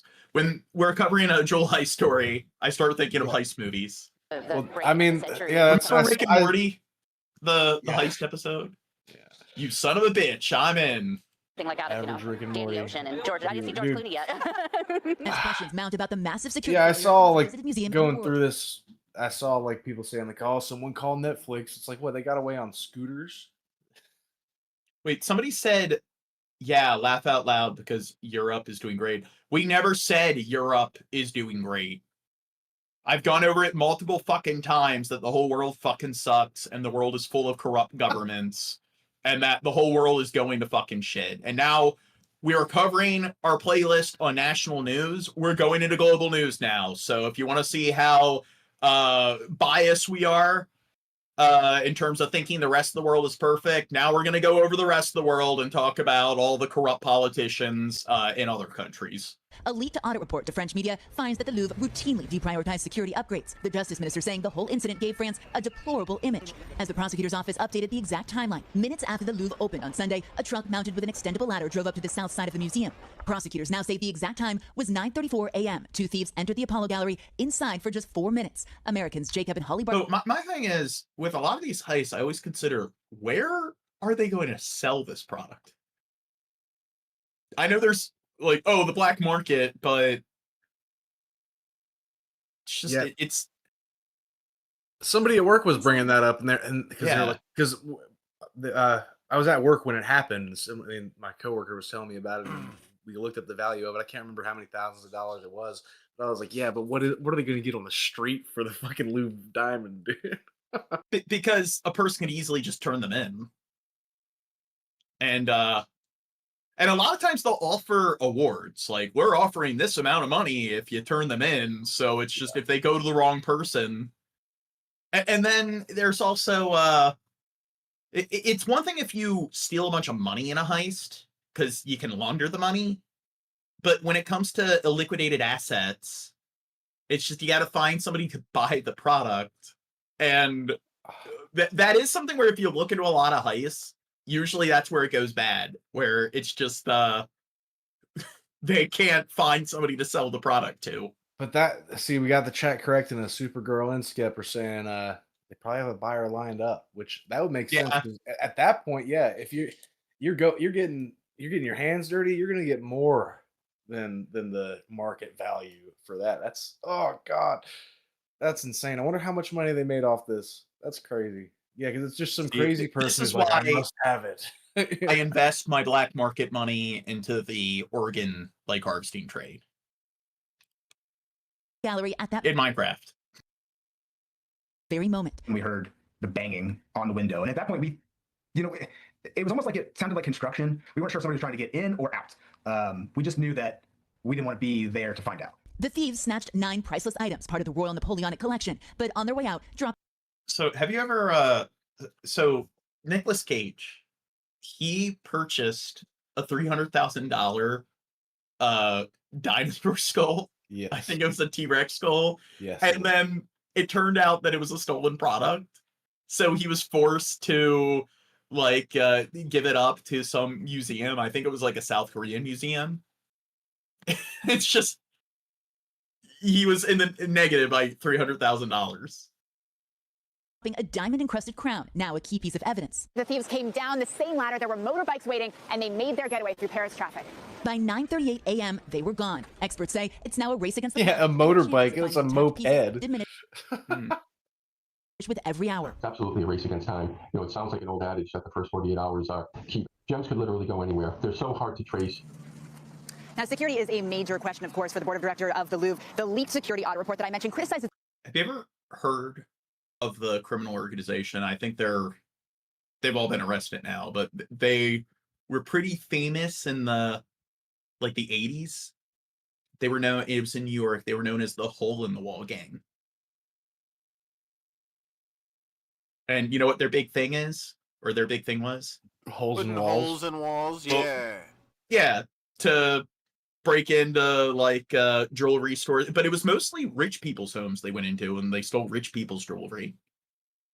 But they were really good at one of the things they did is they would do it on New Year's when there were all the fireworks, and when authorities had their hands tied. So they were really good with the logistics of what times of year to go about the heist. The Louvre for not updating security measures and actually alleges, you guys, that 1/3 of the galleries inside the museum didn't have sufficient surveillance coverage. The good news, though, the museum is set to reopen tomorrow, and that means a lot of very happy tourists here. All right. Hmm. All right, Molly, thank you very much. Well, Pierre has gone missing, and he was somebody who was recently hired as a custodian staff for the museum, and by the time they hired him, all the cameras started to not operate correctly. Hey, some people said he was overqualified for the job. Thanks for watching. Don't forget, you can catch the Today Show every. I'm sorry. I like that the poll's still here because we're still getting chats like this, and I'm gonna read it. I'm gonna read it in the inflection that comes to mind. It's the only thing I'm gonna say to you, retards, is that if you was a king, you wouldn't be having your stupid little march. You'd all be thrown in jail just for thinking it. Just a little facts. What the fuck? Yeah. If you was a king, he meant to say if he was a king, but if you was a king. All right. Anyways, thanks for coming. Thanks for your participation. Yeah. On Sunday morning are worth an estimated 88 million euros or 102 million US dollars. The Paris prosecutor investigating the incident said Tuesday, It's not ranking the about recent him theft being among. a total king. It's about him acting like a king. About him Well, doing hey, are you things saying, that he Sheb, are you shouldn't saying do. that dumb fucks are really bad at understanding analogies and hyperbole and figurative language? Yeah, he's been breaking laws over and over again. Yeah. And it's okay because, been not following the same rules that other presidents have before him. He's not gonna try to be a king. It's you're a retard if you think that's what they're literally stating. The largest high-profile museum heist in recent memory. The stolen items from the loot include a pearl tiara and corsage bow brooch belonging to Empress Eugenie, wife of Napoleon III, an emerald necklace and earrings from. So Napoleon III. I think that may have been the king during the French Revolution, but you know which French Revolution? They had two French revolutions in the 19th century, and the one second that we one. incited? What's that? Was it the one that we helped incite? Well, we didn't really help with the first one, or not We even the helped with- second. I thought. Well, the second one was the one that. Okay, maybe we just inspired it. We did well. No, what happened was you had the 7-year. Now I'm going to go through a history lecture. Oh God. Do you know what the first Cold War was? Once upon a time, I'm sure, but The Anglo-French Cold War, when Britain and France were the major powers, and the century that Cold War, the proxy wars between the two, took place was in the 18th century. So you had the War of Austrian Succession, where they were all freaking out over hey, a woman is next in line for the throne of the Habsburg monarchy. And of course, like there was so much inbred, like incest, like sort of like dynamics with all the monarchs throughout all of Europe. And then it was Prussia and the Austrian-Hungarian Empire that went to war with each other. So France and Britain decided to ally with the different parties for an excuse to go to war with each other. And of course, what ended up happening then was it resulted in a lot of instability. And then that led to the 7-Year Wars. And then that was known as, like Winston Churchill referred to it as the First World War. And what ended up happening was Prussia and Austria-Hungary went to war again. Russia allied with Austria-Hungary. Then France and Britain used it as an excuse to go to war with each other. And the French and Indian Wars took place during the 7 Years' War. So then you had all the Native American tribes in Britain, where the Cherokees allied with the British and the French allied with a bunch of the other Native American tribes, most of them allied with the French.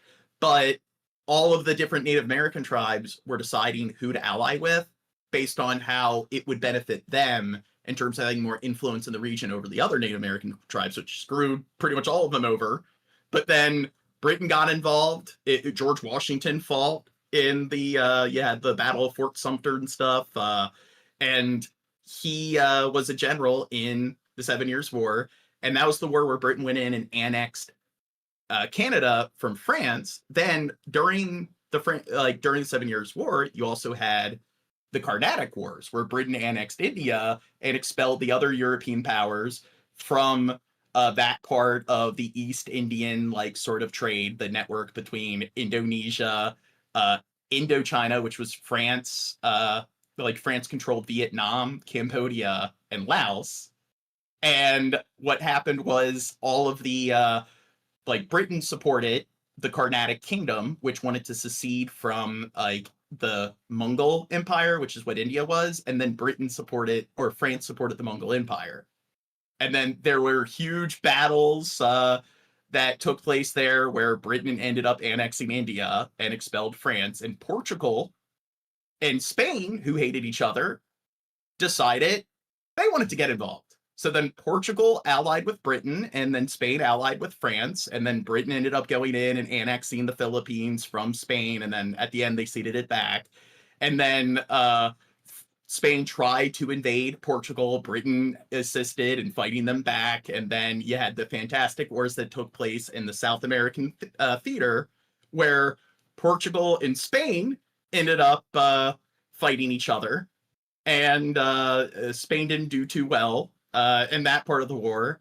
And of course, Prussia expanded, it annexed a bunch of territory from Austria-Hungary, and they had some pretty bloody wars with battles with Russia. But one of the things Britain did is they engaged in maritime attrition, where their frigates, their fleets, would sail around the Atlantic and shell different Spanish and French colonies. And they decided to fight in all the coastal regions with their African colonies. So they had battles over Nigeria and South America or South Africa. And that was the war where they kind of pushed the Dutch out of South Africa. But that war bankrupted most of the European powers. So then they start taxing the hell out of all their American colonies. So then that led to the American Revolution and the Mexican Revolution and all the revolutions in South America. So France decided to get back at Britain for annihilating them in the French or in the 7 Years' War. So then France supported America, which bankrupted France, which led to the French Revolution, which led to Napoleon taking power, which led to the Napoleonic Wars, which was another global war where there were battles all over the planet. And yeah, you gotta love it. Well done. Well done, Yeah. John.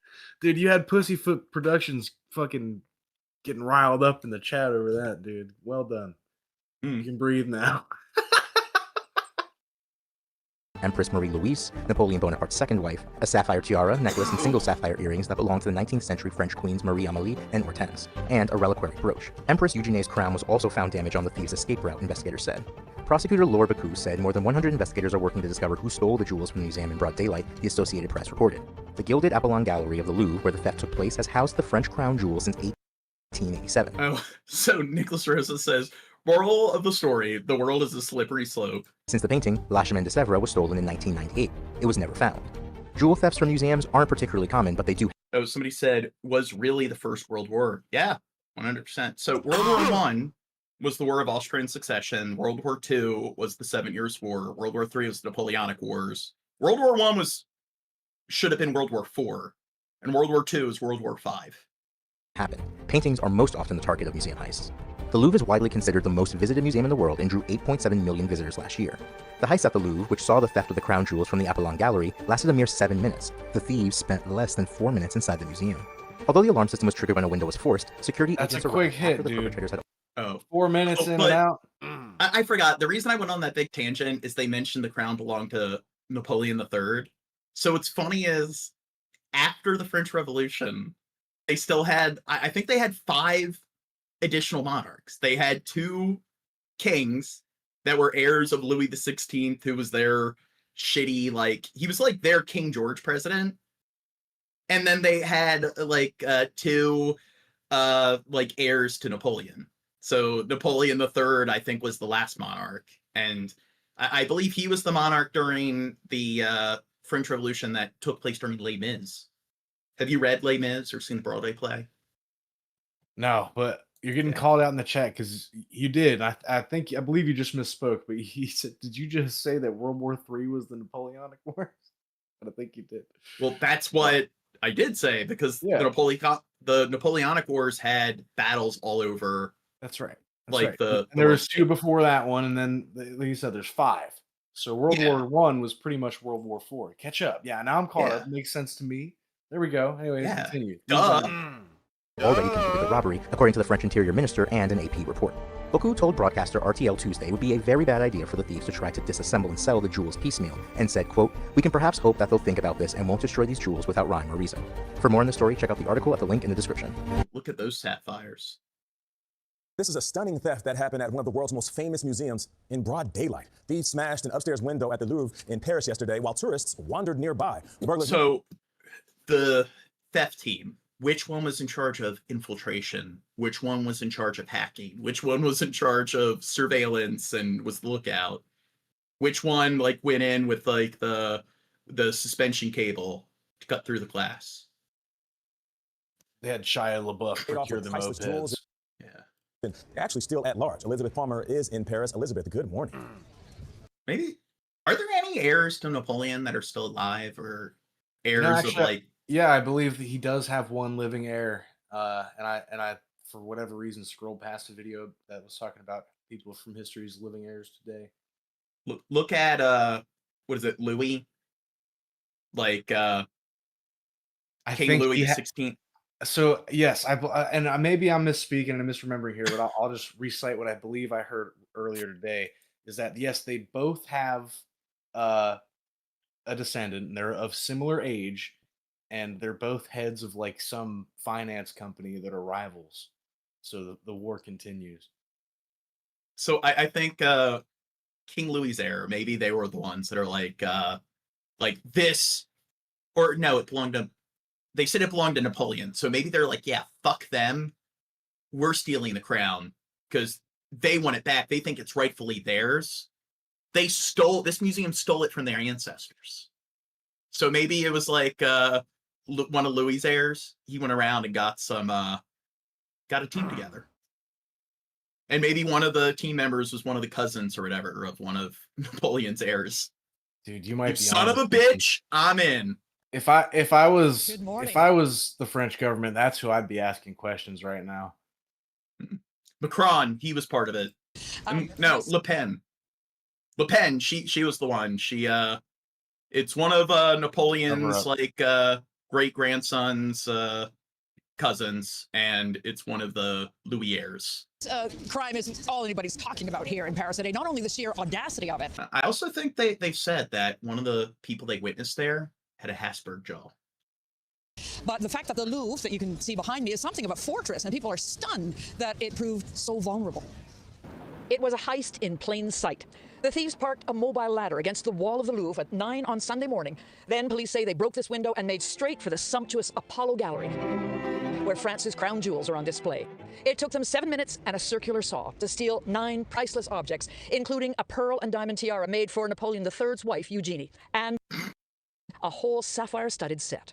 David Chanteron is an art historian who's worked in the Louvre. What will the thieves do with the pieces they've robbed? It's very difficult to know what's happened after this moment. It's possible, he says, the robbery was a special order for a private... Now, was Napoleon III that bad? Because their economy couldn't be that, like, shit, because Jean Valjean in Les Mis, he became a factory owner and was able to become a wealthy entrepreneur, despite being arrested for a loaf of bread. Collector, but more likely the treasures will be broken up and the gems sold. All that is, except this crown. The robbers dropped it in the street as they made their getaway. Wasn't the glass in the display cabinets That's a big somehow? fumble, dude. I'd want the crown. If I was the fucking buyer and you didn't come back with the crown, I'd be very unhappy, John. Motherfucker. The difficulty. Incredibly, he says, it wasn't. After the robbery, tourists were ushered to the exits. Many disappointed not to see the star attraction here, the Mona Lisa, though not Jim and Joan Carpenter from California. It's great. Wait, they stole the Mona Lisa? I don't remember that being said. And Well, they just said... I know, I heard that part. Incredibly, I didn't know the Mona Lisa was at this museum. It wasn't. After the robbery, tourists were ushered to the exits. Many disappointed not to see the star attraction here, the Mona Lisa. They just didn't get. Oh, I didn't get to see the Mona Lisa because I got kicked out. Because Okay. From California. It's great. This is our last day of a long trip, and this is the most exciting part today.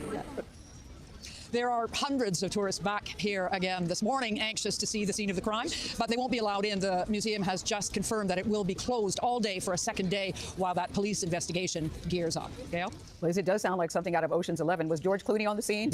Amazing story. Thank you. I wish. Yes. We are learning more about the shocking art heist at the Louvre Museum in Paris. It all happened in less than 8 minutes on Sunday in broad daylight. And the thieves, guess what? They are still on the run. Elizabeth Palmer's in Paris with the very latest. Elizabeth, good morning to you. A lot of people still can't believe there has not been an arrest in this case. Major security. Well, I thought the Mona Lisa was in a museum in Italy. I mean, wasn't Leonardo, da Vinci, wasn't he Italian? Security breach. I think so. Look at France stealing, artifacts from Italy. Yeah, we're hearing from some experts. They expect the criminals will be caught, but the jewels won't be recovered. We'll have I to wonder see. Italy helped invade them in World War II. There are many people down here at the Louvre, in spite of the fact that it's closed, but it's always closed on a Tuesday. Nevertheless, crowds have gathered to have a look at what is essentially a spectacular crime scene. The police found plenty of evidence under the thieves' ladder, including a power saw, gloves, and a walkie-talkie, as well as gasoline. Apparently, they'd wanted to burn their tools, but didn't have time. The robbers wanted France's crown jewels, priceless in historic... Wait, somebody,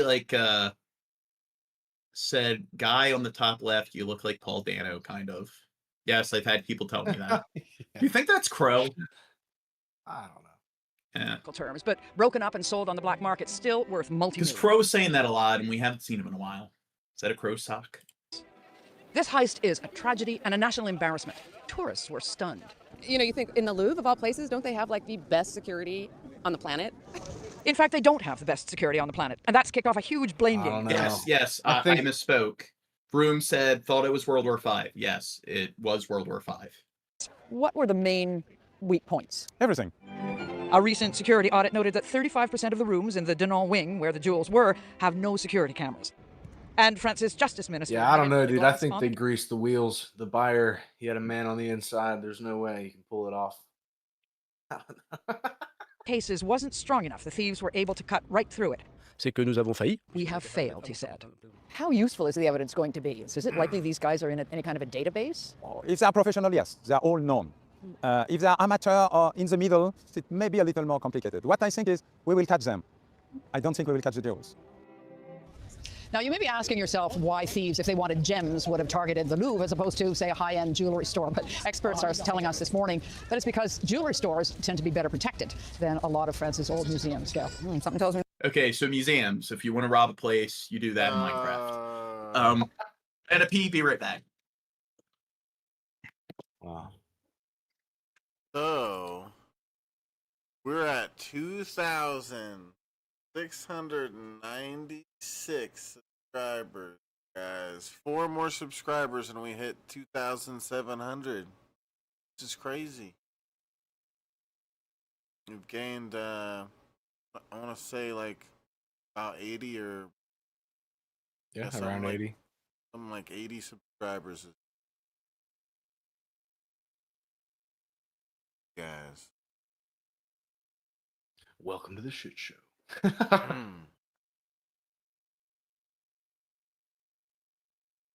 I can see the Paul Dano thing a little bit, just a little bit. Gene looks a little bit like Paul Dano. And you were wrong earlier, Maximian. Oh, okay, I like that. Yeah. Oh, he's the dude. Yeah, we said that. We were watching a movie with him. I guess it was the Riddler. The Riddler. Yeah, we were like, we thought it was hilarious because it looked The like Riddler. him. It's not the Riddler, but now that you said that, I can't think of what the fuck it was actually called. It was Yeah, I don't know. I just saw this. That's funny, said dude. Riddler. Was it Batman? Maybe he was Riddler. I don't know, but he was in another thing that was with Hugh Jackman, and we were calling him Gene in that too. But anyways, the Maximian, he said he thinks we played Crusader Kings 3. That's not the case. John likes Civ. I haven't played Civ, but I told him back in the day. So John, oh, he's not here yet. Hold on. What an idiot. John, explain to your new subscriber, the Maximian, why Civilization 6 is superior to Crusader Kings 3. So that is Crow? No, it is not. Well, that was something that Crow argued all the time. Was that Crusader Kings 3 was superior to It's another funny similarity, but earlier they said because somebody said something about Civ in the chat, and then he said, "I knew you guys played CK3." So it's another funny coincidence. Okay, that's an extreme coincidence that they mentioned Paul Dano and that Civ 6 versus Crusader Kings 3. Nonsense. I don't know. I somehow doubt it, but That's going to change. Elizabeth Palmer in Paris, we thank you. We are joined by a former special agent with the FBI's art crime team, Dave Bass. He is the co-founder of the Art Legacy Institute, which works to safeguard artistic legacy. Dave, good morning. I have to start you off. I mean, this is obviously a very stunning heist. It feels like it's out of a movie. You have been to the Louvre. So what does the security look like there? Well, certainly the security there is very complicated. It's a massive, anyone that's been there immediately knows that it's a massive museum, and certainly it's one of the most challenging museums in the world to have a secure area. Dave, what happens to these jewels now? So that's a great question. You know, a lot of people's main concern, and my concern is. Do you think maybe they should have like a GPS tracking device embedded and like in the crowns and everything? Maybe there is, and they just didn't tell anybody. They need to make like a little mini electromagnetic like sort of pulse in case there are tracker chips. Yeah. No, I think. See, I got things figured out. I think the argument against that would be you wouldn't want to make any alterations to an artifact, but I think in the instance of trying to conserve them, it may be fine to put a small tracking device somewhere out of sight on the thing. Moving on. Is that it's going to be taken apart, potentially melted down and split up. I remain optimistic, however, that it's going to be maintained together, kept together, and that we might be looking at some sort of ransom scenario or negotiation scenario. I think that would be the best outcome, because obviously in any of these types of cases, your primary concern, in addition to catching those responsible and holding them accountable, is the safe return of that cultural property. Based on your expertise, I mean, we heard a little bit from French authorities over the past few days and in Liz's piece. How would they be going about investigating this? So this is just like any major crime. It depends on large Okay, let's get in the next story. I think we've talked about this heist. Yeah. Or maybe wait, is the let's say talk to the chat. There's a bigger black market for fake art. Yeah, weird because they changed it where everybody's in the chat, like their name is their at.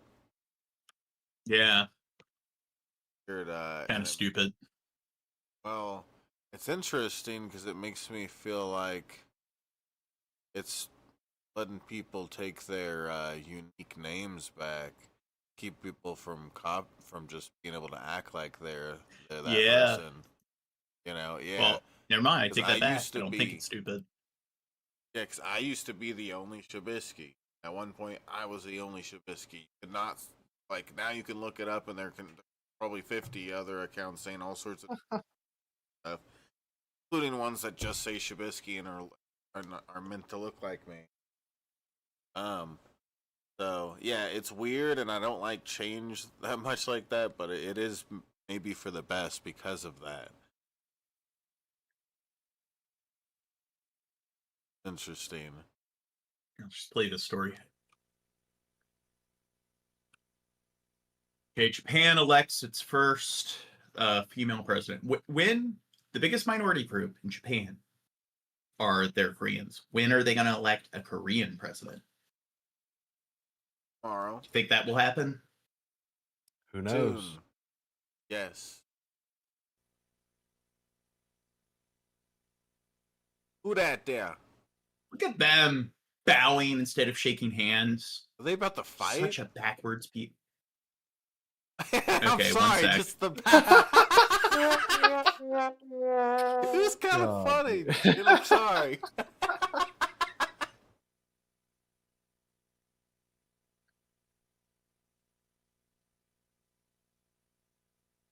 They not know what the fuck audio is?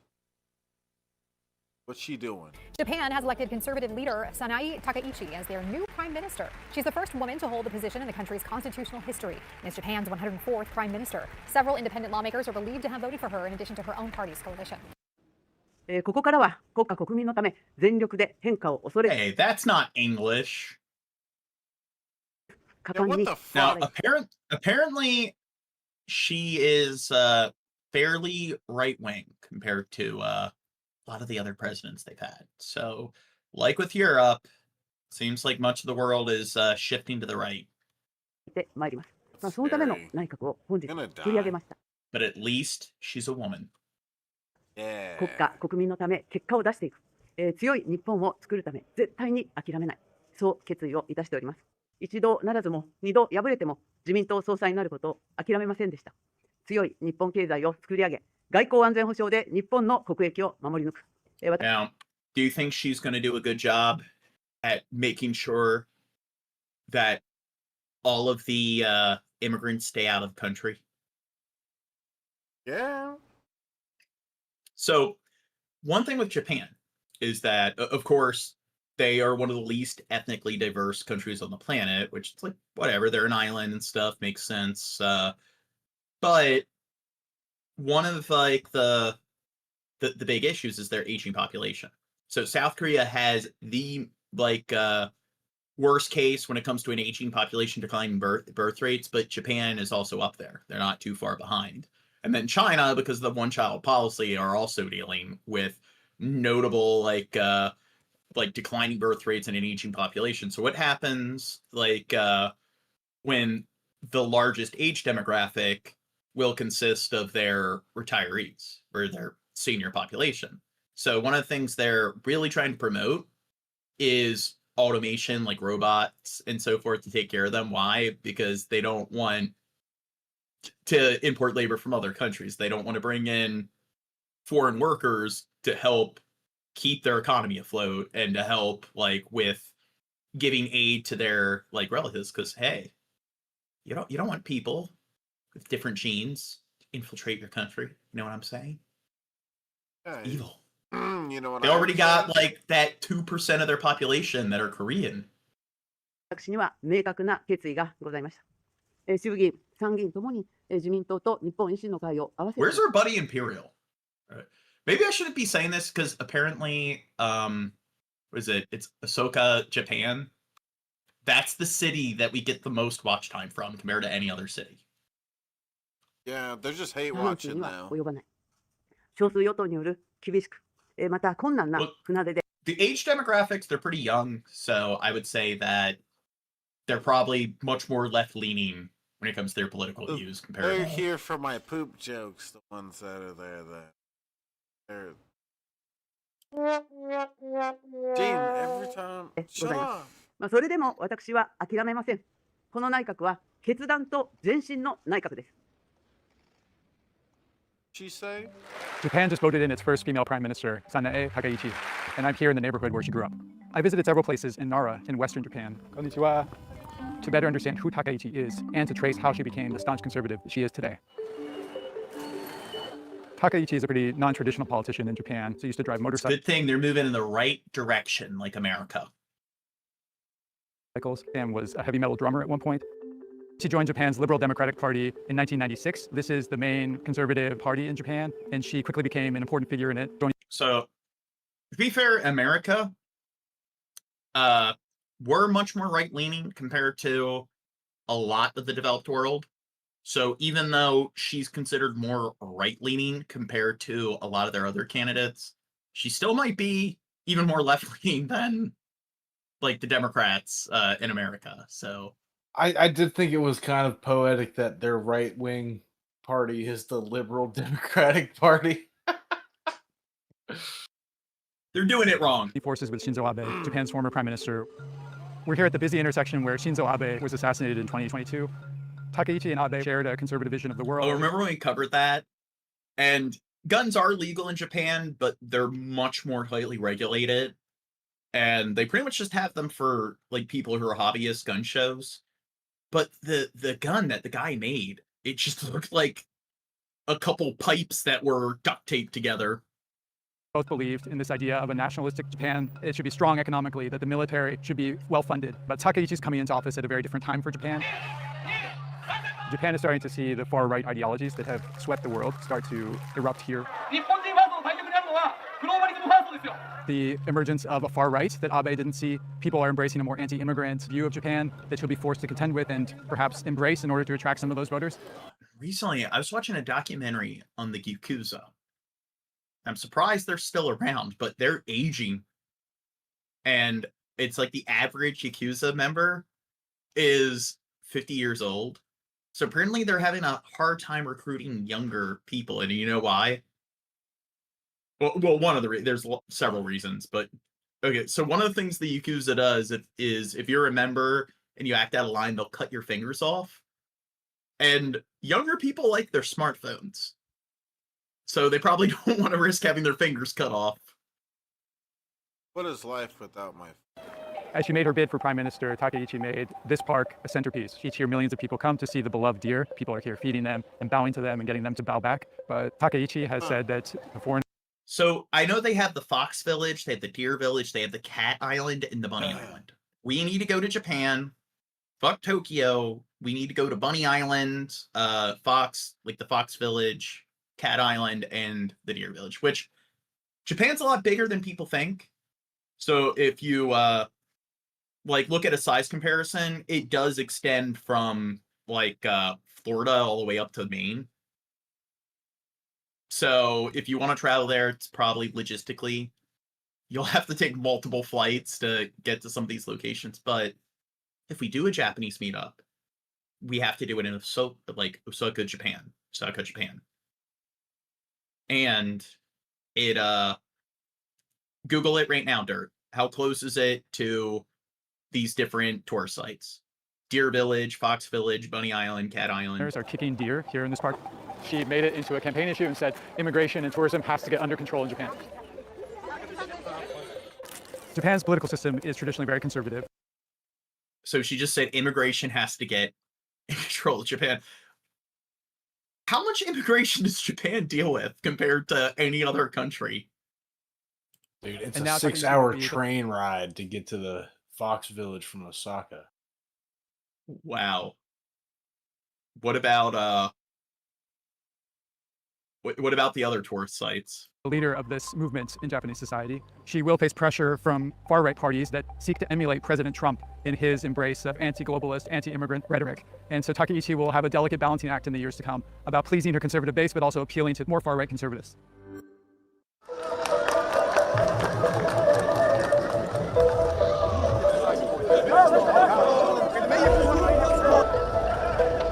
Russian expats, so that's what Japan's dealing with?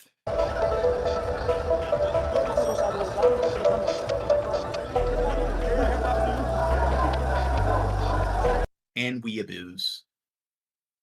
Okay, I am more suspicious of that being Crow.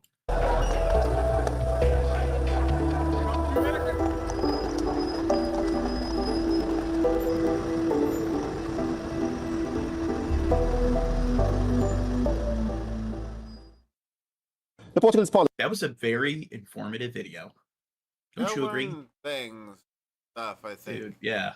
They went into extensive detail about all the politics there. Parliament has approved a bill to ban face veils, and this in a move proposed by the far-right Chega party that targets burqas and niqabs worn by Muslim women in public spaces. So this is going on in France and Italy. So as you can see, France, Germany, a lot of European states are shifting more to the right.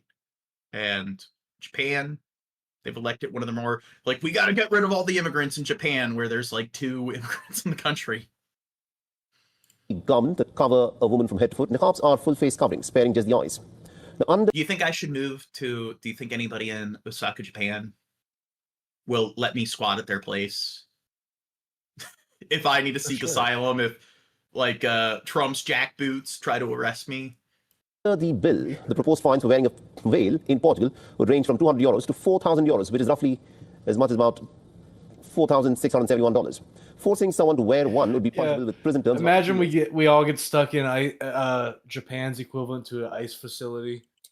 We're just detained there for years. Like, hey, what the fuck? What makes you think we're illegal? I was born in Japan, bro. However, the bill also proposes some exceptions where face veils would still be allowed in aeroplanes, diplomatic premises, and places of worship. Now, if so, what's your opinion here? Do you think the kind of freedom of speech and expression any country should have? Do you think this is definitely violating any basic right that you should expect globally? Yeah. Woman. Wow. God, Chef. One sec. God, Chef. It was funny, G. It was. Well, my thing is, I'm not going to lie about the fact that I think the full body coverings, there is a lot of sexism behind the history there.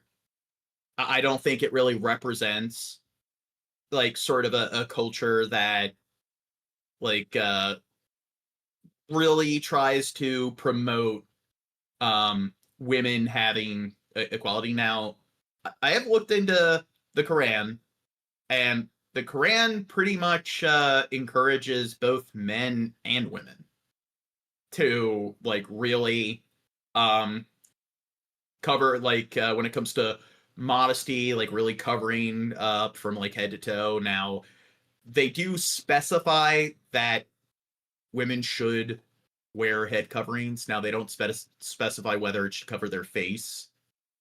So, and of course, like with Judaism, it's yarmulkes are supposed to be a skull cap. It's because God's not supposed to see the top of your head. And it's also, it is common for women like who are Jewish to wear headscarves because, again, you're not supposed to see the top of their head, which I think's kind of stupid, but whatever. Here, like it still was customary before Islam was even a thing in Middle Eastern countries for them to wear lots of layers of clothing. You know why? Protect from the sun. Yup. because a lot of arid desert regions. So my thing is, it's like somebody wants to wear like the hijab to represent their religion, like whatever. I don't think that's too outlandish. I mean, head coverings, I wear a beanie all the time. Who the fuck cares? But I will say, is it their right to dress wearing like the burqas and the full body coverings? Yeah, but I'm still not going to be dishonest and say that it doesn't have like a sexist history. Signed into law, this controversial bill by the far-right party would follow other European countries that have gone around banning face veils, including France, Austria, Belgium, and the Netherlands, which already have full or partial bans. Now, recently, Italy had proposed to ban the burqa in public places soon after the ruling parties advancing the bill to support this measure. In April 2011, France had become the first European nation to implement a ban on hijab. Okay, so somebody's saying I'm in Pakistan right now and not everyone covers up. We never said that everyone covers up. We're well aware that it deviates pretty significantly throughout the Middle East. I know Pakistan technically isn't in the Middle East, but we're well aware that there's a large spectrum.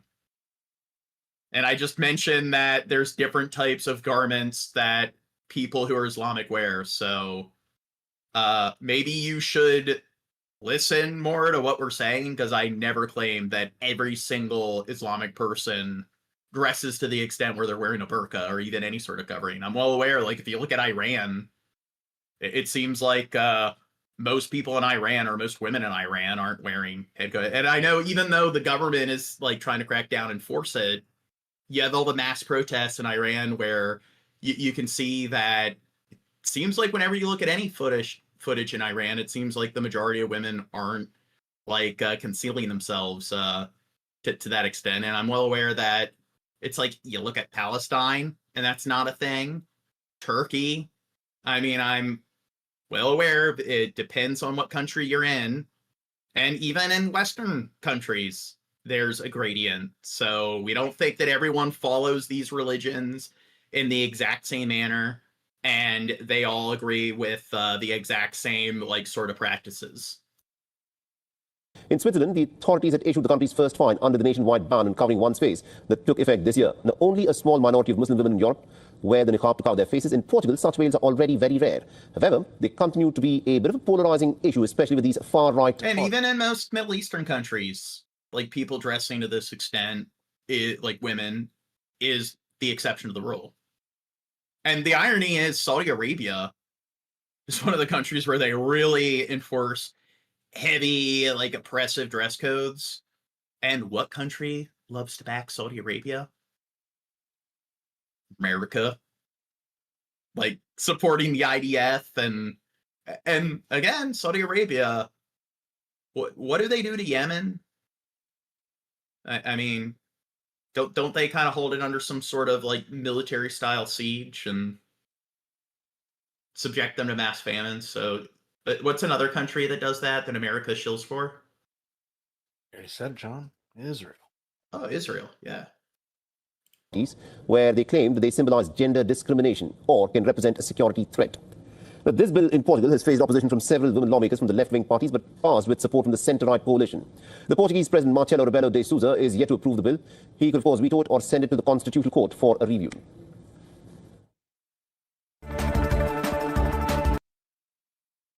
In 2011, French officials estimated that only around 2,000 women from a total Muslim population estimated at between 4 and 6 million wear the full face veils that are traditional in parts of South Asia. It's France which gives us the right to be practicing Muslims. It's secularism which guarantees that right. So no, I'm staying in my country and defending my rights, and that's all. Muslim women are the ones primarily targeted. It's clearly a minority. How many of them actually wear a niqab? Very few, and yet we talk about it every day.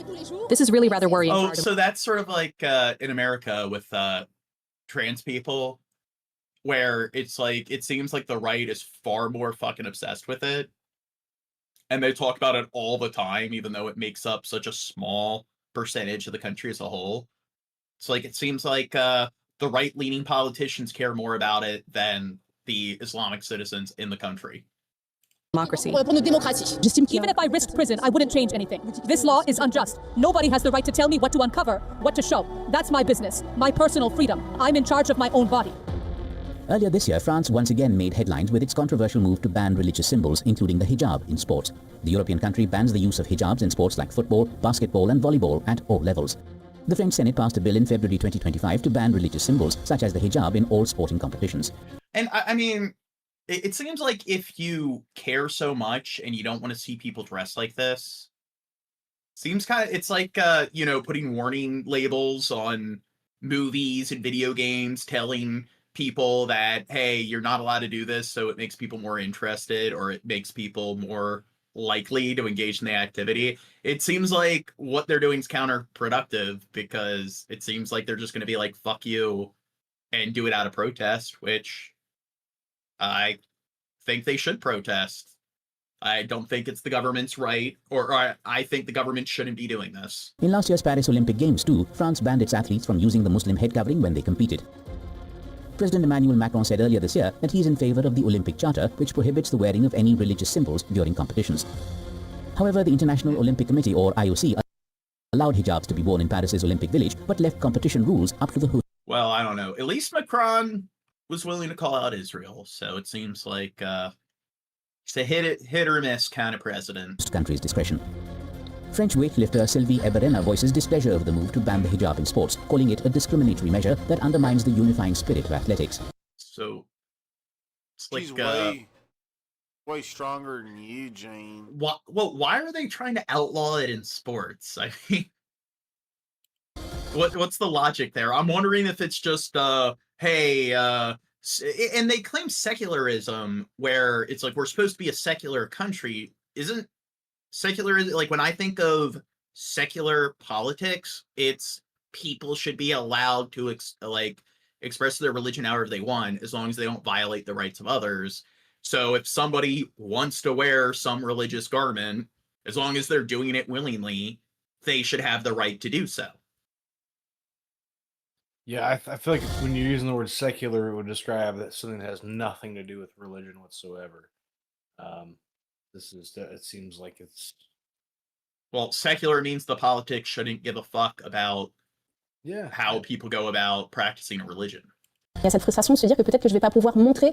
frustrating to think that I might not be able to compete, especially as competitions can represent the culmination of all your hard work. But for me, it's more than just a question of the headscarf. So are people allowed to wear hoodies? No. It's about telling women what they should do, what they can or can't do, how they should dress, how they should behave. That's why I'm speaking out. It's not just about me, it's about much more than that. It's about women in general. Wearing a headscarf fundamentally has not changed me. I didn't want to change who I was. I'm still the same person. I don't have any other ulterior motives, be they provocative, political, or otherwise. So it's absurd to hear comments like that because it suggests we have certain intentions, ones we don't have and wouldn't dream of having. France's long-standing secular model is embedded in its constitutional identity and guards a strict separation between religion and the state. This principle has led to a series of laws over the past 2 decades that restrict the display of religious symbols in public settings. In 2023, France banned students from wearing the abaya, the loose-fitting robe usually worn. Now, one thing Macron's gotten a lot of shit for is, New Caledonia, which is in the East Pacific. I think it's a Polynesian country. So they had 3 referendums. And the polls kind of showed that their third referendum, they were likely to vote to secede from France. But he scheduled to have it during the quarantine. Do you think Macron was on the right side of things there? Yeah. By Muslim women in public schools. And more recently, lawmakers have debated extending this restriction to domestic sports competitions. Is France's agenda crossing the line into injustice and discrimination? In France, all religious symbols are banned. All religious symbols, not only Islamic ones, all of them, because the state... Oh, yeah. Clearly, Yeah, so if a lady's walking around with a cross necklace, she's probably going to get put away, right? I want to start a religion, and what is it? The Mormonism, they have their undergarments. It's like, is that illegal in France? Yeah, no, I'm calling total bullshit right now because I bet if a white lady was walking around France with a big old crucifix dangling from her neck, that nobody's gonna give her shit. But that's a religious symbol on display. I don't think it should apply to clothing. The point is, what if somebody gets like a tattoo of like some kind of metal Jesus and and they walk around shirtless with that tattoo of Jesus. Is that okay? They'll have to flay that part of their skin off.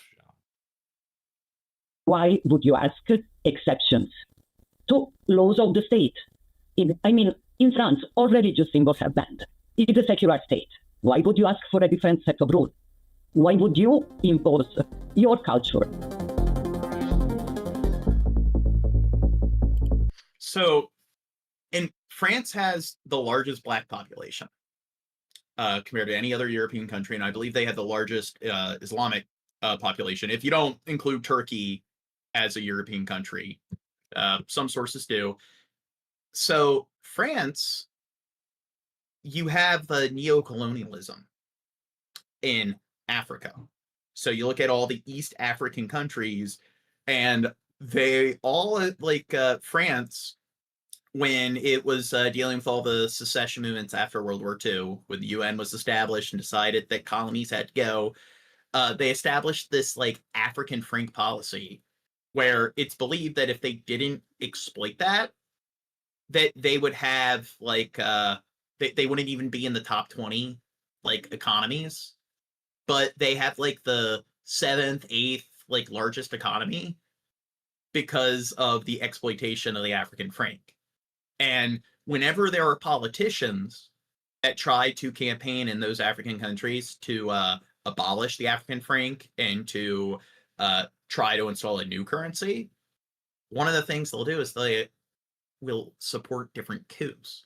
So France, if you look at their version of the CIA, their intelligence agency, they do engage in a lot of meddling. And it's like, it's crazy because, yeah, of course, America and during the Cold War, like the Soviet Union, even today, I know the KGB isn't a thing, but you had all of those sort of like the Contra affairs, all those like little invisible saboteur battles across the sea where they would try to have agents help support different coups or support assassinations against political leaders. France is definitely up there, one of the top 5 countries to engage in that sort of espionage. And who loves to back France? America. And the United States has troops in those countries supporting France. So France has one of the strongest militaries on the planet. And I've gone over this time and time again. So it's like you got the big 5 military powers. You got the US, China, and Russia. But then France and Britain have, I think they have more military bases overseas than China or Russia. They're some of the only countries that have nukes. So they're both nuclear powers. All those 5 countries I mentioned all have vetoing power in the UN, and China will use its vetoing power to prevent Taiwan from being recognized as a UN member state.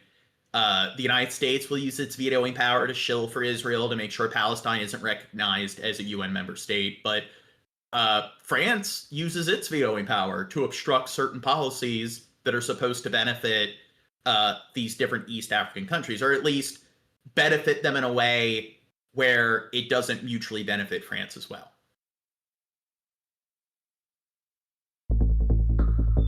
Switzerland's ban on facial coverings in public took effect. Again, America sucks. But I also acknowledge that all those other major powers, the big 5 powers, they all suck. On the 1st of January, anyone who unlawfully flouts the prohibition faces a fine of up to 1,000 Swiss francs or $1,144. The move ignited heated discussions about religious freedoms, security, and cultural identity. So why has Switzerland banned face coverings? The Swiss people narrowly voted in favor of banning face coverings in public, including the burqa and niqab worn by Muslim women. After the referendum, the Swiss parliament's final legislative passage Okay, so it's also Switzerland. To the ban on face coverings came in September 2023. It was only in November 2024 that the government said the prohibition would come into effect from January 1st, 2025. People in Switzerland are given a direct say in their own affairs under the country's system of democracy. They are regularly asked to vote in referendums on various national or regional issues. The proposal to ban face coverings was campaigned with slogans such as "Stop." So, in Italy, they've been establishing a lot of like anti-immigration policies, and you know what their argument is? Italian or ethnic Italians, the Italian race is going extinct. And it's just, if you don't care about race, then why would you care about that? It's like eventually, like within a few hundred years, there aren't going to be any like pure fucking like races. Like people are gonna like have enough fuckery amongst like races where like we're all gonna be mixed breeds. So who the fuck cares? If you're not a racist, you don't care about somebody's race. Then Not if the right wing of the world can do anything. Oh, yes. Extremism. Although We need to make sure to keep like more barriers in place to prevent people from having slightly different like pigmentations in their skin from mating with each other. I will say, look at that propaganda. Like again, I agree, John, that you know it is it does have, I believe, sexist origins and connotations. You know, having the women cover up. But there's plenty that do it on their own volition. I think, and when you asked me about this before, what I said was, I think, you know, a law that states that no one can force them to wear the covering is fine, but there shouldn't be a law saying you can't do it. I mean, I as a person who enjoys freedom, and I think, you know, religious freedom is a good thing. I can't. I think a woman should have a right to wear her spiritual garb if she wants to. Somebody says y'all need to go to bed. Well, I have to work in a few hours, so I'm not going to bed tonight. I'm pulling an all-nighter. It was widely seen as the burqa ban. According to research by the University of Lucerne in Germany, almost no one in Switzerland wears a burqa, and only around 30 women wear the niqab. About 5% of Only 30 women. Oh my god, like clearly they really... So, only 30 women. So that means the overwhelming majority, like 99.9% of Italians probably have never been walking around, or the Switzerland, have never been walking around town and even witnessed like any of their neighbors wearing this.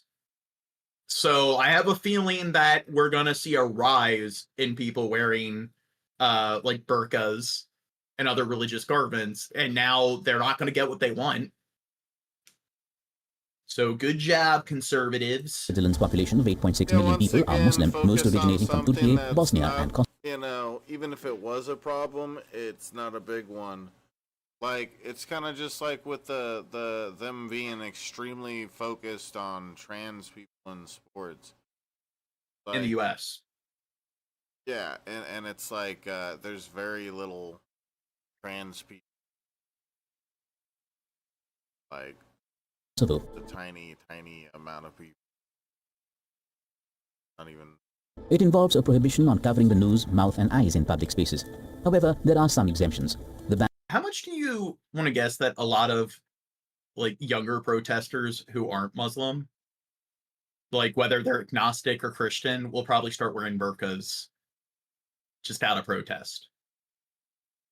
And does not apply in diplomatic. Because I can see that happening. Consular premises. Faces may also be covered in places of worship, and facial coverings remain permitted for reasons relating to health and safety. The Muslim community and human rights organizations like Amnesty International criticize the passing of the prohibition. In a statement, hey, that's one of those organizations that claims that they're shooting kids in Gaza. Amnesty International called the ban a dangerous policy that violates women's rights, including to freedom of expression and religion. Cloud Gaming makes a good point in the chat. They said, you invaded Africa, Asia, the Middle East, loot everything, started a civil war, throwing government all around the world, destabilized countries, hypocrisy at its peak. Hey, I never did that.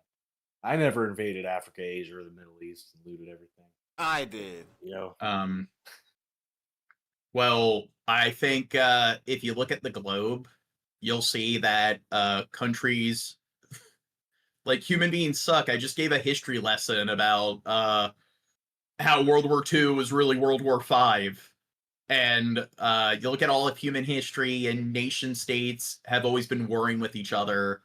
And we live in a world full of corruption. So America, I think, does meddle in foreign affairs too much. And I think that when it comes to our military, like, we do support a lot of fucked up shit. And I just went over how France definitely is at fault for neo-colonialism. But you know what? China is also guilty. So it's not just the West. It's China, post-World War II, they annexed Tibet. They annexed like East Turkestan, and you look at how they're oppressing the Uyghur people there. They annexed Inner Mongolia. So there are more ethnic Mongolians that are trapped within China, or like living in a territory that was annexed by China just very recently. China's building artificial islands in the South Chinese Sea. So in the end, we live in a fucked up world, and most of the world's governments are corrupt. And America currently is one of the big powers now that definitely is contributing to a very, very, very large percentage, but it's not black and white. You can't just sit there and point to one country. Does a move towards unity, or is it discriminatory?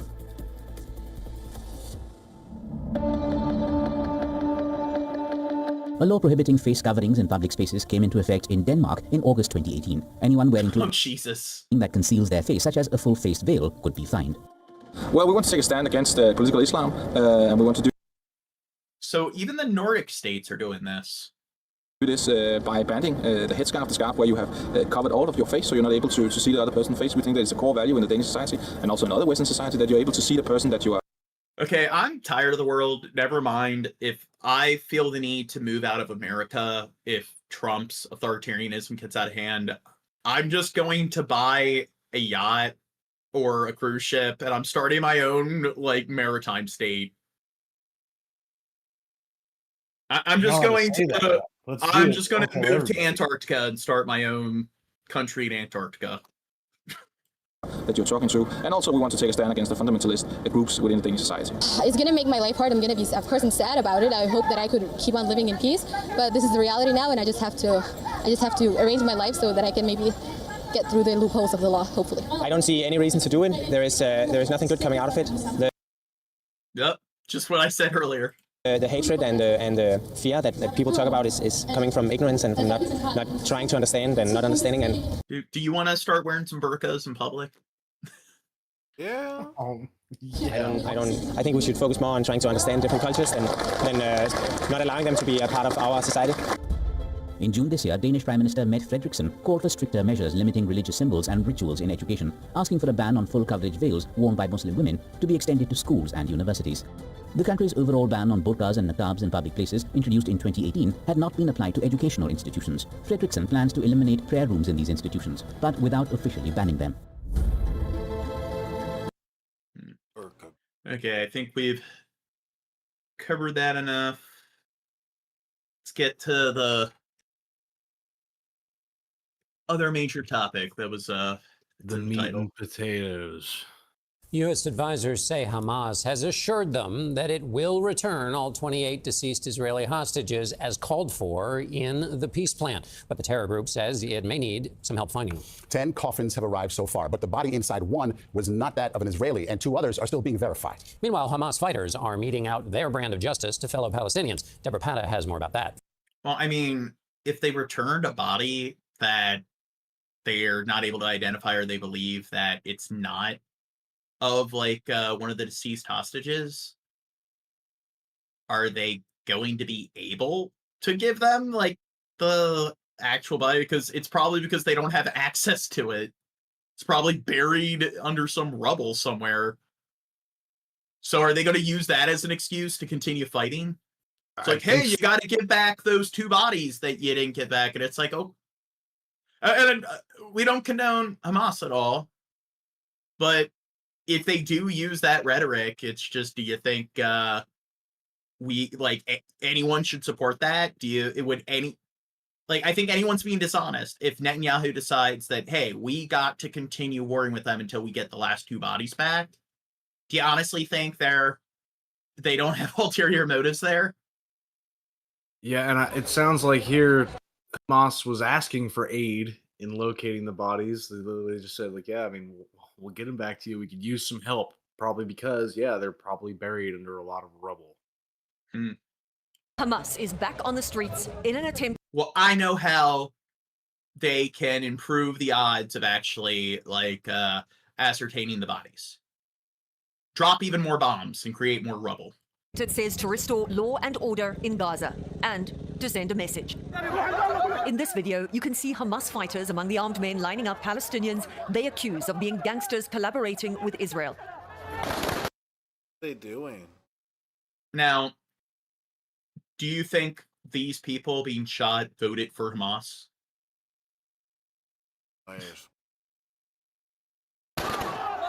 Moments later, they execute them. The disturbing images are part of a long pattern of punishment meted out. And so now that Hamas has surfaced and they're engaging a lot of, I'll say, acts of terrorism, the right-wing media is going to point to it and be like, see, this is what you support. It's like, okay, so did they not get the concept that two wrongs don't make a right? So it's just, yeah, it's okay to murder tens of thousands of civilians because this terrorist organization did some bad things. It's like, okay, it's terrible that they murdered over 1,000 people. It makes sense that you would want to go in and deal with Hamas, but there's a right way to do it, and just dropping dumb bombs all over the territory and where 99% of all those killed are civilians, a large percentage children, that doesn't make it okay. To suspected collaborators, says Israeli hostage negotiator Gershon Baskin. Hamas is killing them because they can. Hamas is a criminal organization that has ruled the Palestinian people in Gaza for almost 20 years. This is not a democratic liberal regime. We've seen clashes between Hamas and the... Who's claiming it's a democratic liberal regime? So again, it's like, hey, here's people on the left criticizing Israel for war crimes. Therefore, they must support what Hamas is doing. It's like, you can be against both. You cannot condone, like, you can be somebody who doesn't condone Hamas, who doesn't condone Israel. But hey, I guess this is too difficult for somebody to comprehend. Clearly, this is a very convoluted concept. I mean, it's all over the place. It's hard to follow. It's not something that's just as simple as you disown both sides. These armed gangs. How much of a threat is that? The IDF does not equal all Israeli citizens, and Hamas does not equal all Gazan citizens. But hey, critical thinking, what's that? Israel has empowered, with weapons and money, gangs of Palestinians who were involved in mostly illegal activities in the past, selling drugs, illegal smuggling, and they've empowered them as an alternative to Hamas. This is not... Somebody asked, and where did slavery evolve? Slavery has existed in pretty much all societies since the dawn of human civilization. There are humans we evolved, like Homo sapiens sapiens probably aren't even the first like Homo sapien species that engaged in slavery. I can probably guarantee that the Neanderthals engaged in slavery. We probably evolved. Do you think Homo habilis engaged in slavery? Yeah. There's no telling, John. There's no telling. Hey, well, it's the fault of the other Homo sapien species we evolved from. They were a bad influence. Sustainable. President Trump had this to say. They did take out a couple of gangs that were very bad, very, very bad gangs. And that didn't bother me much, to be honest with you. The U.S. peace deal calls for an interim governing body headed by President... Somebody said, I think it evolved in Egypt. No. Look up the Indus Valley people. Look up, like, the different Mesopotamian states. Literally every society in, like, ancient times in, like, the Middle Ages had slavery. Trump, but that has yet to be established. There is no governance in Gaza. There are no schools. There are no government ministries. There's nowhere for anyone to go to get any help. There is a vacuum of governance in Gaza right now. Deborah Patter, CBS News, East Jerusalem. Federal prosecutors have accused a man living in Louisiana of taking part in the Hamas attacks on October 7th, 2023. CBS News reporter Katie Weiss has more. The first person for allegedly helping Hamas in the deadly... What's that? A man living in Louisiana, part of the October 7th attacks.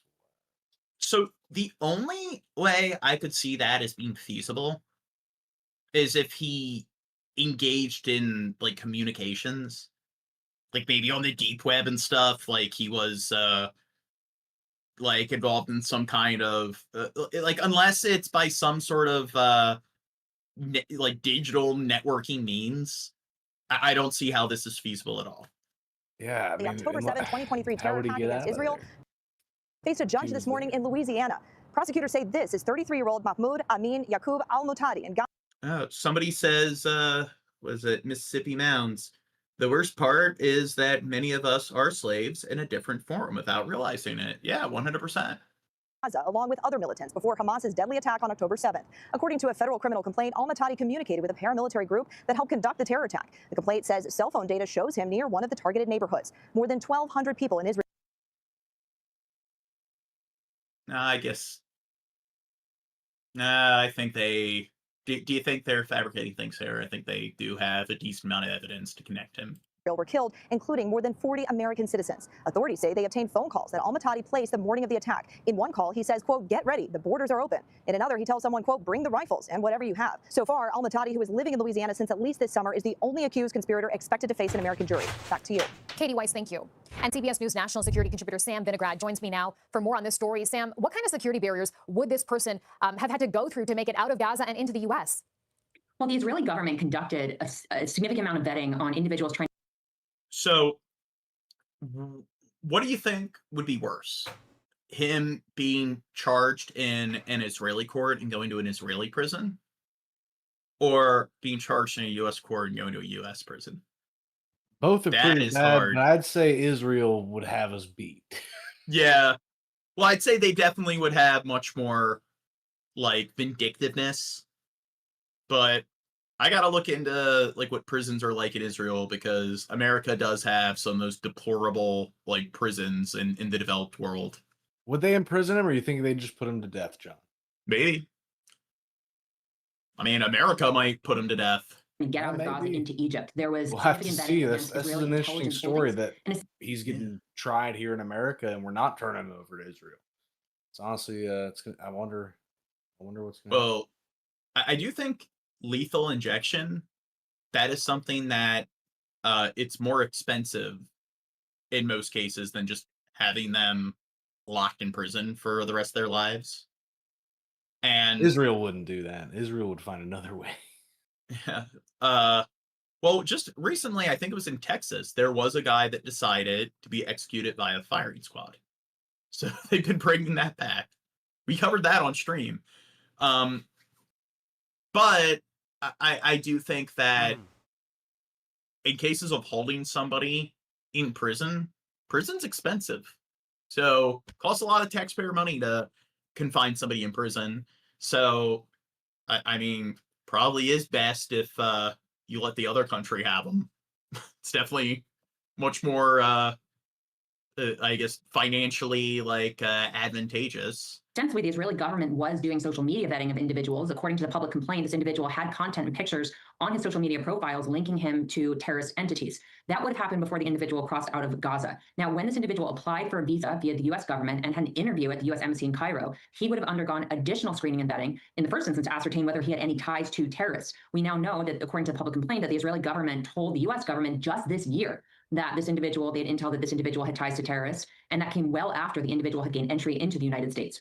Sam, I also want to ask you about kind of a fiery moment that we saw unfold live on television earlier this afternoon. The latest strike on an alleged drug vessel near Venezuela. We know now there are 2 survivors in. Okay. Next topic. Let's take you out to this live look right here. This is over communists there in Gaza. As you can see, they are doing some work to clean up some of the rubble as the war has winded down, at least for now. Now, President Trump has also issued a... They just say communists in Gaza? That's what I thought I heard too. strong warning to the Hamas terror group: stop the killing or be killed. That is, as the Gaza residents have said that many of them. So this is Fox. So when Fox News says something is communist, 99.9% of the time, it's usually not communists. Several folks have been executed there publicly by Hamas in Gaza over the days since that ceasefire took effect. Now, we also know that there are reports that Hamas has refused to disarm. So that's part of the deal here, is that they would throw out their arms. They would be done here, but that does not appear to be the case. I do want to bring in Jonathan Schanzer. He is the executive director at the Foundation for Defense of Democracies. Thank you so much, as always, for taking the time to join us here. My pleasure. All right, so Hamas has... Next vid. What a We're back here for you on Live Now from Fox. I'm your host, Mike Page. Always great to be with you as we continue to roll on. I do want to bring you some breaking news that we are following for you. The State Department putting out this warning saying the United States has... Wait, somebody says exactly after a while you start memeing and stop engaging. Well, we've been going for over 5 hours, so let's... If that's what they're talking about, I don't think they were talking about us. Oh, okay. I don't think so. Informed the guarantor nations of the Gaza peace agreement of credible reports indicating an imminent ceasefire violation by Hamas against the people of Gaza. This planned attack against Palestinian civilians would constitute a direct and grave violation. So, do you think in the past year, when Israel says that Hamas did it, what percent of the time do you think they're being honest?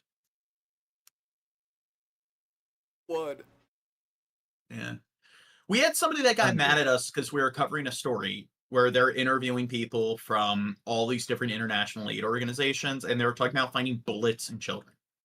And this person who's actually from Israel was like, no, Hamas was shooting all of the Palestinian kids to make Israel look bad. It's like, wow, they really get around. Of the ceasefire agreement and undermine the significant progress achieved through efforts. The guarantors demand Hamas uphold its obligations under the ceasefire terms here. So this is breaking news that we are... Oh, and recently, Israel, they dropped a bomb on a bus and killed like over a dozen civilians. Following for you right now. Also, State Department says, should Hamas proceed with this attack, measures would be taken seriously. I think that's another Hamas sympathizer. Do you think they voted for them? That's a militant right there. Yeah. Soldier. And they would be taken to protect the people of Gaza and preserve the integrity of the ceasefire. The United States and other guarantors remain resolute in our commitment to ensuring the safety of civilians, maintaining calm on the ground, and advancing peace and prosperity for the people of Gaza in the region as a whole. So, State Department as well as other U.S. agencies getting word of a possible attack that Hamas was planning to do against Palestinian civilians out in Gaza. So we aren't sure maybe if this was some sort of pre-planned coordinated attack, maybe a false flag attack to try to showcase maybe that Israel would be attacking Hamas once again, even though with a ceasefire. So it looks like the somebody in the chat says, sorry, but being locked in prison for life is very expensive and they get treated like king and queens in there. I would say in America, they definitely are not treated like kings and queens in prison. I mean, there are more male rape victims than female rape victims because of prison rape alone. And America does things like solitary confinement, which the UN has classified as a form of torture. So American prisons, like especially like supermax prisons, are really fucked up. They're cesspits of human rights violations. But I don't know 100% because I haven't looked into it. Like, that's something that I've heard people say. I don't know how legit it is, but it still is pretty expensive, at least lethal injection. So it's not the fact that they're putting them to death, it's how they're putting them to death. And why don't you Google it or do a fact check? It also depends on how long they'll be in prison. So it's a difference between like if they're a 50-year-old going to prison versus a 20-year-old going to prison. State Department uncovered this as well as other U.S. agencies. And yes, life in prison is significantly cheaper than a death sentence. The high cost of a death penalty is due to the lengthy and complex legal process, including more extensive investigations, trials, appeals, as well as longer incarceration costs while on death row. Yeah, but I know the medicines themselves are also expensive. Yeah, but the reason drugs. The reason I'm against the death penalty is because what if, like, even if there's a 1 in a million chance of somebody innocent being put to death, I'm not going to support that. So unless you can 100% guarantee that the person found guilty is indeed guilty, which you can never have a 100% like success rate there, I don't condone the death penalty. Out saying, hey, we know what you are about to do not do it, or other things will happen, and we will continue to push forward to bring a safety as well as peace deal continuing out in Gaza. So some big breaking news coming there as we are learning of this information just pushed out.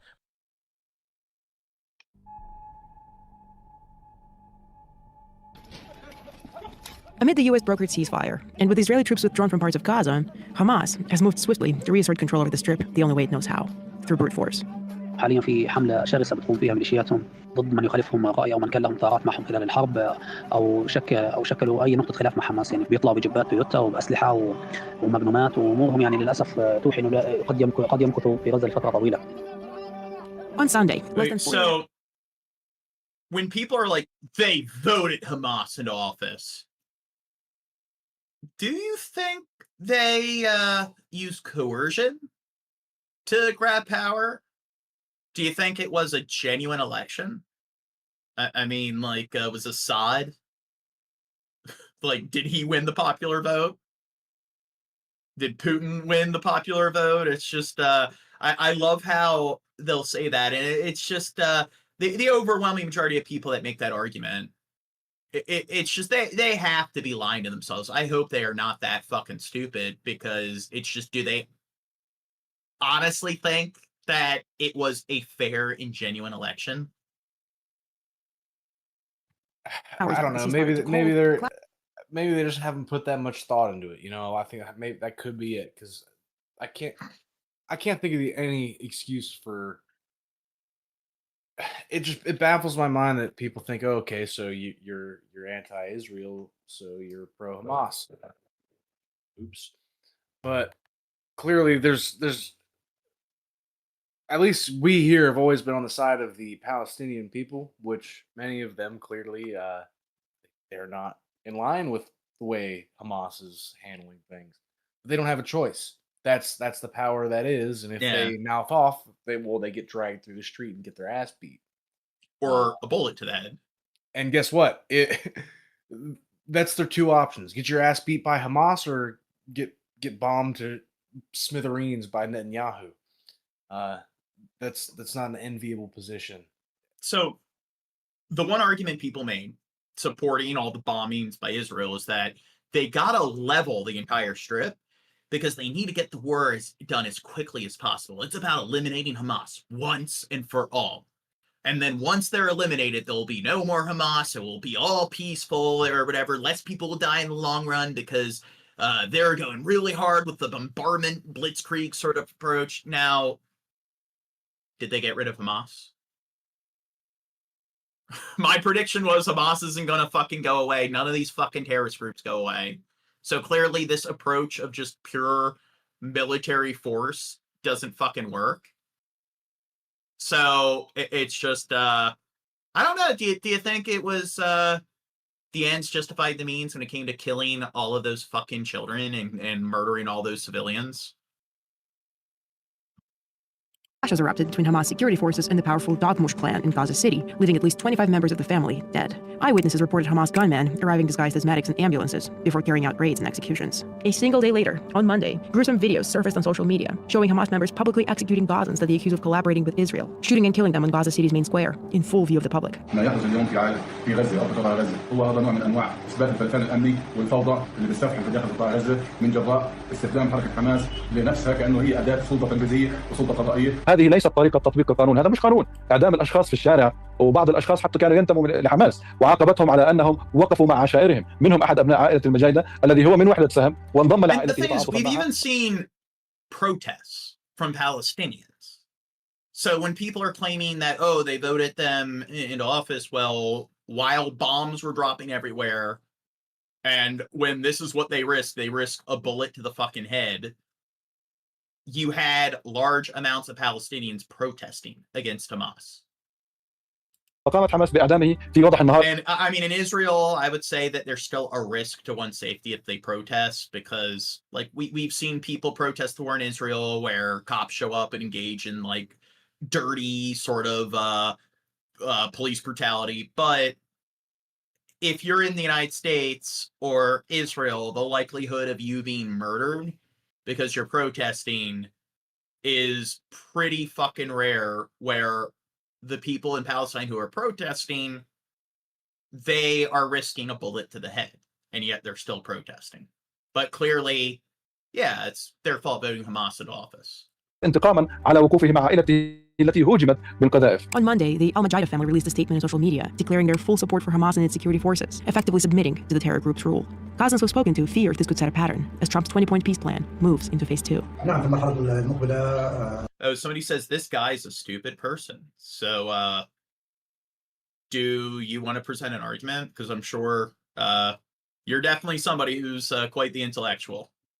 ستقوم حماس بطمع عائلات عديدة مناهضة لها ومناهضة لفكرها الظلامي وفرض هيمنتها من خلال الناس التي تدعم هذه الحرب. زي ما سبقوا عائلات المجايدة، انتوا قاعدين بتنزلوا فلوس العائلات في الأرض. Under President Trump's peace plan, Hamas was not meant to govern Gaza or retain its weapons. Yet the terror group has openly refused to disarm. حركة حماس لن تسلم سلاحها، هذا أمر غير خاضع للتفاوض. قيادة حماس لن تخرج، قيادات حركة حماس شعارها إما أن ننتصر أو نستسلم. تحاول أن تراوغ الإدارة الأمريكية أو تخدع الإدارة الأمريكية بأنها تريد تسليم السلاح والانسحاب من المشهد، لكن في الحقيقة وفي الواقع حماس تجيش وتسلح العديد مقابل مبالغ مالية. Last week, President Trump indicated that he had authorized Hamas to temporarily handle internal security in Gaza. So that guy's rhetoric that we just saw, it seemed like he wasn't pro-Israel or Hamas. Am I wrong? Yeah, I mean...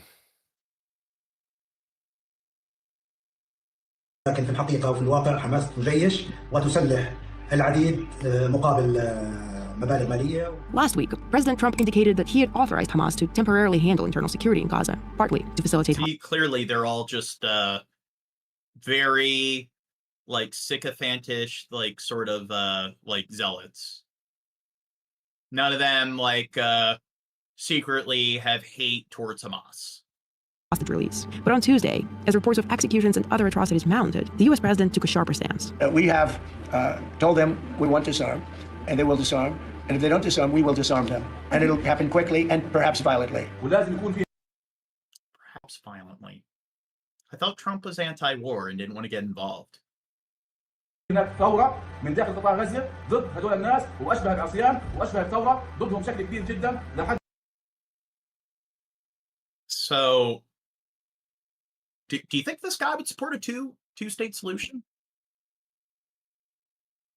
Do you think this guy would support, like, it seems like as a Palestinian, he's really pro-Hamas, don't you agree? Or do you think this is fake news? Clearly they're covering his face because they don't want people to identify him as an actor. Think I've cracked the code? Yeah, that's it. نوصلهم لمرحلة إنه لازم إحنا يعني نخلص منكم، أنتوا جماعة مرفوضين، حماس برا.